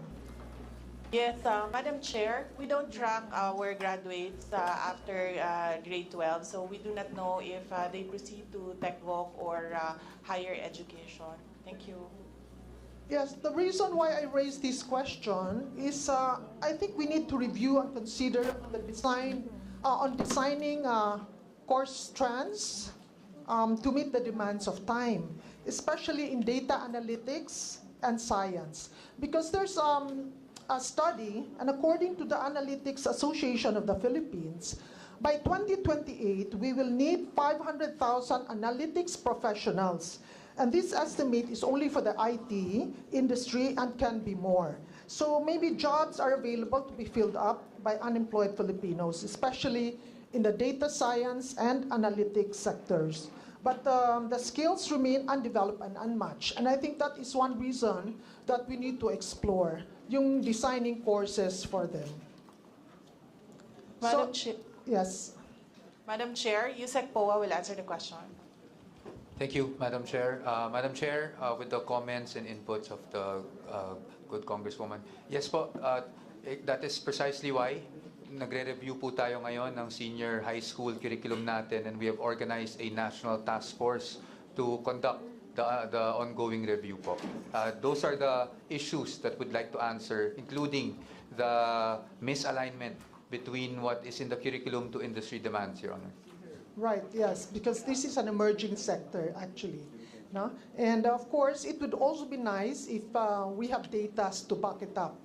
Kasi kung walang data, syempre parang shotgun na palagi, no? Trial and error. So it's also good to have the data. And second question, with the online classes during the pandemic, what lessons learned or benefits can we derive from it or from such a learning approach? Madam Chair, Yusek Poa will answer the question.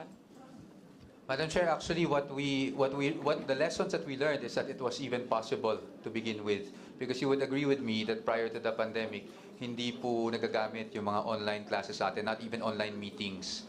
So because of those lessons learned, that is why we are looking to institutionalize blended learning. However, ang tanong dyan is bakit hindi nyo pa ginagawa? We just want to make sure that once we institutionalize it and we are fast-tracking this, it will be effective. Ayaw naman po nating mag-suffer kaagaran yung quality of education. But that is the direction, Your Honor, to take the lessons learned from the pandemic, online classes, not only online, but even yung mga modular lessons po natin, assignments, ay magamit natin for blended learning, Your Honor.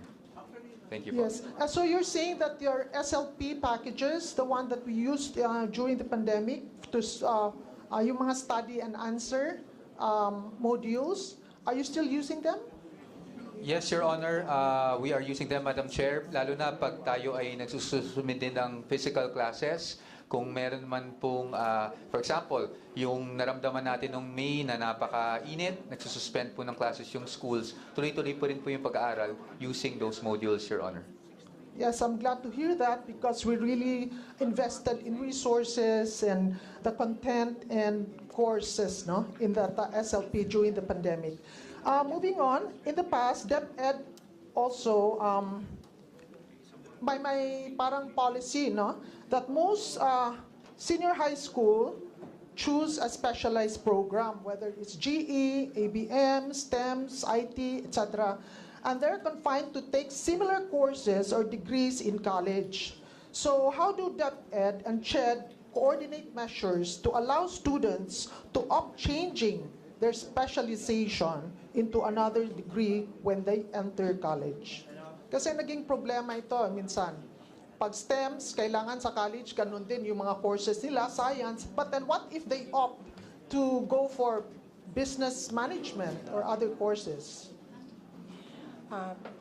Madam Chair, Yusek Gonang will answer the question.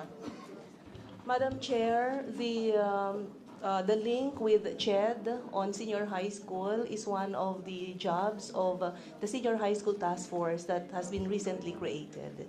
Yeah, to make sure that there is alignment between what we do in senior high school and the courses in higher education. Yes, but what if that student, senior high school, after graduating from senior high school, opt to take a different path? Instead of, let's say, science, mag-business na lang siya. Because sometimes the younger kids, they don't really have a direction na talagang yun ang gusto nila, di ba? Nag-change yung mga minds nila. Yes. Kasi sa ngayon, parang hindi pinapayagan. Or if ever, hihingi pa sila ng approval or certificate of approval from their high school, from the high school where they attended. Madam Chair, pinapayagan po, ma'am, the kids are allowed to change their minds. Okay, that's good to know. And regarding devolution, ano ba yung mga devolved functions ngayon that you gave to the LGUs? Meron ba? Specific devolved functions or services?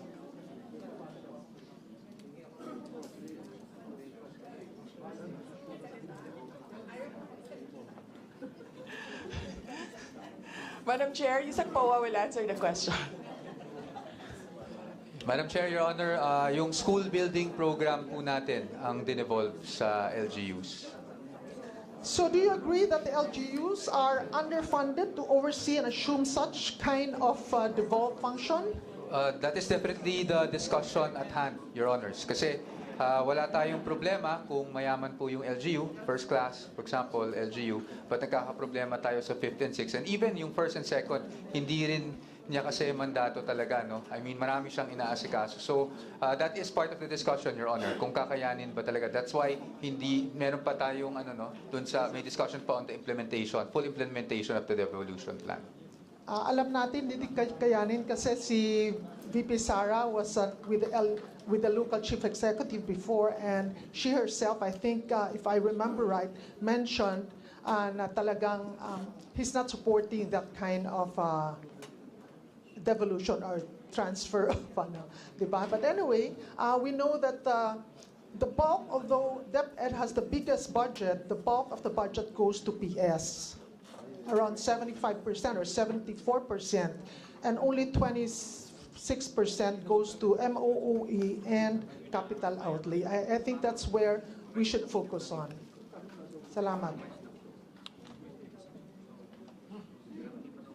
Thank you very much. Next to be recognized is Representative Mitz Kahayon Uy. Representative Kokoyap. Representative Romeo Momo. Representative Joseph Yulago. Representative Eulogio Rodriguez.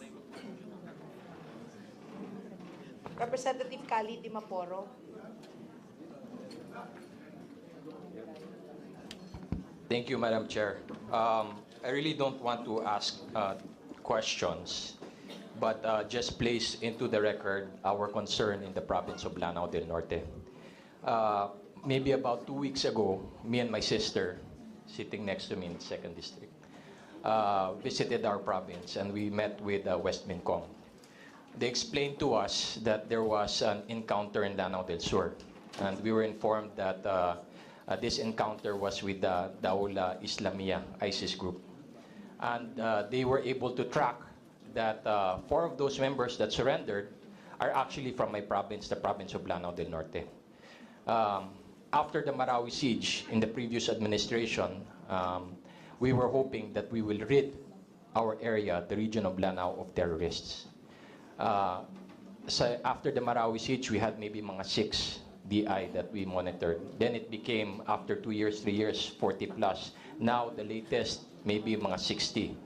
from what I remember the military telling us. So they're increasing in number.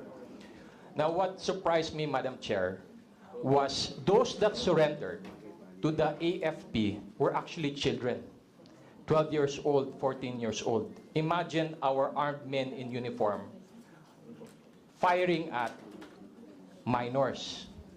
This is something that really, concerned me. Because what they told me is that the recruitment, when they interviewed those that surrendered, the recruitment age is actually 8 years old. And they are recruiting in the hinterlands of Lanao del Norte. We've identified the barangays. So when we were talking about this with our military, they were impressing the importance of an intervention in the elementary school level and the problem of dropouts or the inability of our children to pass through the public school system and become productive members of society. So this is something that we put our trust and our faith in the leadership of our President, President Bongbong Marcos, and the leadership of our Vice President, and DepEd Secretary, Sara Duterte, to hopefully resolve within this incumbent administration. I really hope that she will get the budget that she needs, because there are those of us in the far-flung provinces that are not heard of. You don't hear our voices, you don't see the problem. It's very difficult to send teachers there.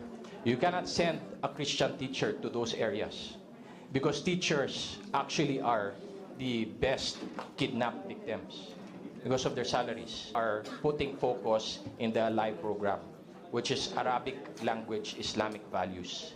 In our regions outside of BARM, we're in northern Mindanao, a region in the periphery of BARM where you have Muslim communities that are not under the autonomous regional government, we need that type of support. And these are high municipalities with high instances of poverty. So again, I'd like deliveries of the Department of Education in sustaining peace in our area and hopefully bringing quality primary education to the farthest flung barangays of the province of Lanao del Norte. Thank you, Madam Chair. Thank you very much, Representative Dimaporo. Yes. Madam Chair, we would like to thank the Honorable Congressman for his input in talking about the recruitment of minors in violent extremism and terrorism. The Department of Education actually has footage, video of children holding long firearms, a child holding a long firearm and speaking in a dialect about shooting soldiers. So we are currently discussing this in the Department of Education and coming up with solutions to address this recruitment of minors in Mindanao to terrorism and violent extremism. Thank you. Thank you very much. Next to be recognized is our Senior Vice Chair, Stella Kimbo. Salamat. First of all, I'd like to congratulate our good secretary for the reforms that you have so far introduced. They seem to be simple reforms, but I believe that they are potentially impactful. Ako po, bago naging congressman, naging teacher po ako for 26 years. So ito pong matatag curriculum, palagay ko ay magiging very impactful. Yung pong pag-streamline ng subjects natin, tingin ko yun talagang susi. So, inaasahan po natin na potentially yan talaga ang magsosolve ng ating learning gaps. Number two, yung pong pagtanggal ng wall decor, ang feedback mula sa aming mga guro ay, well, they're very happy kasi I didn't realize until recently na ang gumagastos pala dun sa wall decor ay yung mga teachers. So, well, again, so kudos on that. And then number three, of course, bukod pa dun sa nakaka-focus talaga yung mga bata kapag wala talagang decor sa classroom. And then number three, napansin ko po na meron tayong Undersecretary for Procurement. So tingin ko, tama ba ako na kayo lang ang ahensya na merong Undersecretary for Procurement? Tama po ba? Madam Chair, we do not have the answer for that. We do not know the organizations of the other departments. Yes, but ma'am, you were the one who put in Yusek Chan. Tama po? Yes, Madam Chair. We created the procurement strand to address the utilization problem of the Department of Education. So again po, congratulations on that. Alam naman po natin na yan po ang problema natin sa ngayon. Second quarter of 2023, nagkaroon po tayo ng 7% contraction in government spending. So, salamat po for that. Sana po ang ibang mga ahensya ay maisip din nila na gawin ito. Kanino ko pa sana gusto marinig ang boses ni Yusek Chan. So, pero wala nagtatanong kasi sa kanya eh. So anyway,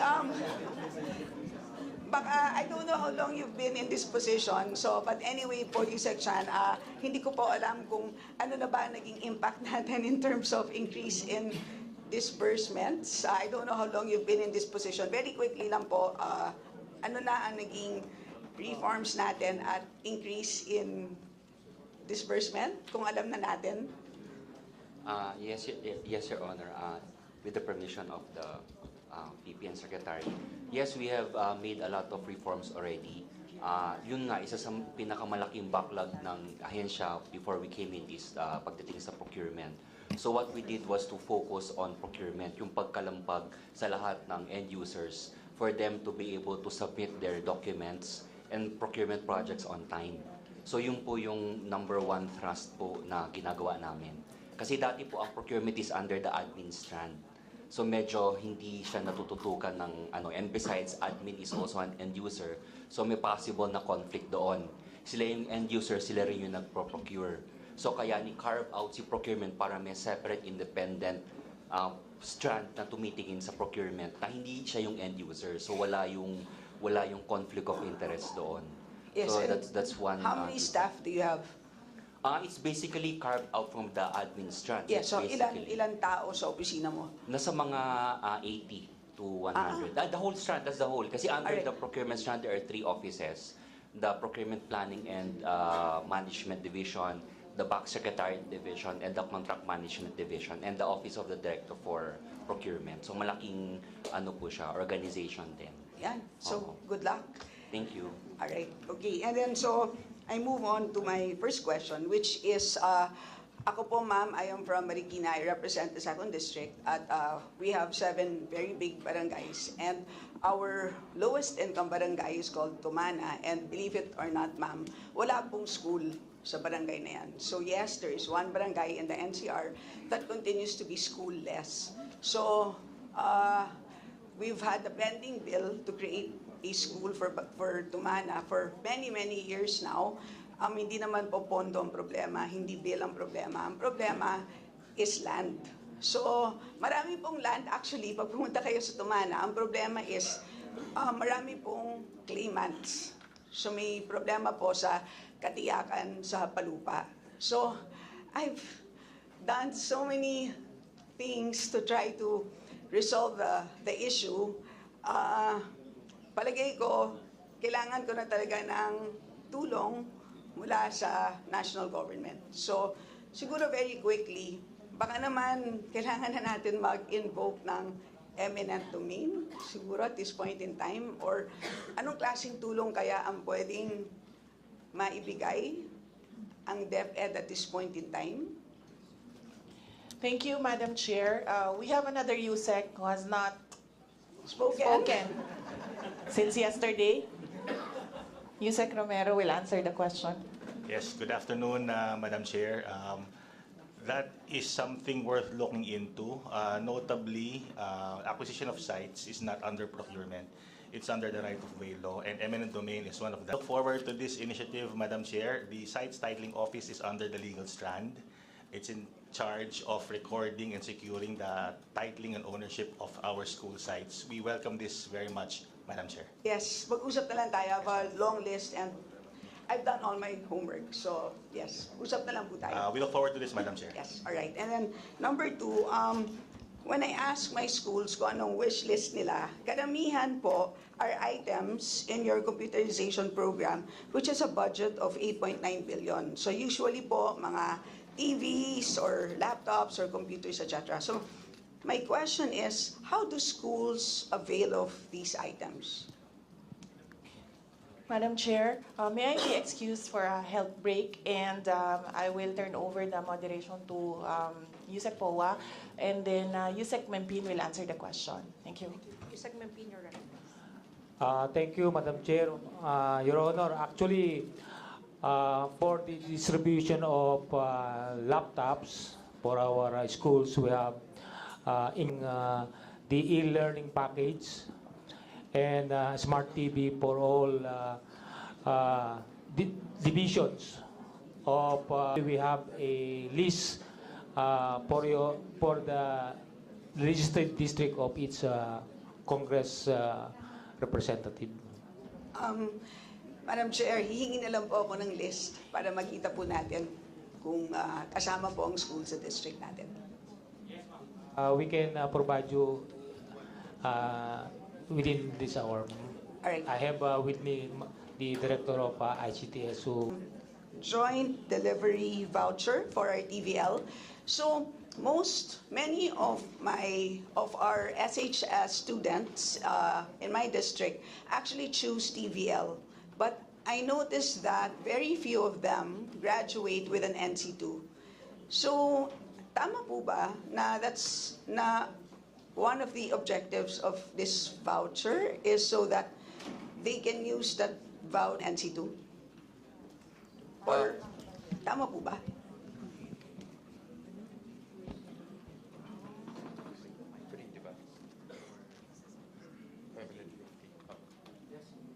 Yes, Madam Chair. I was just informed na incorporated po. The main purpose, yung assessment is incorporated na 550. That's the fee. Incorporated po siya sa bawat voucher. But the main point ng voucher po talaga is because kami tayo sa DepEd sa public schools, hindi tayo kumpleto pagdating sa equipment on the tech book track. So we need the help of the private schools. And it's really difficult for us to have a plan of procurement because nag-iiba-iba yung mga courses. No? So these are the things that we are also reviewing right now. But we want to also strengthen the joint delivery para po kasi yun po talaga yung fastest way na makatulong tayo sa mga senior high school kasi may mga private schools with complete facilities for them. So it's like an incidental benefit lang na if you end up in a service provider that actually also provides assessment. But anyway, please look into it because I think that's the gap na yung marami sa kanila nagti-TVL pero they end up with a diploma but no NC2. Sorry, last Yes, question. we will take Last note of question that. na lang po. How do we monitor our schools? Kasi napapansin ko na we used to do NAT, yung National Assessment Test. But tama po ba na we don't do it anymore, yung National Assessment Test? Kasi parang 2018 pa yata yung huling beses na ginawa natin ang NAT. So, kasi, well, anyway, I think that it's very important to do NAT regularly so that, and use that as a way to monitor our school's performance. Kanina may tanong si Chair Roman and he asked you, quality ng schools. Dapat isa yon. Pero sa pagkakaalam ko, 2018 pa yung latest. Yes, Madam Chair. Actually, nag-NAT po tayo earlier this year. Opo. The problem with the assessments is that hindi po siya census. Meaning, samples lang tayo, no? So, ang ginagawa po natin, ayaw na natin maging random. That's why sa budget po natin, pagdating sa proposal natin, sa 2024, ang gusto po natin, census na. Kasi doon talaga natin malalaman doon natin ma-assess yung quality of education po natin. It's in the budget, Your Honors. Thank you very much. Next to be recognized is Representative Mitzi Kahayon Uy. Thank you so much. Thank you so much, Madam Chair. And greetings to our Vice President and Secretary of Education, and to DepEd family, good afternoon. Thank you for this opportunity, and Madam Chair, esteemed colleagues. I'd like to commence my line of questioning regarding the recent department order that we've frequently encountered in educational dialogues, especially during my stint as the Executive Director of the Council for the Welfare of Children prior to this 19th Congress. Many students thrive in classrooms enriched with relevant decorations and thoughtful designs. How does the Madam Chair, I'm sorry, I have to correct what I said earlier. I meant to say the task of moderator, not moderation for USEC POA.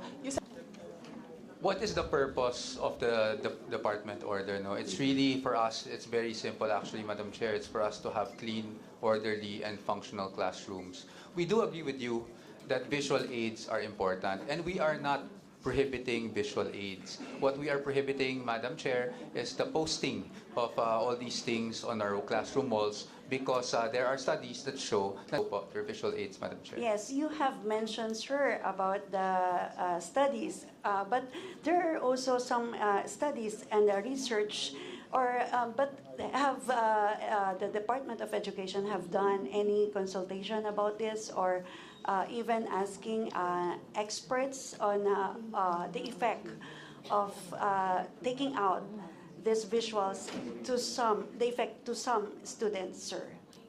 Yes, Madam Chair. Yes, Your Honor, Madam Chairperson. Well, for that, the National Association of Public Secondary Schools of the Philippines were consulted. So was the Philippine Elementary School Principals of the Philippines, and they have even issued yung resolution nila supporting yung ating panukala. But it's not that we do not recognize yung ibang studies na salungat po. We do recognize that. But what we are saying is the focus. How can we ensure under this order that our classrooms radiate safety, warmth, and enthusiasm for learning? Countries like UK, US, Australia, and Netherlands also embrace classroom decorations. So how does our approach compare or differ to these countries mentioned? Because as we have all know and we could see, sometimes talagang nangangailangan po talaga kasi ng mga visual ang mga bata. May mga certain levels, grades na nangangailangan po talaga ng visual ang mga bata. Madam Chair, we do take note of having focus for the learners and also having visual aids. But again, with all due respect, Congresswoman, we understand that there are differing opinions in this matter, and I hope we are able to relay that this is the policy direction now, and we are open naman to feedback once this is implemented. Exposure to the visual environment on young children's attention. They found out that classroom decoration, when they are focused, task-oriented, and remain consistent throughout the academic year, can positively impact student outcomes. This echoes the dedication of our educators, especially in public schools, who invest heavily in creating warm, welcoming classrooms. In this light, how does the department helping schools distinguish between the necessary and the unnecessary decor as per the order? But yeah, that was how the department had ordered to take out the unnecessary decorations, sir. So how do Really bare walls, so clean po yung ating walls. The visuals, again, may be presented by the teachers during their class hours. But for the walls themselves, because of what you just raised, how do we define necessary from unnecessary? Sa ngayon po, we're bare walls. But again, note of your comments as well as the studies that you've mentioned, Your Honor. Thank you so much, sir. And I really have to, because I have to focus on my line of questioning to really give a highlight on what I am into. Venturing beyond wall decor, class size, school buildings and facilities, instruction, quality and delivery style, lighting, air quality, etc. So how is the department doing in addressing these pivotal factors, sir? Done together between our school and infrastructure strand and DPWH. So lahat naman po yan ay kinoconsider natin as well as ventilation in our classrooms. Now that the school had started, sir, has the department initiated any measures to gather first-hand feedback from the educators and the students on the real implication of the directive, sir? Madam Chair. Madam Chair, Your Honor, actually for the public schools, we just started yesterday. Right, we have been getting feedback even before the start of the schools. Of course, we have to admit, meron ding nagkikriticize nung directive at meron din naman nagsusupport. So, but as I've said, since this is a new policy, we will get feedback from the field. We have our regional directors, we have our regular MANCOM. So this is one of the things that we will monitor sa field po because I've said we just started yesterday. But rest assured, Madam, that we will get po, feedback on the matter. Thank you. Thank you so much. And I just want to talagang yung masidhing paghingi ko ng sa ating Secretary of Mental Health, and visual learners, na talagang they are focused on on the surroundings of the students, and they are all for the talaga yung makikita ng mga bata, and yun yung mas i-consider po ito. In conclusion, I wish to underscore the significance of the matter on hand. Our classrooms are more than just physical spaces. They are crucibles of learning, nurturing, and growth. As we stride forward in our collective mission to provide the highest quality of education for our learners, it is imperative that our decisions are informed, compassionate, and aligned with the unique ethos of the Filipino educational spirit. I fervently hope this dialogue paves the way for more harmonized and effective approach towards cultivating environments that truly resonate with our students and educators. Madam Chair, thank you, and to our good Secretary, thank you so much, and our dear colleague, thank you po, and good luck, and God bless sa DepEd. Thank you. Thank you very much, Representative Kahayon. Next to ask question is Representative Romeo Momo. Thank you, Madam Chairman. Mayong hapon sa atong Vice President and Secretary of DepEd and the family of DepEd. This representation and the people of Surigao del Sur will surely support the budget of DepEd, and in a motion to increase the budget of DepEd in due time, this representation will surely support it. I would just like to manifest some of my concern. Classroom in my province is very high. In fact, the highest in Caraga region. And I understand, and I know, definitely you like to request that Surigao del Sur be given a fair share in the increase of classrooms and teachers. If there are, I'd like also to request that qualified teachers coming from IP communities, from a very far-flung barangay in the town of San Miguel. Malayong-malayo po ito, Badyang. Mga manubo ho ang nakatira rito. And ang mga teachers kasi are coming from the lowland. They have to travel about 35 kilometers from the school site back to their homes. Mayroon namang mga qualified as teachers in their community. Una, dahil mas malapit sila at nandun sila nakatira. Second, pangalawa siguro, this will also encourage other members of the IP community to send their children and let them finish college. Dahil mayroon nga by DepEd in Caraga region as well as in my province. Yun lang, Madam Chairman. Thank you so much. Thank you, Representative Momo. Yes, thank you, Madam Chair and Honorable Congressman. We took note of his requests with regard to classrooms and teachers. Thank you. Next to... Magandang hapon po sa buong pamilya ng Department of Education headed by our Vice President, and also concurrent Secretary of the DepEd, Secretary Sara, and Vice President Sara. My first question, Madam Chair, is meron ho ba ang DepEd na inventory of all the public school sites po nila? Madam Chair, Yusek Romero will answer the question. Yes, good afternoon to the Honorable Chair. Yes, we do have an inventory, sir, in the name of the Department of Education, school sites that are possessed by way of use of ract, and some school sites are under litigation or the grandchildren initiate action to reverse the donation, Mr. Chair, Madam Chair. 3 school sites na meron pong issues in my district. One is in Kadaklan, Pantabangan. The next one is Del Pilar, Curva, Barangay Curva in the Science City of Muñoz. What actions have been taken for the past years in these 3 issues? Because I've been following this up since the past administration, Madam Chair.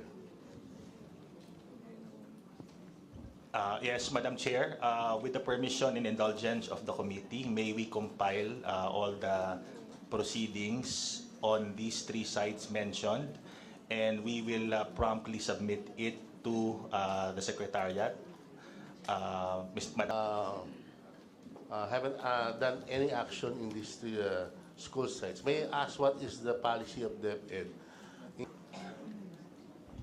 As a general rule, Madam Chair, we need to own the school site or at least possess it by way of use of ract for it to be the basis for the construction of a school site.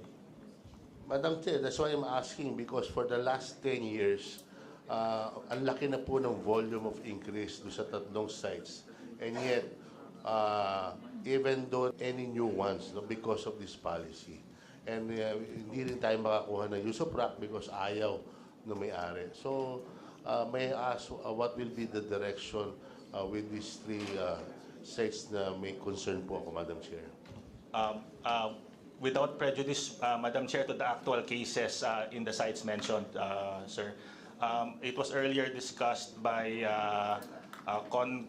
Honorable Kimbo that an option is perhaps expropriation in favor of the Department of Education that may be undertaken by the local government unit.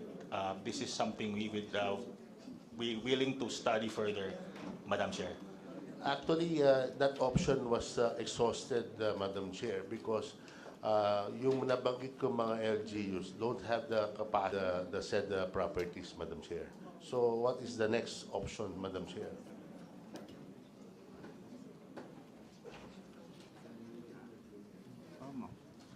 The problem, Madam Chair, is those sites, I think more than 30 years na nag-exist ang mga school sites nito, and yet ngayon tayo may problema, Madam Chair. Yes, thank you, Madam Chair. Expropriation, sale, donation, or use of ract.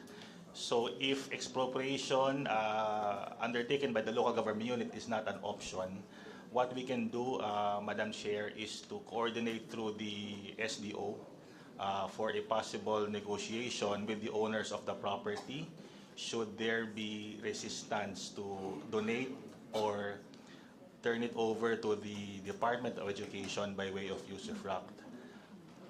Madam Chair, you mentioned expropriation. Doesn't yung Department of Education doesn't have the budget to expropriate, Madam Chair? At present, I believe, sir, we don't have a budget for, Mr. Chair, is acquisition of property by way of expropriation. Historically, at least in recent years, Mr. Chair, the DepEd does not undertake expropriation proceedings. Madam Chair, I'll just request yung binanggit kanina ni Sir about the status of those 3 sites to be submitted in this committee, so that I'll tell my constituent what is the status of their school sites. No? We submit. Madam Chair, last point. No? I also want to request the Department of Education, if you have special SPED classes in all towns or municipalities, Madam Chair.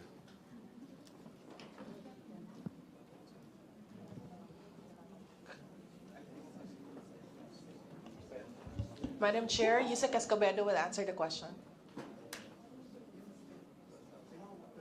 We have 12,000 SPED centers. So, can we assume that the 12,000 will cover all the municipalities and cities, Madam Chair? At least one sped in every municipality. No, Madam Chair. May I ask if you have the details in the second district of Nevesia of how many sped class do you have in my district, Madam Chair? Madam Chair, any school, Your Honor, can offer special education. Yes, I'm asking. I'm not talking about private. I'm talking about public. Because I have one in San Jose City, but with the increasing special child, that's why I'm asking kung meron ang bawat municipality nanggagaling po sa ibang municipality and other city in my district. Madam Chair, basta po meron tayong mga special education learners, pwede na pong Ngayon, Madam Chair, because the next question, the next motion I will do is just like Congressman Aresco, I'll be asking to give attention to this special child. Sabi ko nga, at least one class in every municipality. That's why I will also ask na sana suportahan yung pag-increase ng budget ng DepEd, especially for SPED purposes, Madam Chair. Madam Chair, we'll have to get back to you, Your Honor, and then look at our data so we can give you the schools or the number of schools that are offering SPED in your district. Madam Chair, I'll join my other colleagues in supporting the budget of the Department of Education. And hopefully, if we are going to increase the budget, maybe they can focus. Maraming salamat.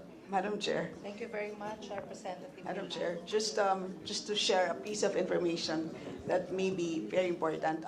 New purchase of land for purposes of construction of school. So that was recently added.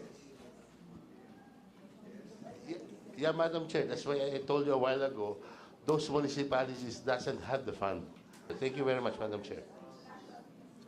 Yeah, I understand. Thank you, Madam Chair. Thank you very much.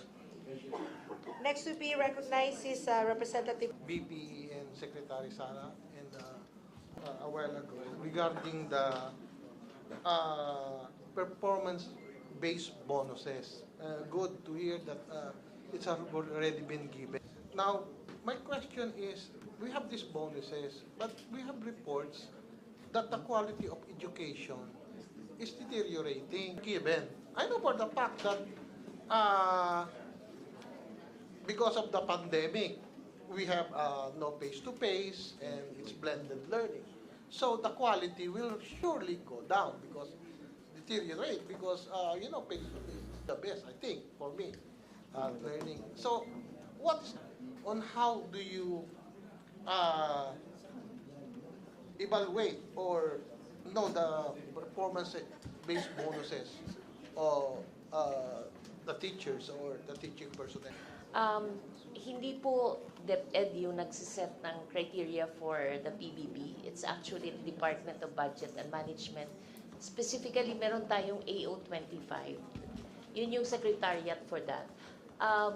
Nagbabago-bago siya, pero ang mga tinitingnan for compliance to the Citizens Charter, at saka lately, sinama na rin nila yung ARTA provisions. So sila po the systems of DepEd. Meron parang may enigma sa akin uwang education ng mga learners natin. Di po ba? So, bakit DBM? I'm not sure. Pero narinig ko lang, Ibon Foundation. Nakita ko lang sa Viber, meron silang pinakita na down, bagsak yung mga especially in reading. So I don't know the veracity if there's truthfulness to that. So DepEd siguro ang makakasagot kung meron bang basis yung mga report na gano'n. Oo. Sir, yung RPMS natin, OPCR, nakadetalye naman doon kung ano yung mga dapat gawin ng isang guro o isang non-teaching staff o isang central office staff. As to judgment on the overall performance of the education sector, sila Yusik Gonong po, mayroon silang systems of assessment also. So, structurally po, hindi naman tayo nagkulang sa mga proseso. Siguro it's the vastness of the organization that we have to keep track. Pero yung sa whether the quality of education has common knowledge naman po yung sa learning gap, pero yung sa quality of education, very strong din yung assessment process ng ating curriculum in the field. Pero I think you have to revisit it kasi give it the criteria for all the meron kayong basis para na. So, I'm just saying this, I'm not teaching you. Pag bumaba ang quality ng education natin, this is the saving ratio, mga I know doon sa mga ibang kababayan natin abroad. One, when they migrate, especially to the US, I'm referring to the state of Texas. Ang mga schools nila, may grading system. Pumupunta ako doon, kung maganda ba yung teaching quality na yan, mechanism, the latest comments, correlation between PBB. Reason, bakit iba po yung criteria as part of the government, civil servants? Kasi po, kung hindi man ganun kaganda, ang dami po kasing example, yung curriculum and budget, kulang para po. Yun po ay kung nami-meet ng empleyado. So, yun lang po yung punto na gusto sana namin natin ng PBB, ang employees. Hindi po kasi po. Okay, I'm glad for your platform, and I agree. Last committee hearing, I mentioned ko, yung mga school building yan sa climate natin or adapting to the changes or climate change. Kasi nakikita ko pa rin, most of the time, yung building natin, after the typhoon, storm has passed, wala nang bubong, then baha na sila. Bahang-baha measures na ginawa for the design or in collaboration with the I'm with it. I'm with it. Kung mas I agree to it kasi we have to adapt to climate change. Pero at least kasi isa rin to sa pag-deteriorate ng quality ng education natin dahil most of the time yung school building o bahana or whatever reason. So very disruptive sa education system natin. So, is there anything that we can do? And we will support you on it. Kung sa help DepEd, especially in the budget concern. Madam Chair, we have a technical problem with our microphones. You said Lindsay will answer the question. Want to observe proper decorum. And Secretariat, please check the microphone. There's a technical problem. Yes, you said Supposedly, but it's supposed to be typhoon-proof. Lahat po ng mga schools na nandun sa eastern seaboard and na tatamaan talaga ng bagyo, ang design po nun nasa 340, it should withstand the 340 kilometers typhoon, no? Dun sa the rest is 270. But regardless of where they are, they have to withstand. It's already in design, approved to ng DepEd and on. I can make a very good example of this, yung July earthquake of last year. Bagong tayo po siya ng contractor ng DPW. The implementation of the contractors is yung roofing po natin hindi na siya yung usual na yero, hindi na po yero. Ano na po siya, slab na. So hindi na po siya masisira talaga ng bagyo. And for 2025, just for the information of the committee, we also agreed with the DPWH that all schools that we will put up specifically in the rural areas, no, where it's not necessarily highly populated, automatic ho may abang na. So if they will put up a one-story building, school building, automatic may abang na 1 floor. If it's a 2-story building, may abang na 1 floor, 3 floors. And kung 3-story, may abang na 4. To anticipate growth in the net enrollment, which means sa 2025, the school buildings by Your Honor. Okay, thank you very much. Thank you very much, Representative Lacson. Your 5 minutes is up. Please quickly. Okay. Thank you for that answer, and I appreciate what DepEd is doing. Ngayon, I know it's not just the building of school. Pag last mile school, malayo, problema rin yung mga structure, maaaring walang tulay, walang kalsada, think more. Kasi minention ni, but my thinking is, hindi naman, yung teacher natin, pag pumunta doon sa mga last mile school, lakad mo ron. Then, pagod, you said? Yeah, Madam Chair, Your Honor, very quickly, great kami 15 simultaneously in Region 6. Talagang mayroon pong delay sa paggawa ng last mile school dahil talagang ang hirap po ng. So we are experiencing delays in finalizing the procurement sa division office, and hopefully more local suppliers can come into the picture para mas madali po yung pagdadala ng mga materyales sa mga for the local governments to we've doubled the number from 88 sites to 100 that we will do early procurement even for our last mile school for. Your 5 minutes is up. Thank you very much. Recognizes Representative Luis. Good afternoon, Madam Chair, and of course our distinguished colleagues. Madam Chair, may we know from them they have infrastructure program intended exclusively for unfinished school buildings? Madam Chair. Madam Chair, Yusek Densing will answer the question. Thank you, Madam Chair, Your Honor. Yes, uncompleted buildings in the past. This will give us additional, more or less, around 3,000 classrooms if we finish all these unfinished structures. Respect to Bawan Central School in 4-classroom school building, which is one of the biggest schools in Batangas. And currently, the students are containing themselves in a covered court or even in dilapidated building because this school building is not in a state of being ready for use of our students. So I am appealing to our Madam Secretary, Madam Vice President, that I hope the budget allocated for unfinished school buildings will be shared as well to this particular school building, Bawan West Central School in Barangay Aplaya, Bawan, Batangas. Continue, Madam Chair. Another concern is with respect to Gasang Elementary along the coast of Batangas Bay. That every time there is a typhoon, the foundation is destroyed, leaving the building unsafe for use of our 4 to 2007. When I was the administrator of the same LGU. And to this date, Madam Chair, that same school is still situated in that hazardous place, which is whenever there is a typhoon, it is always destroyed by the big waves and the wind and the water that comes along.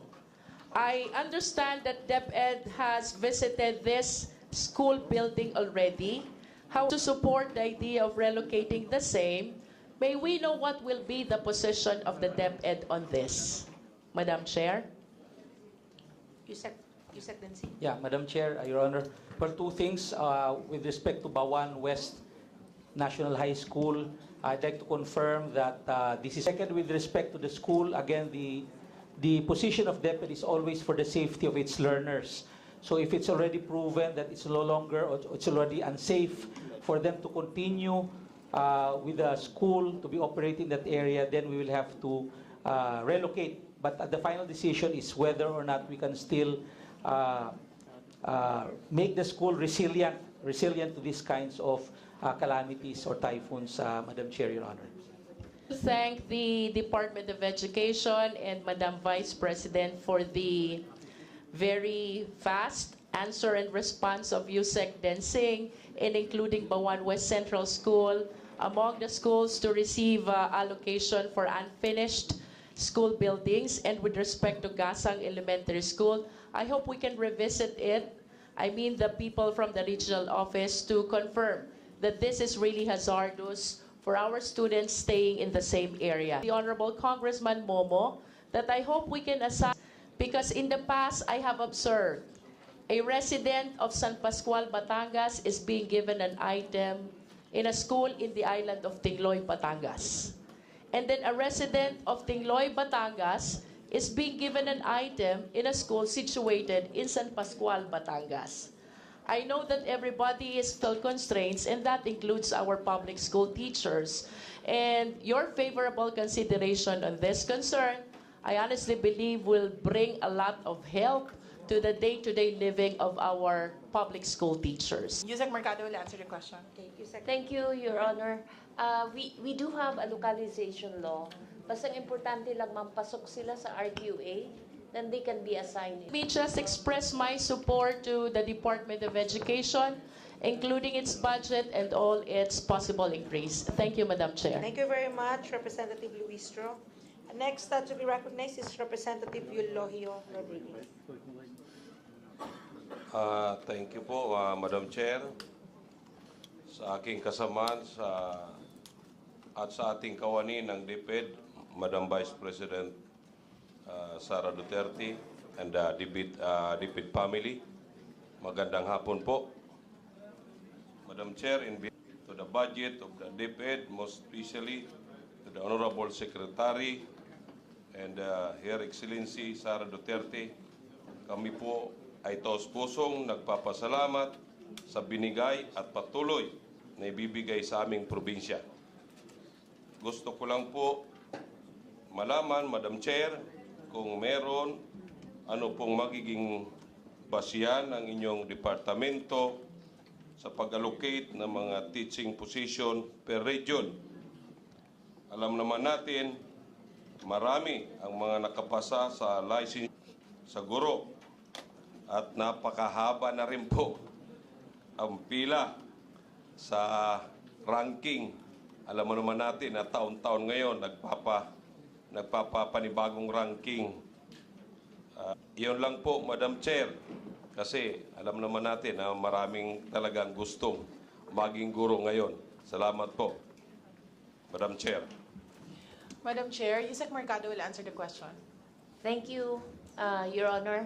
As we discussed po during the consultation that we have last week, in-explain po namin yung process ng pag-allocate ng teachers. Tapos ang process po is enrollment at saka kaya sinabi namin na indicative yung 2024 dahil magiging batay po yon sa enrollment for the final enrollment 24 and the shortage of teachers. Yung mga pumasa po ng LET, for as long as they go through the process of applying sa RQA, wala pong problema. They can go through it. And as I mentioned kanina po, Your Honor, we will be having a new system of hiring. It's called the special hiring system where wala na pong masyadong human rank ng mga teachers. For as long as nasa taas siya ng ranking, ay sigurado naman po na ma-hire sila based doon sa para sa bagong plantilla itong magiging mga bagong guro natin na ma-hire, Madam Chair. Yes. Last to ask question for the first round. Representative Alan T. Not our colleagues that you have 3 minutes for the question. First to ask question for the second round from the minority, we have Senior Deputy. Could you please explain the teacher induction program and how did you allocate 31,870 newly hired? Report? Madam Chair, Yusek Mercado will answer the question. Thank you, Your Honor, na consolidate po lahat yung pumasok sa RQA. They will have to go through a program wherein they will learn all the policies, promotion, yung ating for the rest of their professional life, including po the career pathing.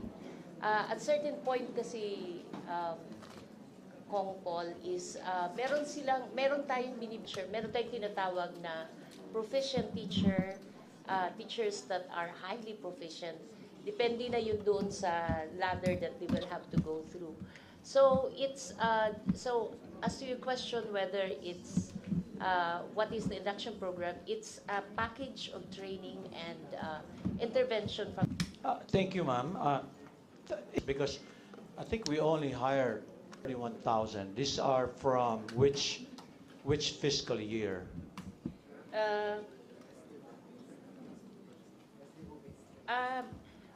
Time to go through the hindi siya sabay-sabay nagagawa for a specific year. So, but we promise that for this year, it gets into the system, we'll have to go through it in the first month of their induction. Okay, thank you. I'm sorry, 1,000 families that could be supported, especially like, as you know, Madam Chair, you said Glorias for my help, especially in rural areas, one family. Is there a sense of urgency to fill up this 1,000? It's a lot of positions. So what will we do? What are you planning to do to immediately fill up these unfilled positions? 51,127, which is 4% of our prescribed, allowed positions po. But I will explain. Just got our HRM Prime Bronze. Therefore, we don't have to wait for civil service to attest our appointments. So we can actually make our appointments faster. Pangalawa po, sir, it's a live number eh. Live siya, sir, because there are retirement, promotions, and resignations. And then meron po tayong tinatawag na green lane. Ito yung SPIMS. Sa Pinas, ikaw ang ma'am, sir. These are overseas Filipino workers. So for this year, we have 3,000 allocation for them. Then we also have DUSD scholars. Automatically, they get grade 12 item for us. Then we also have the 4 Ps. Tapos, sir, meron tayong mga hard to fill na positions. And these are guidance counselor. Right now, may 4,000 tayong bakante. Then we have specialization, yung MAPI, music, art, annually na unfilled. So the 51,000 essentially a combination of new and Yes. you know how fast they fill up positions, because in some divisions it takes them forever to fill up positions. Sayang po. Sayang yung budget, and you know there has to be urgency. Yes, sir. Levels of governance po. RDs are accountable. The divisions are accountable also for hiring because nasa kanilang level yung Could yung you hiring. share with me at least Region 8 performance on this matter? Region 8, Just submit na lang, USEC. I will po. Yeah, I don't want to nitpick Region 8, but just so I have an idea. That's 3 billion for last mile, 176. That was a not correct number. Because that would come out to 17 million each. Chair, Yusek Densing will answer the question. Yeah, Madam Chair, Your Honor. Yes, Your Honor, that's the average 4 classrooms that is being built as last mile schools here, Your Honor. There hasn't been any questions on malnutrition. Children and stunting could on their school-based feeding program.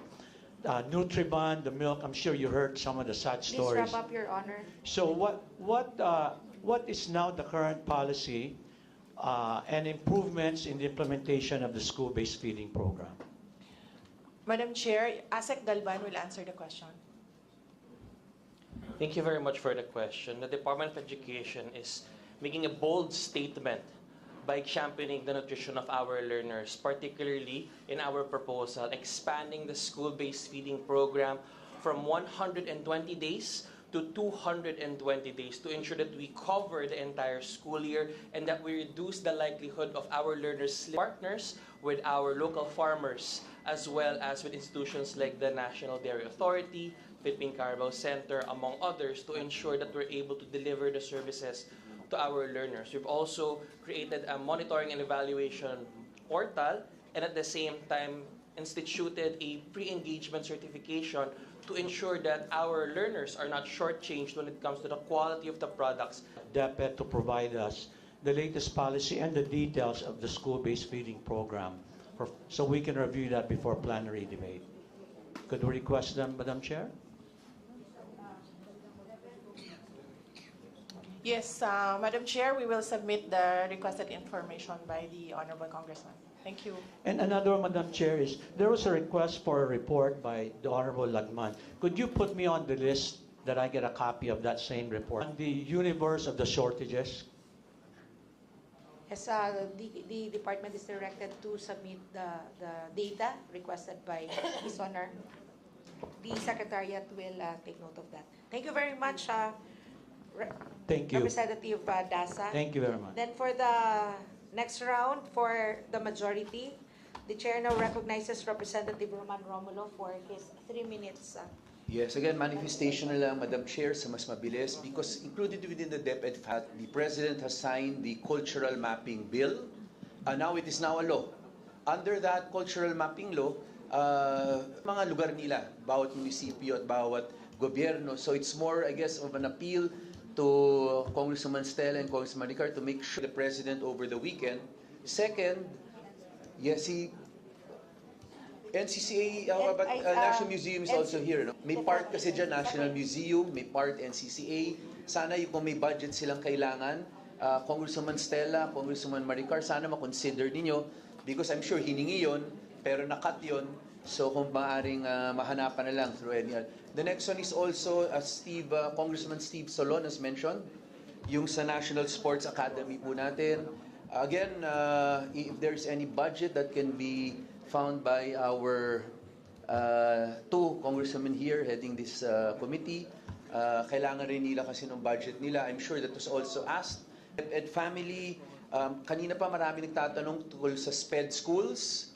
We have already effectively gone over SPED schools.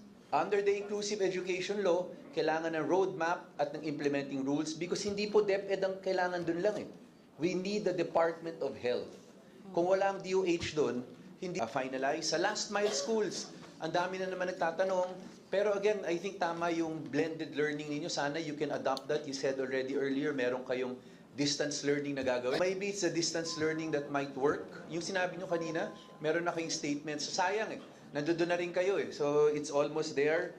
At last, yung sa PBB, although hindi po kayong gumagawa nun, sabi nga ni Congressman V.G. Lacson kanina, it's DBM, sabi po ninyo, pero it affects quality of.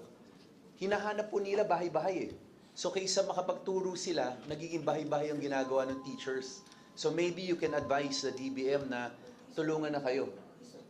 Yes, so baka naman pwedeng mag-advise na lang ang Sumulat na po kami tungkol yes, doon. But I'm because sure. Because of the mass promotion. Yes, because of that. Yun lang. Thank you, Madam Thank you Chair. very much, Representative.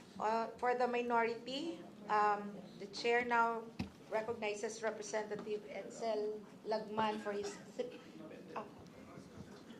Okay.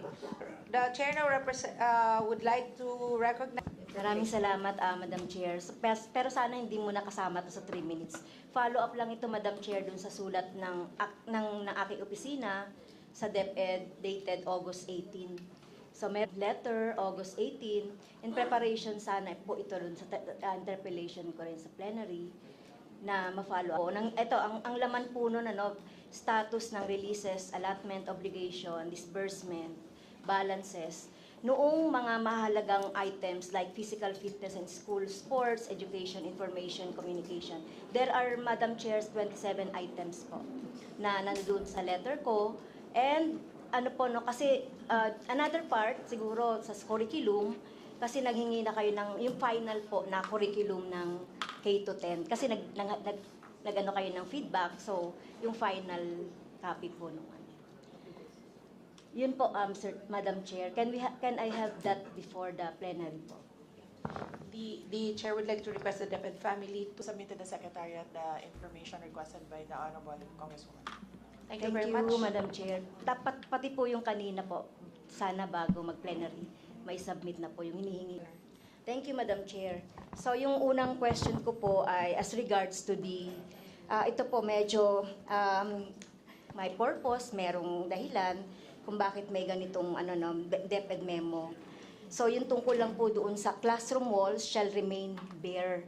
So although narinig ko yung palitan ni Yusek Michael Poe at saka ni Congressman Mitch, so siguro pwede ring pag-aralan na dapat ay hindi ito onerous at saka hindi ito kumbaga lahatan kasi may mga level ng mga bata na kailangan talaga yung visuals. Like for example, Madam Chair, nagturo po ako ng visually impaired at saka yung deaf. Naka-mainstream po yan. So yung mga bata po na mga normal, kung sa klase, o nagagamit nila sa communication with their classmates, mahalaga yon. Ako naman, as a high school teacher before, hindi naman ako mag-decorate eh. Mga bata lang yung nagsasabing mag-decorate. Ang isa lang ang decoration ko sa school, yung Freedom Wall. Kasi 50 students, 60 students, mahirap i-handle yon. Kaya pag meron, sabi ko sa mga estudyante ko, kapag merong akong hindi nasabi or meron akong mali doon sa sinabi ko, pwede kayong maglagay dyan ng mga notes yung sa Freedom Wall. So dapat ma-consider po nung DepEd. Malaki po yung natutulong based from my experience. Comment po, Madam Chair. Madam Chair, Yusek Powa will answer the question. Yusek Powa. Thank you, Madam Chair. Sabi nga po ng ating butihing Congresswoman, narinig naman niya yung exchange. But we take note po, specifically amongst us. Thank you, Madam Chair. Yes, Madam Chair, and to emphasize also, kasi meron ding Magna Carta for Public School Teachers as regards po dun sa Section 12. That teach regard to teaching classroom methods. So that is part of the classroom method. So dapat hindi niya naman ma-deprive ang mga teachers doon sa kalayaan nila ng kanilang methods. So, yun po, Madam Chair. Number 2, as regard to the union organizations, civil service, at ang DOLE na makapaglabas ng guidelines on unions. Follow up po lang po, no? Ito po, Mr. Chair, Madam Chair, yung bawa po yung Davao, since 2020, signing na lang ng CNA ang kailangan. Kaya lang, meron Please doon wrap sa up, CNA. Your Honor. Last na lang to, Madam Chair. Yung Cebu, since 2019, wala pa rin nangyayaring negotiation. Laging sinasabi ng director, busy. Okay? At nakailang follow-up na sila. So, hindi po dapat ganun, hinaharap dapat ang union. Last na lang, Madam Chair, yung Iloilo, second CNA na rin ito, kagaya ng Cebu and Davao, na hanggang ngayon ay hindi pa nagko-convene. Baka pwedeng makatulong ang Department of Education. Madam Chair, Yusek Powa will answer the question. Yes, Madam Chair, we take note of the concerns in the regions raised by the good Congresswoman here. Thank you very much, Representative Castro. Next, to ask question for his 3-minute question is Representative Edsel Lagman. Thank you, Madam Chair. Aware that on March 13, 2018, her predecessor, Secretary Briones, executed a memorandum of agreement with the Commission on Human Rights, among others, to implement Republic Act number 10368, otherwise known as an act providing for reparation and recognition of victims' violation during the martial law regime. May we know from the good secretary if the department is already exercising or discharging its mandate under this law and the memorandum of agreement?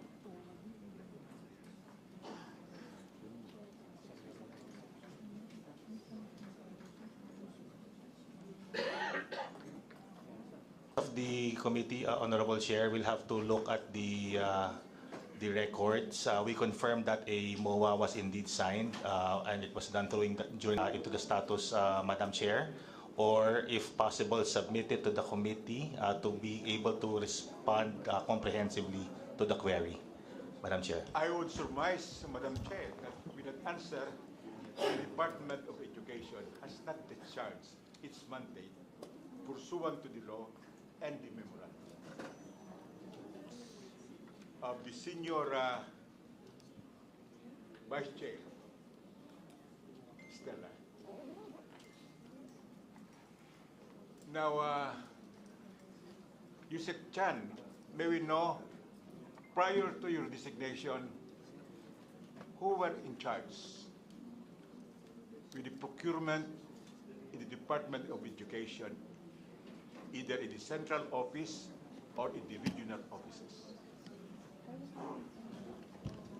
Your Honor, the procurement strand was previously sub-administration strand. So it was carved out and there was a separate strand for procurement.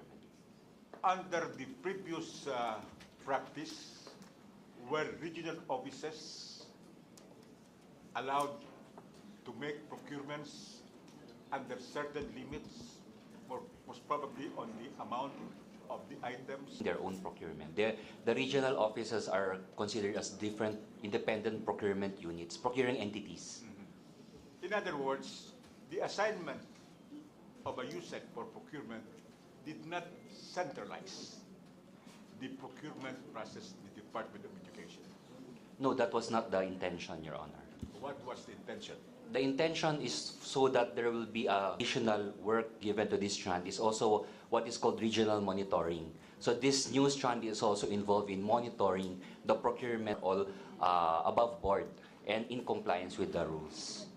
What items or services are procured by the central office, and what items or services are procured by the regional offices?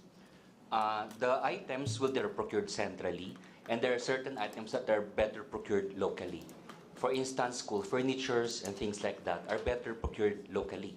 Some items are better procured centrally, let's say, for example, laptops and all that, which are high-tech items, are better procured centrally.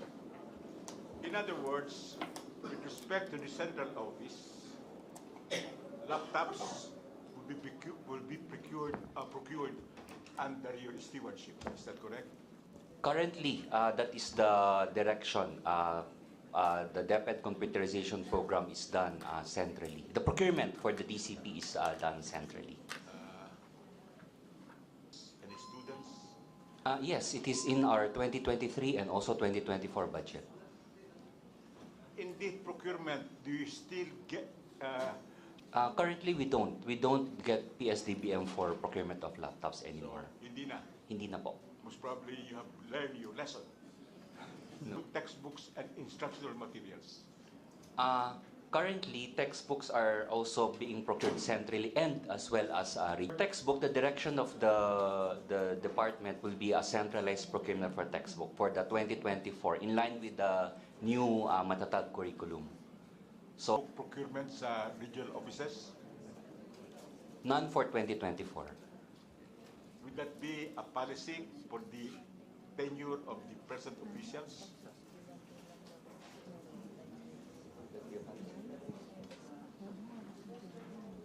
For 2024, at least, since it is the launch of the new curriculum, we plan to do it centrally.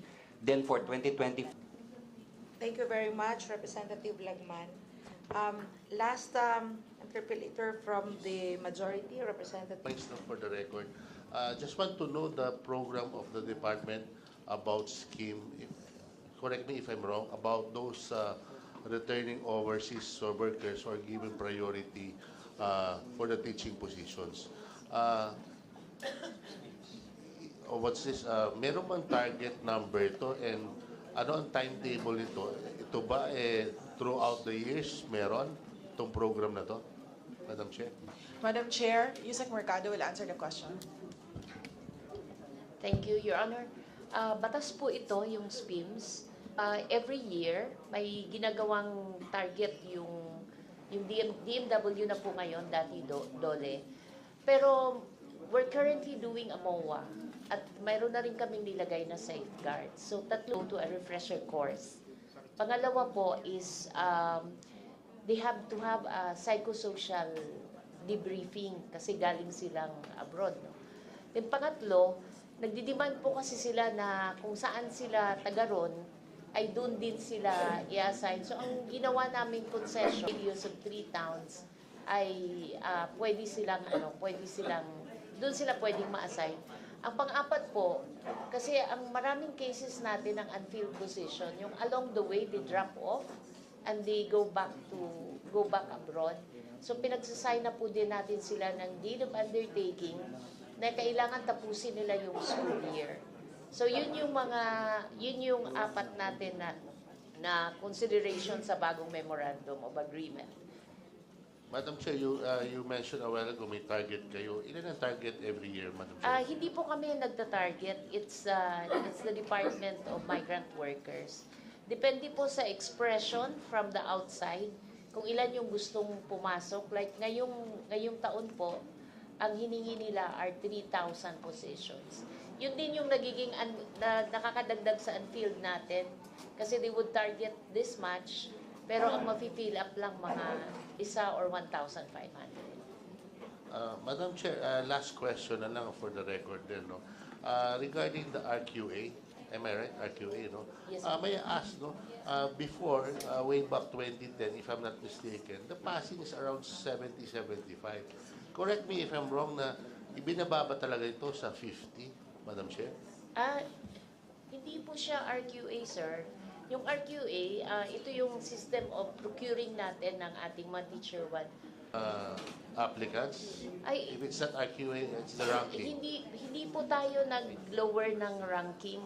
Meron po tayong sistema, mayroong hindi kasi tayo nagkakaroon ng bottom figure. It's actually the first 5.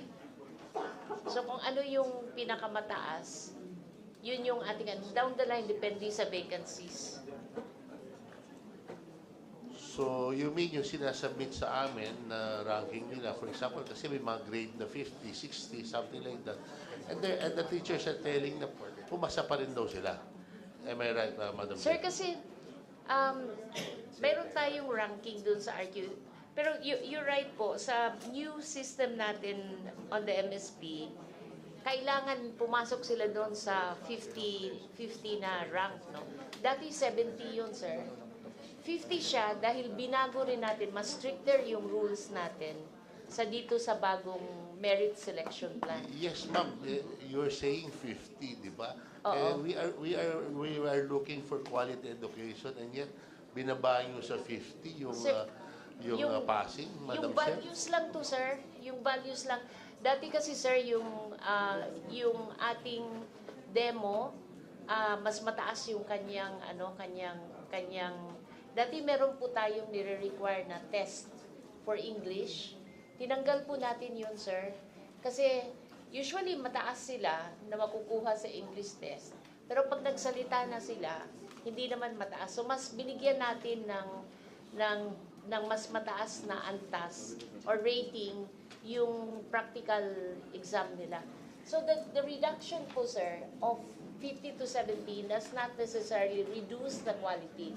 In fact, mas parang ni-laser point lang natin yung qualification na dati credentials lang siya lahat, magsasubmit lang ng papel and that's it. Ngayon po, sir, credentials is only 30%.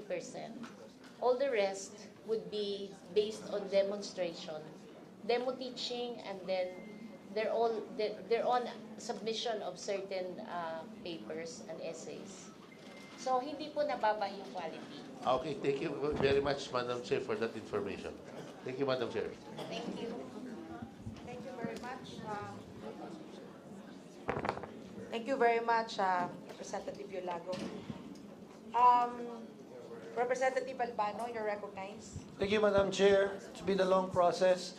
I promised a while ago that I would like to terminate this, but on behalf of the House of Representatives, we thank you. I will submit to the wishes of my good co-chair here, a beautiful co-chair, to terminate.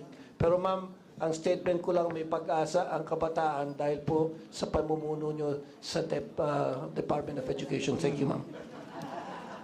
Representative Garin, you're recognized. Thank you very much, Madam Chair. It has been a long day where all the concerns were exhaustively answered. With this, Madam Chair, allow me to move for the termination of the budget briefing of the Department of Education as well as its attached agencies. Sounding second, ma'am.